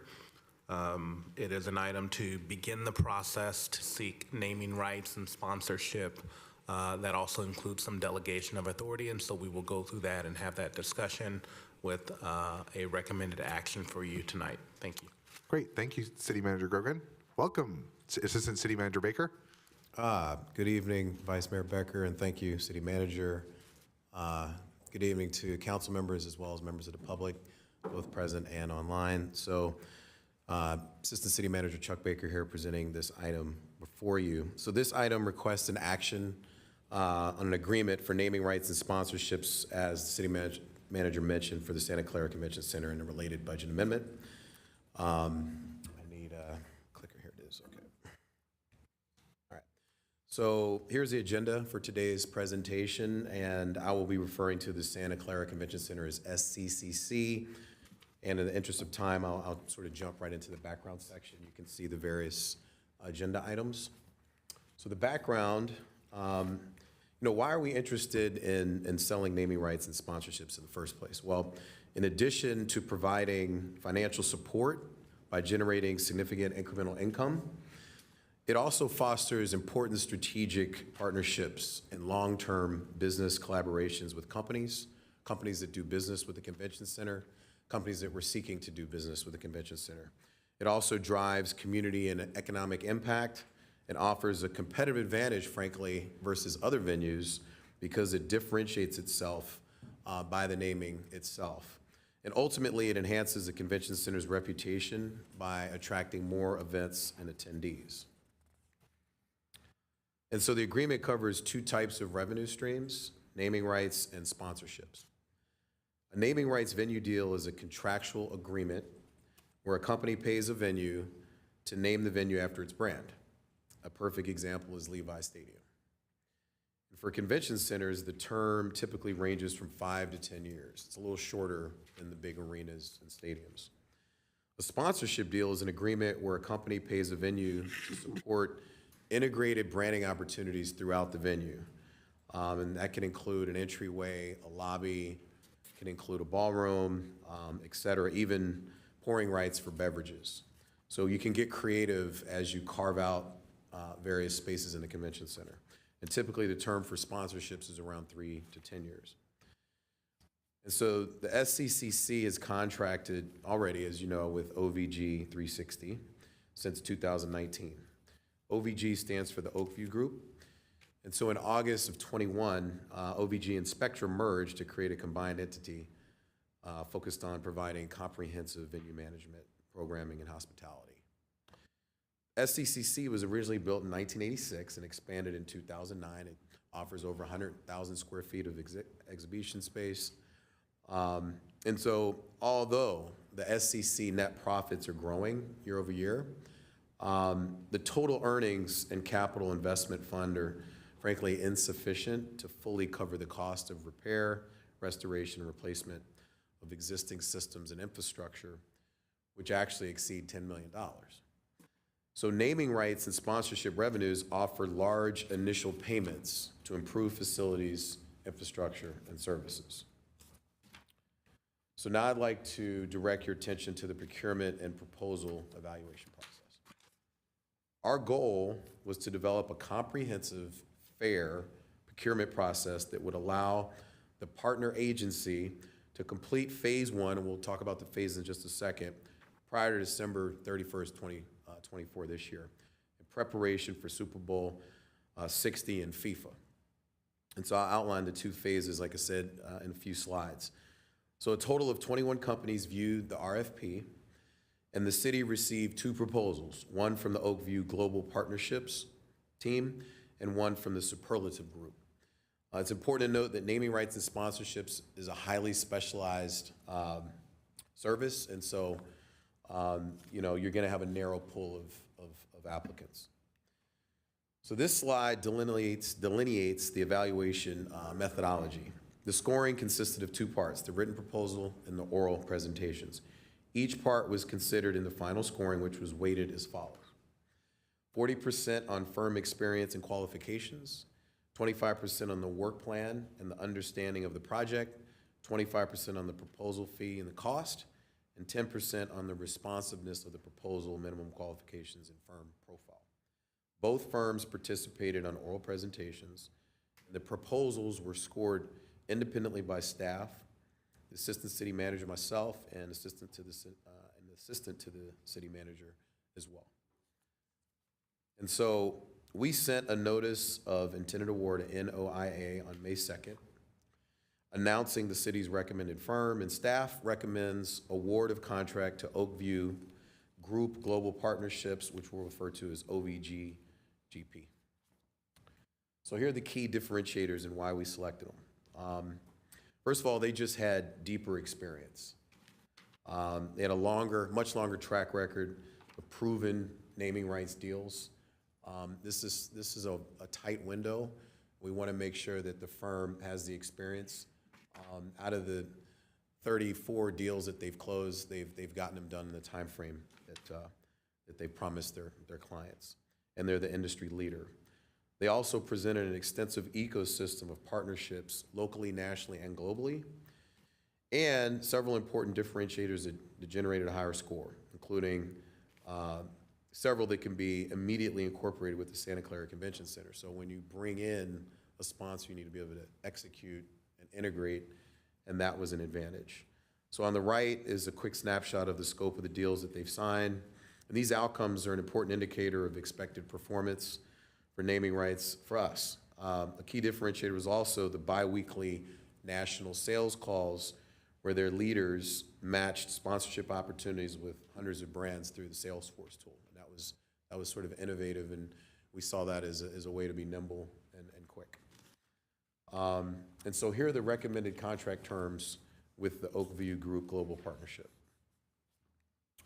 So the agreement terms, the term is the initial 3-year term that'll carry this through July 21st, 2027.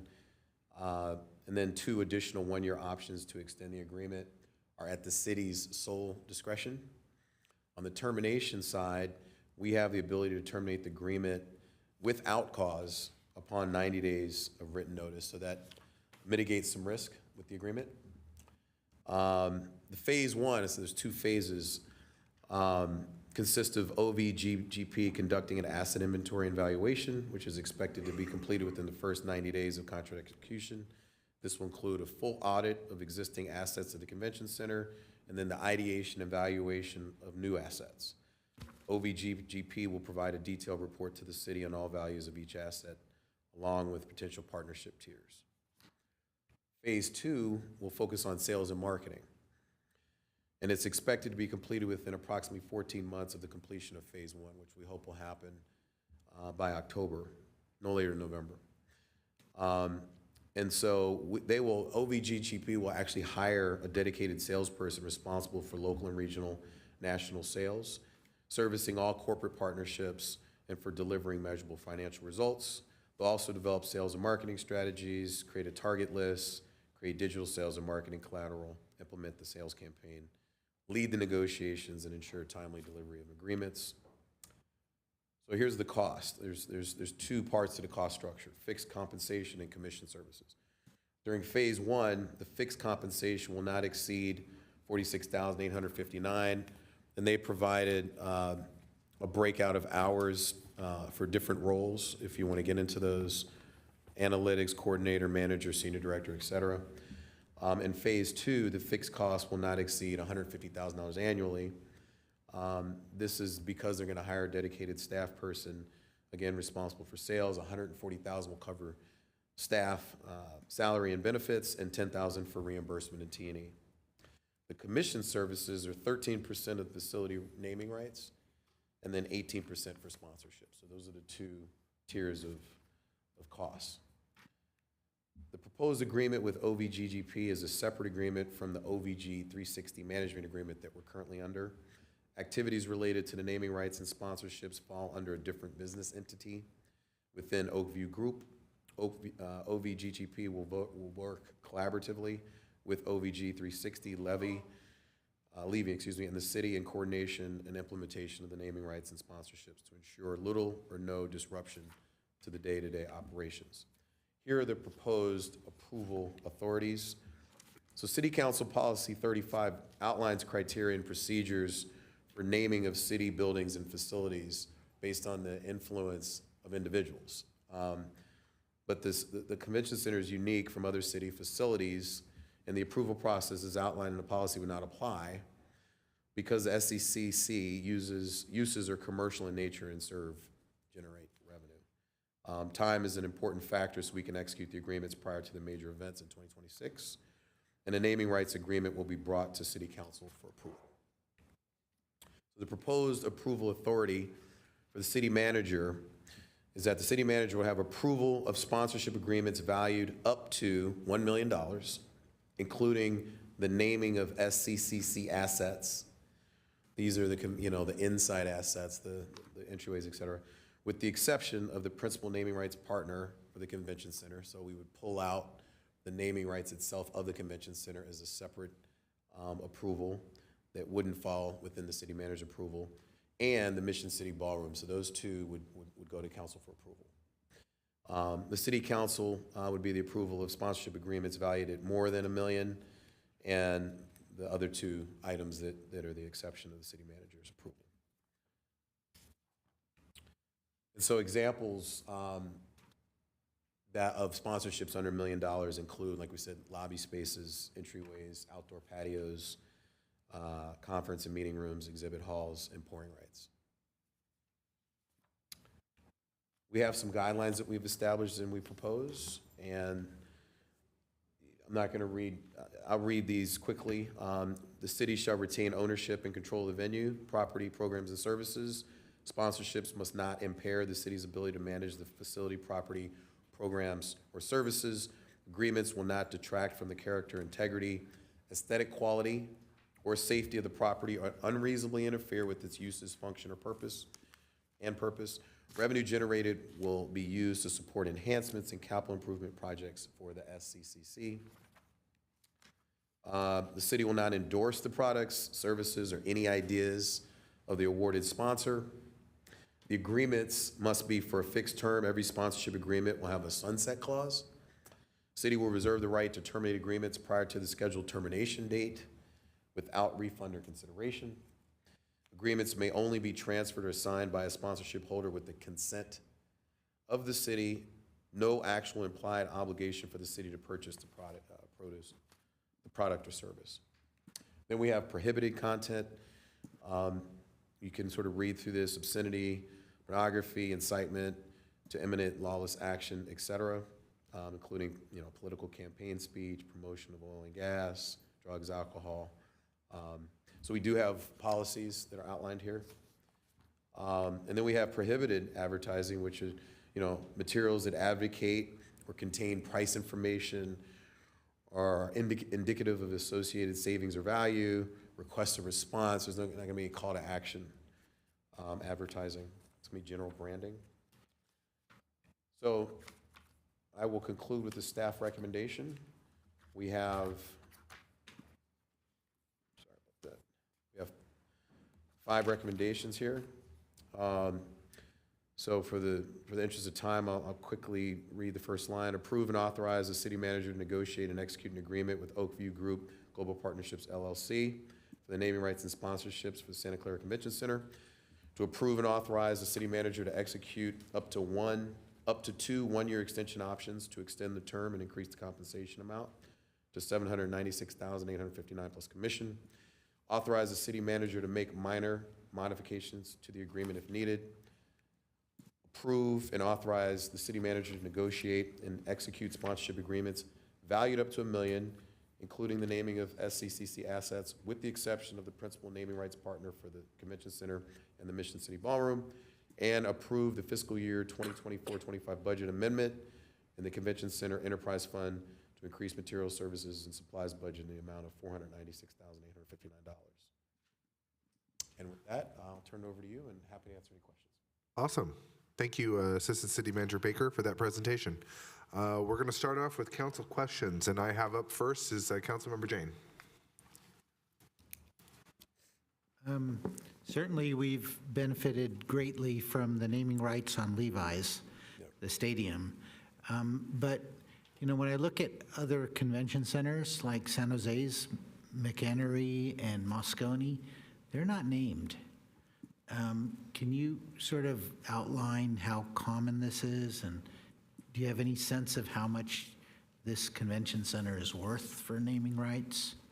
And then we had a big controversy over the signage for the Levi Stadium, maintaining signage and all of that. So I want to just make sure as we go forward that we outline who's going to pay for signage and maintaining signage and all of that.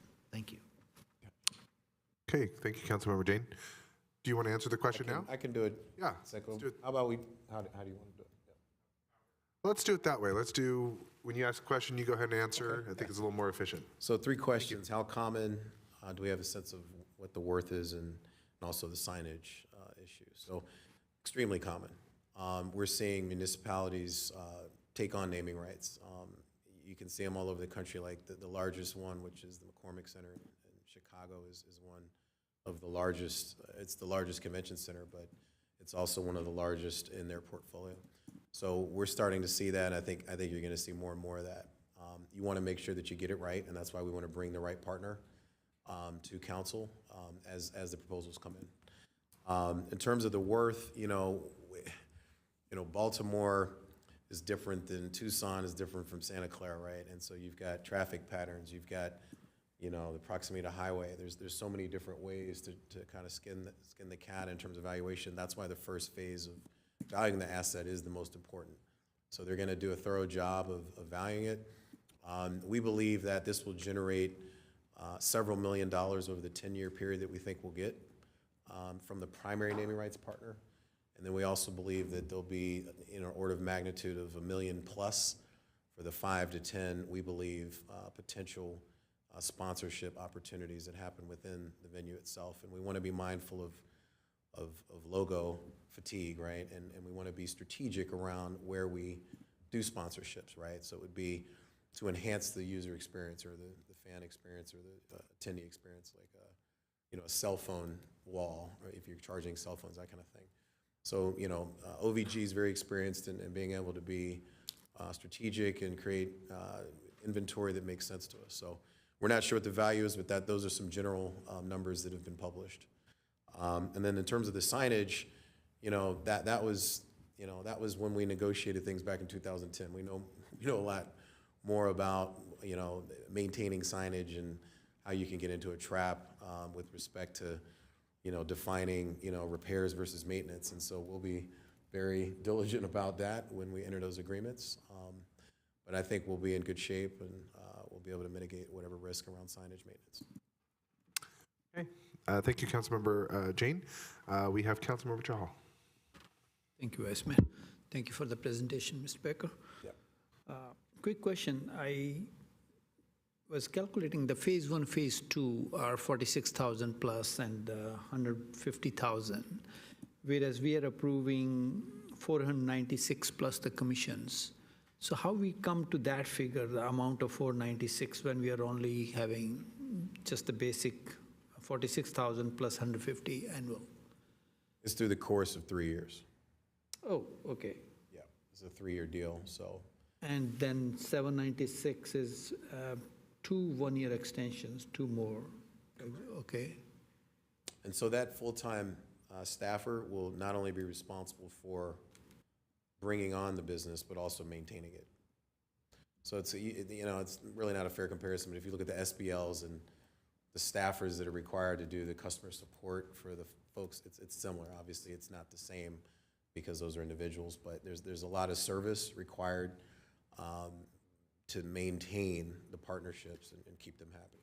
So it's not just bringing on the proposals and soliciting the sponsorships, also maintaining them and servicing them. Yeah.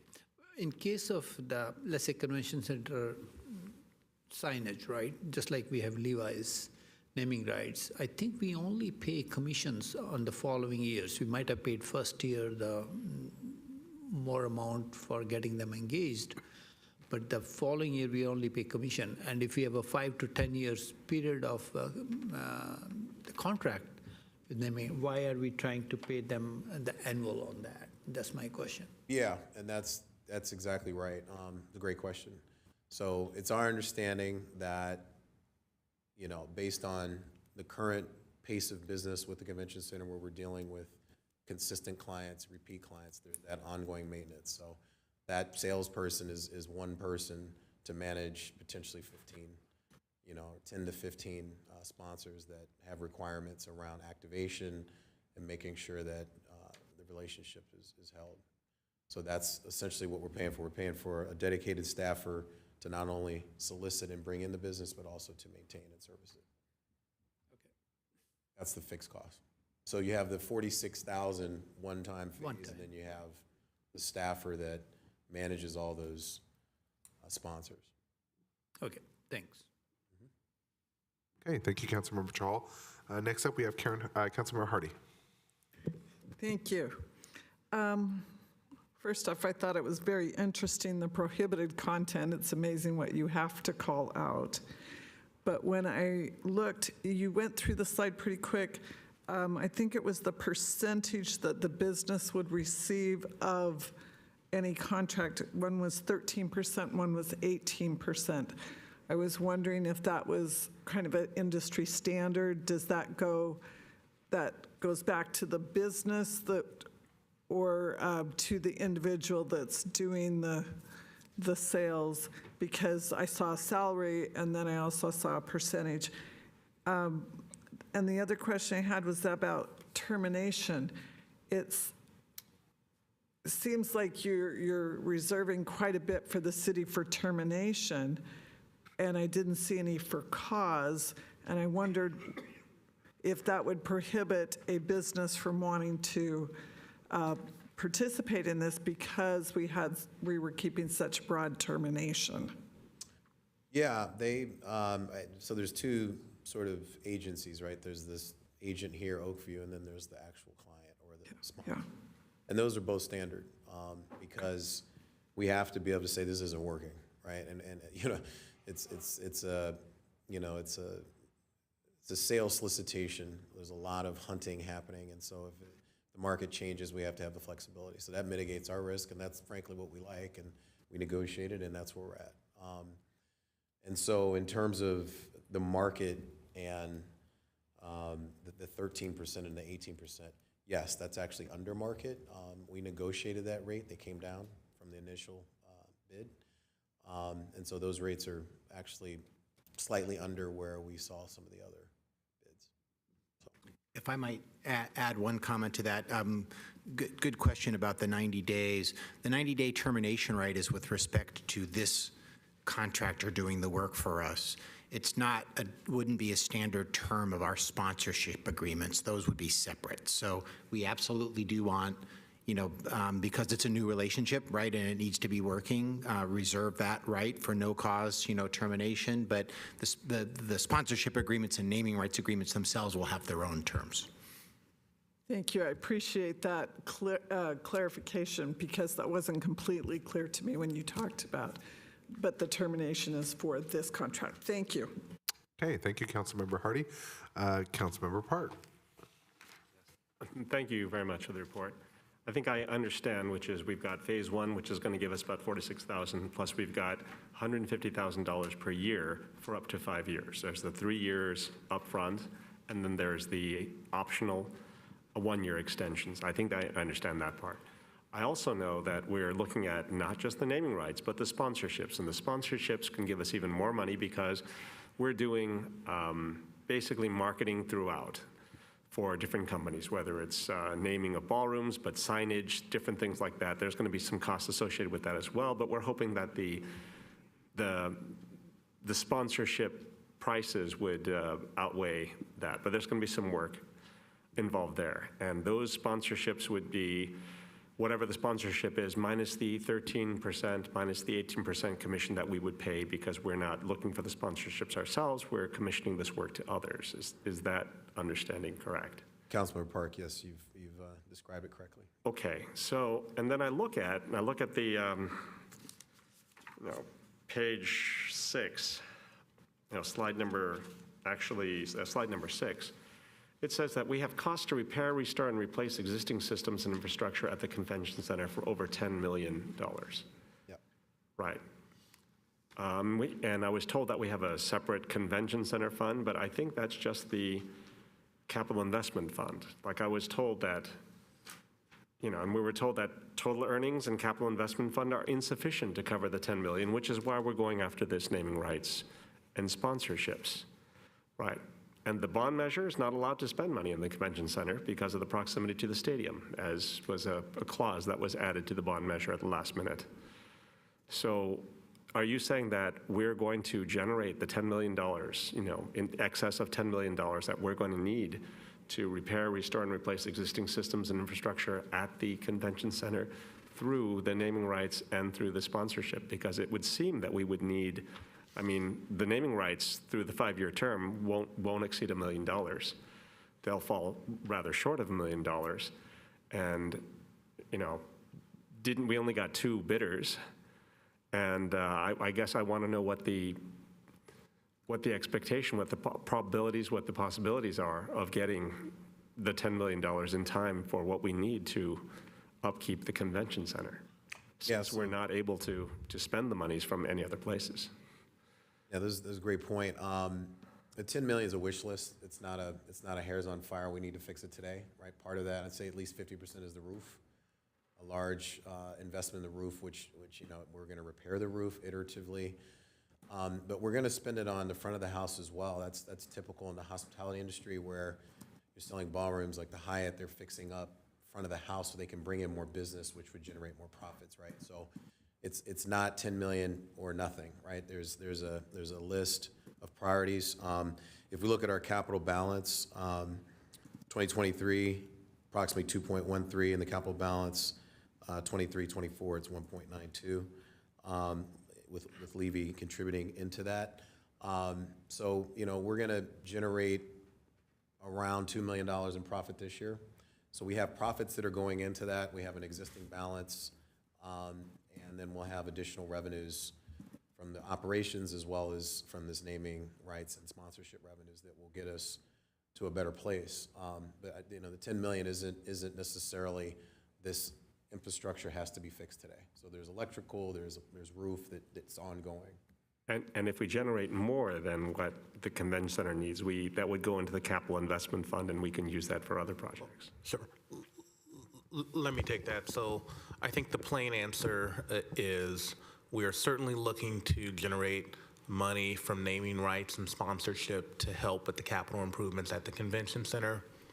May not be sufficient to cover all of the capital needs. Like I say, it likely will not be sufficient.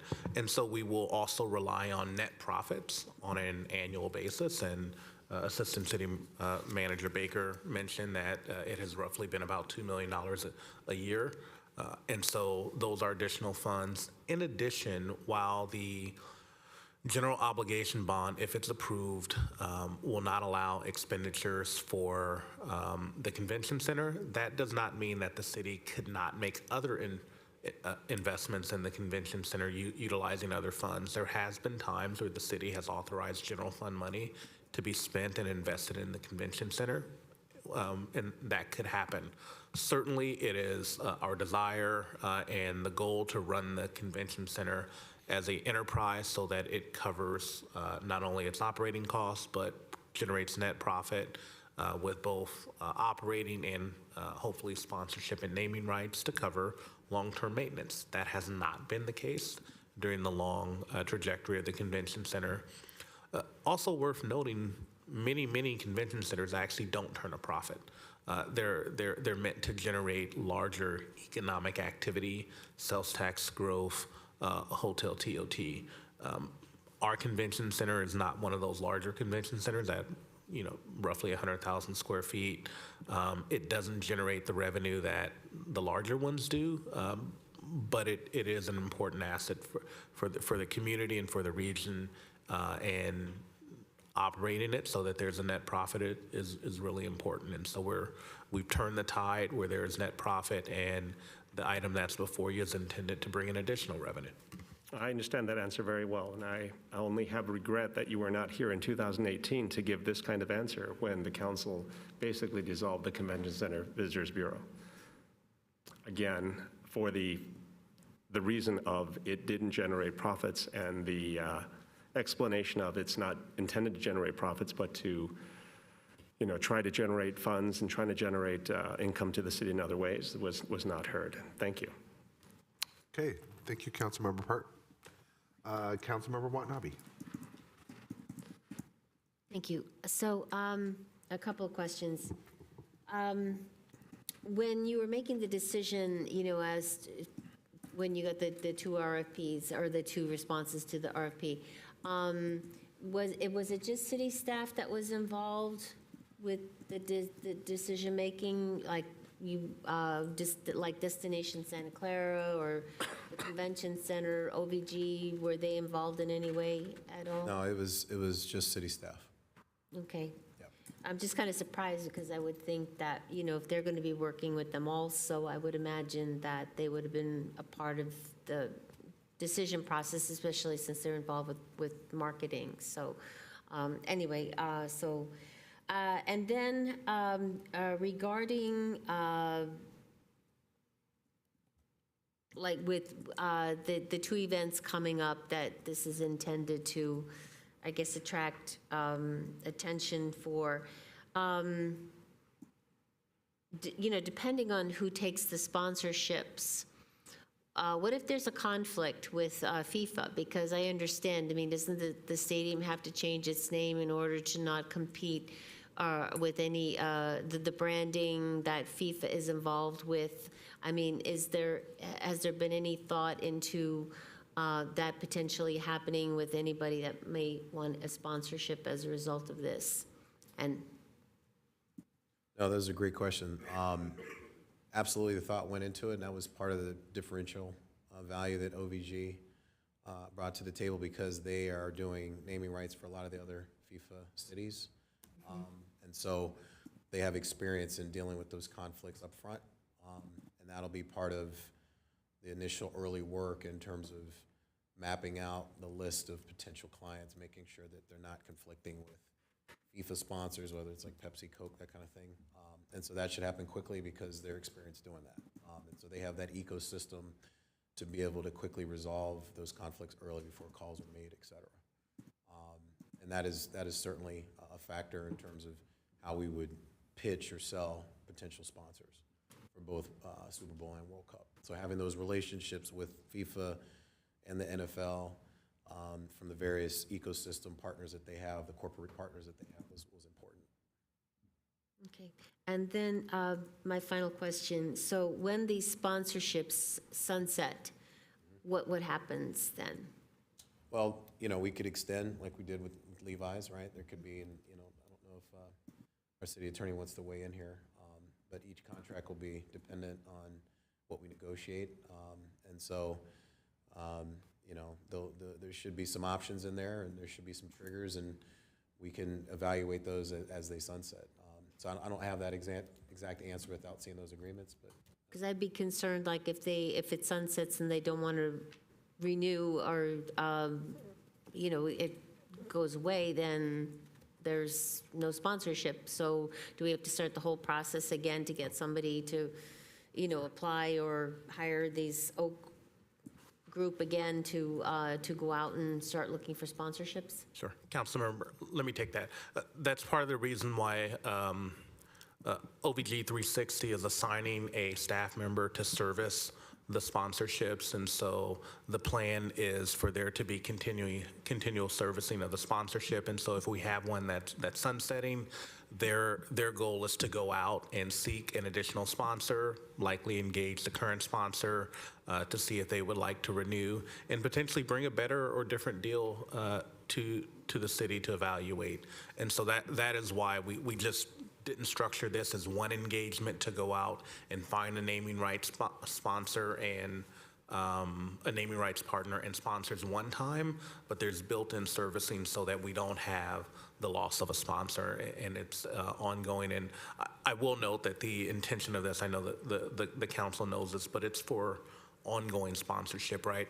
The timing is beneficial because we want to leverage the attention that the Super Bowl and the World Cup will bring to Santa Clara as we go out and seek sponsors now. So the timing is right, but this is really to benefit the convention center and the city over the long term. Thank you. Absolutely, and I do have a follow-up with Councilmember Suggs.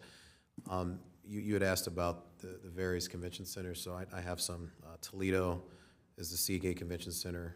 Des Moines, Iowa, we have the Community Choice Credit Union. Mentioned Chicago, McCormick Place, Atlantic City Convention Center, Walter Washington Convention Center. So these are some of the convention centers. And in terms of the amount of revenue, in Toledo, the Seagate Convention Center generated $5 million over 15 years. So that's $333,000 a year, just as a benchmark. Small city, Des Moines, Iowa, $2.5 million over 2 years, so $250 a year. Tulsa, Oklahoma, $2.2 million over 10 years, or $220. So those are some benchmarks. Definitely can't compare them necessarily until we have our valuation because of the variation, but it gives you a sense of what it could be. So. Okay. Next up, Councilmember Chahal, you have another question? Yep, follow-up. Thank you. Just a follow-up. Councilmember Watanabe mentioned about conflict with FIFA advertising. Isn't this a separate entity? Like, okay, they're playing in the stadium, that's okay, they have some conflict, they will control that. But would that still, their conflict will be applicable to our convention center too? Like, I'm not clear about that. There are requirements in the bids for a clean zone around the facility. And specifically with FIFA, there are companies that are branded with FIFA, more national and international companies. And so part of the strategy would be to seek companies that do not have that FIFA exclusion, similar to when you're doing work with a law firm. Your law firm will do a conflict check to see if they have a conflict. And so that is that will be a part of the evaluation and analysis. And certainly we know that our particular area has a number of firms, high-tech being firms, one that don't have your typical marketing deals that would be associated with the FIFA or NFL. So certainly we'll be looking at the niche markets around our region to look for sponsors. Okay. When would we know that FIFA has conflict with these companies, basically? Because the time is of essence right now. We are working on a fast track. Yeah. Do we have that knowledge right now or not? We know of some conflicts. However, we do not know of all of the brand partners that FIFA or the NFL has. And so, again, it will be a conflict check once OVG is talking to sponsors, as well as the sponsors, when they look at the solicitation, they will know if they have a conflict.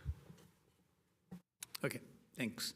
So give me another follow-up question. Can that make our contract in a multi-facet? Like, let's say we have a naming rights from a company X, but they have a conflict with FIFA, and they say, hey, okay, we don't want to be here while the FIFA games are in 2026, but we will be here in October of 26 for next 10 years. So are we ready to handle that? And during that short period of time, we have somebody else as a naming right, and after that, we have somebody else as a naming right for long term. Yeah. I'm just hypothetical question. It's coming to mind. Conflicts are short term, right? We're talking about 60 days. 2026. So you cover the sign. There's a lot of ways to mitigate So as we sell in, this is a 60-day blackout, if you will, within a 5 to 10 year agreement, right? So when we put it in perspective, the brands can see the long-term value. And hopefully the internal sponsorships, which are internal, not visible outside, they should not have any conflict, I'm hoping. That's why we work with the agency that has the expertise, and that's kind of a standard motion is to resolve those conflicts. That's part of the ideation phase. So we have valuation of the assets, but then ideation, which how do we carve this out, right? And then the names and the categories start to make sense. Like I said, with like a cell phone wall or charging units, right? You know, these things start to make a little more sense as you ideate around the assets that have been identified. Thanks. Okay, thank you, Councilmember Hall. I had one question, which was, I don't know if it was covered already, but it sounded like it was close to it. Signage removal. So if this doesn't work anymore, or it just terms out, there's signage removal, whose cost is it to remove the signage? Is it going to be our cost, or is it going to be their cost? Should be their cost, absolutely. Okay. We're not in the business of incurring any cost for sign removal, et cetera. This is a net new revenue where they maintain. That would be the goal. But excellent. Yeah, we certainly don't want to be paying for signage removal. Yeah, learning lessons. So, okay, good. Do we have any more members of the council that have questions for Mr. Baker or staff? Councilmember Park. Yeah, I just want to clarify. I mean, I understand that we're not in the business of sign removal, but like, I would think that there's a lot of reasons to remove a sign, or there's a lot of reasons to repair a sign. I would think that there would be a little bit more thinking behind, like, should be their cost. I don't know if that's. It's not standard to, what they typically do, at least with large venues, is they price that into the actual sponsorship fee, right? So it's priced out, it's amortized, and it's part of the fee. It's not something that surprises someone, right? So we'll know the net revenue based on them pricing out what it's going to take to install the signs and remove the signs. That's a part of the amortization schedule of the fee itself. So it's part of the economics of the deal. Understood, because I would think that if we have sponsorship deals and sponsorships, we've paid a lot of money to put signs up, or maybe they've paid a lot of money to put their own signs up, and we simply take the cost and we simply take their signage that they've paid for and we put it up. And if they decide to change it, then, you know, they will pay for the new signs, but that's still a little bit of work for us. So I'm assuming that's all going to be taken Yeah, into our account. signage deal is very not standard with Levi's. It's a very it's typically on the onus is on the brand, and it's priced into their fee that they pay you. Understood. And I think that what you're hearing is like a Levi's issue that's lived for far longer than it should have lived. And let me just jump in here and say specifically to any naming rights partner, we will bring whatever terms are negotiated before the city council. We certainly know sign maintenance and sign replacement is an important issue, and we have the Levi's experience to inform that. But certainly, it could be on the facility or on the sponsor. It's all really the terms that are negotiated. There is a more standard course, but hopefully we will be able to secure a naming rights partner, negotiate appropriate terms, and council will certainly see those, and we know we will be discussing maintenance. Is that all, Councilmember Park? Okay. So we have no other council questions. Let's pivot to any public comment. Nora? Seeing nobody here in the council chambers, we will now move to, do I have any further deliberation, or do I have a motion on the floor from anyone?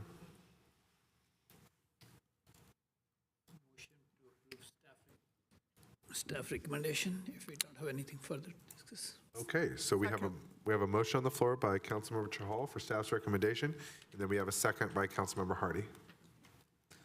Is there any further deliberation, discussion on the current motion? Okay, so whenever City Clerk is ready. Councilmember Watanabe. Yes. Councilmember Shahal. Yes. Councilmember Hardy. Yes. Councilmember Park. Yes. Councilmember Jane. Yes. Vice Mayor Becker. Yes. And that passes 6-0 for those who are present. Thank you, Assistant City Manager Baker. Thank you. Okay, so we are now winding down here. And next item we have is reports of members, special committees, and Councilmember 030 requests. Do I have any hands? I have Councilmember Jane.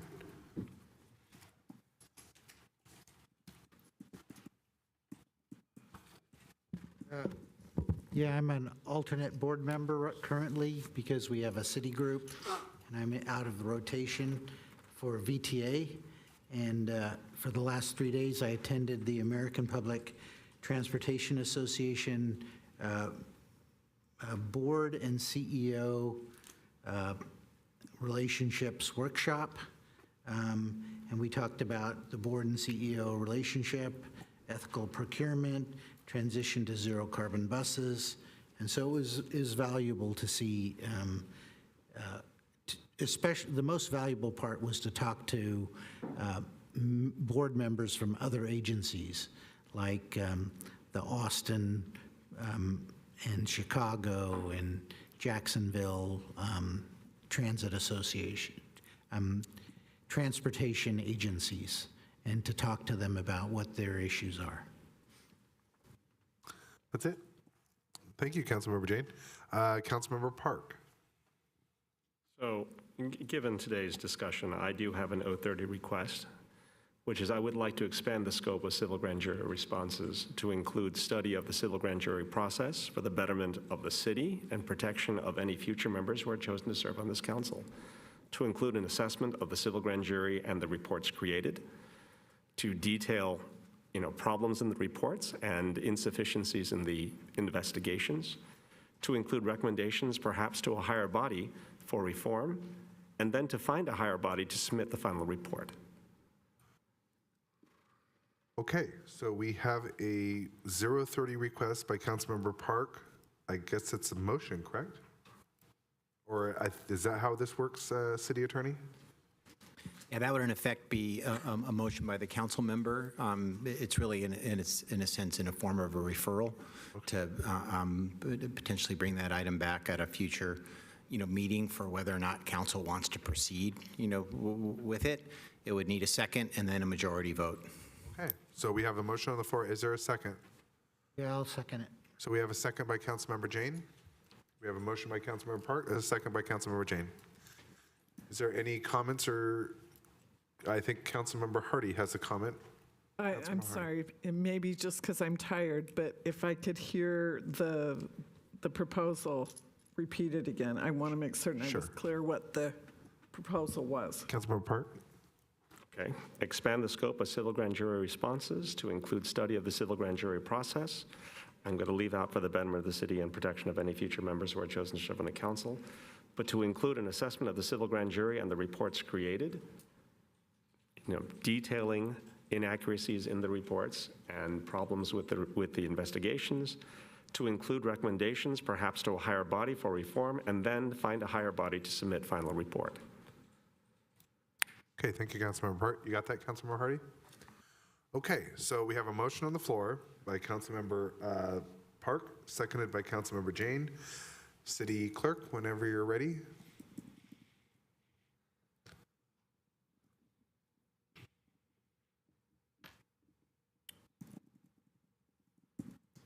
Who was the maker again? The maker was Councilmember Park and seconded by Councilmember Jane. That's what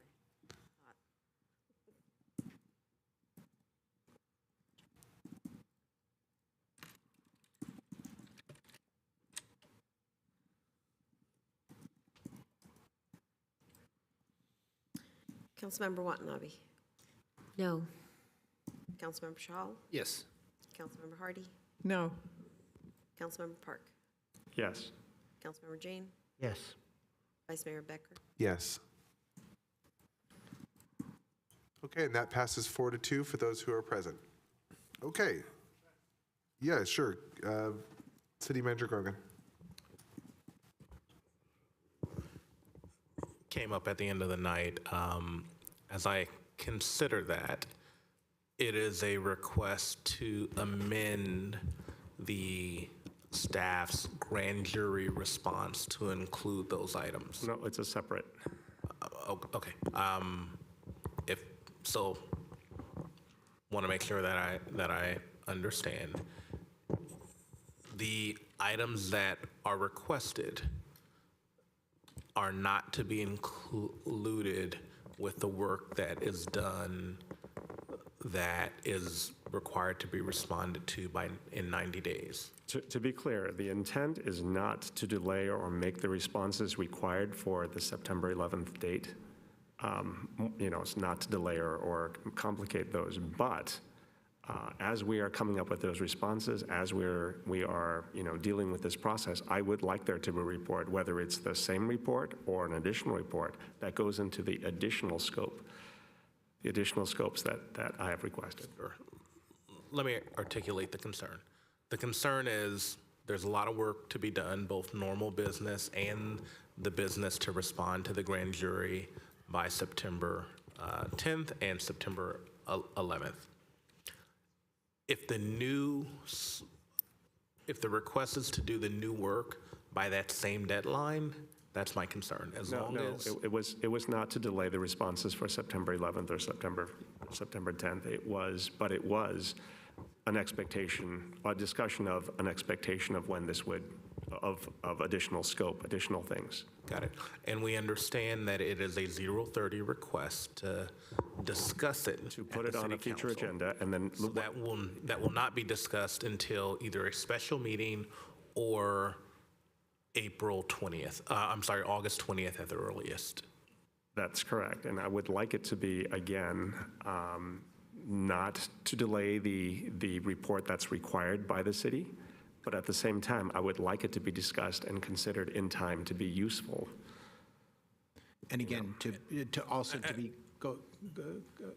you go on timing and then I'll go on substance. I have a hard time understanding, you don't want to delay the responses, but you want that work done in time to be useful for council's discussion of those responses? I'll give you some examples. We have requested lots of things since 2020, 2021, and we have seen some of them, 3 years later. I do not want this to be wait 3 years. I would like this to be sometime after September 11th, but I'm not looking at 2026, 2027 for.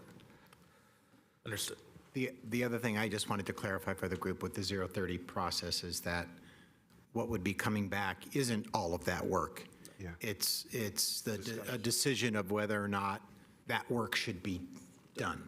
Yeah. And we'll, give some idea of what would be entailed in that before council actually makes any decision to proceed. Absolutely. And just to also be clear, I did put specific things in there, and I would like the motion that comes back for us to be able to discuss some of the things that we are in there, and if there's additional recommendations to also, like if I excluded some things, I would like the discussion to be able to include, to have a robust discussion on this topic. Through the chair, Sure, go for it. certainly the discussion could include that. I just want to be clear. With a 030 request, staff does not engage in analysis or staff work until directed by the full council to work on it. And so we will bring back the item as articulated tonight for a larger council discussion so that the council can make a decision if council does the work, if staff does the work. Understood. And again, what I've seen on council and from staff is some items agendized based on 030 requests, such that the intent of the request could not be voted on at the 030 discussion. And I want to make sure that that is not the case, that we can vote, that the discussion and the way that's it's agendized allows the council to make a decision to potentially go forward with a report with detailing the items that I've gone over. Yeah, again, it's just a concern, just going to be clear, just want to make it clear because it has happened that we've had 030 requests, very specific 030 requests come to council in a way that we could not take action. Okay, thank you, Councilmember Park. All right, seeing nobody else for reports, members of special committees or 030s, we will now move on to the final agenda item, which is reports from the city manager. Would City Manager Grogan like to make present a verbal report?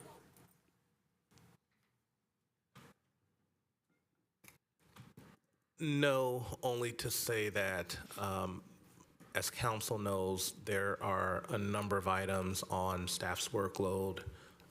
We are working to schedule a number of special meetings, potentially even during your break. for appropriate closed session items as well as open session items. And so we will diligently work to poll you to schedule those, as well as we still need to schedule a special meeting to discuss the follow-up from your council priority setting, certainly responses to the grand jury, and now a new potential item will impact staff's ability to do other work. And so as I articulated during your council priority setting process, every time additional things are added on the work program, it is appropriate for staff to come back and say, certainly if council is prioritizing X, we have to recognize Y may not be done or may be done later. And so as I continue to work with staff on the workload, I just want to make sure that we have those conversations and I can set appropriate expectations, because with everything that's going on and the resources we have, as we talked about during your priority setting, there's only so much bandwidth, and things, not everything can get done in the time frames, and things happen like grand jury reports that have required time frames that we have to meet. So, thank you. Okay, thank you, City Manager.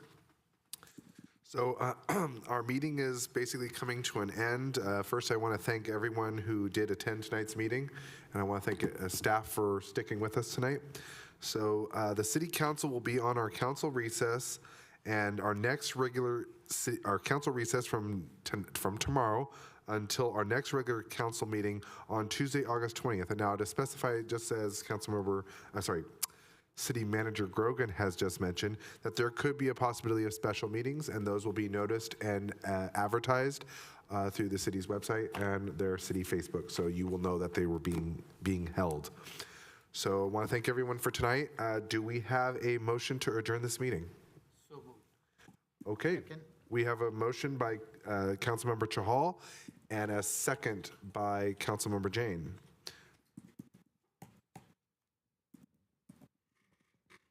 Councilmember Watanabe?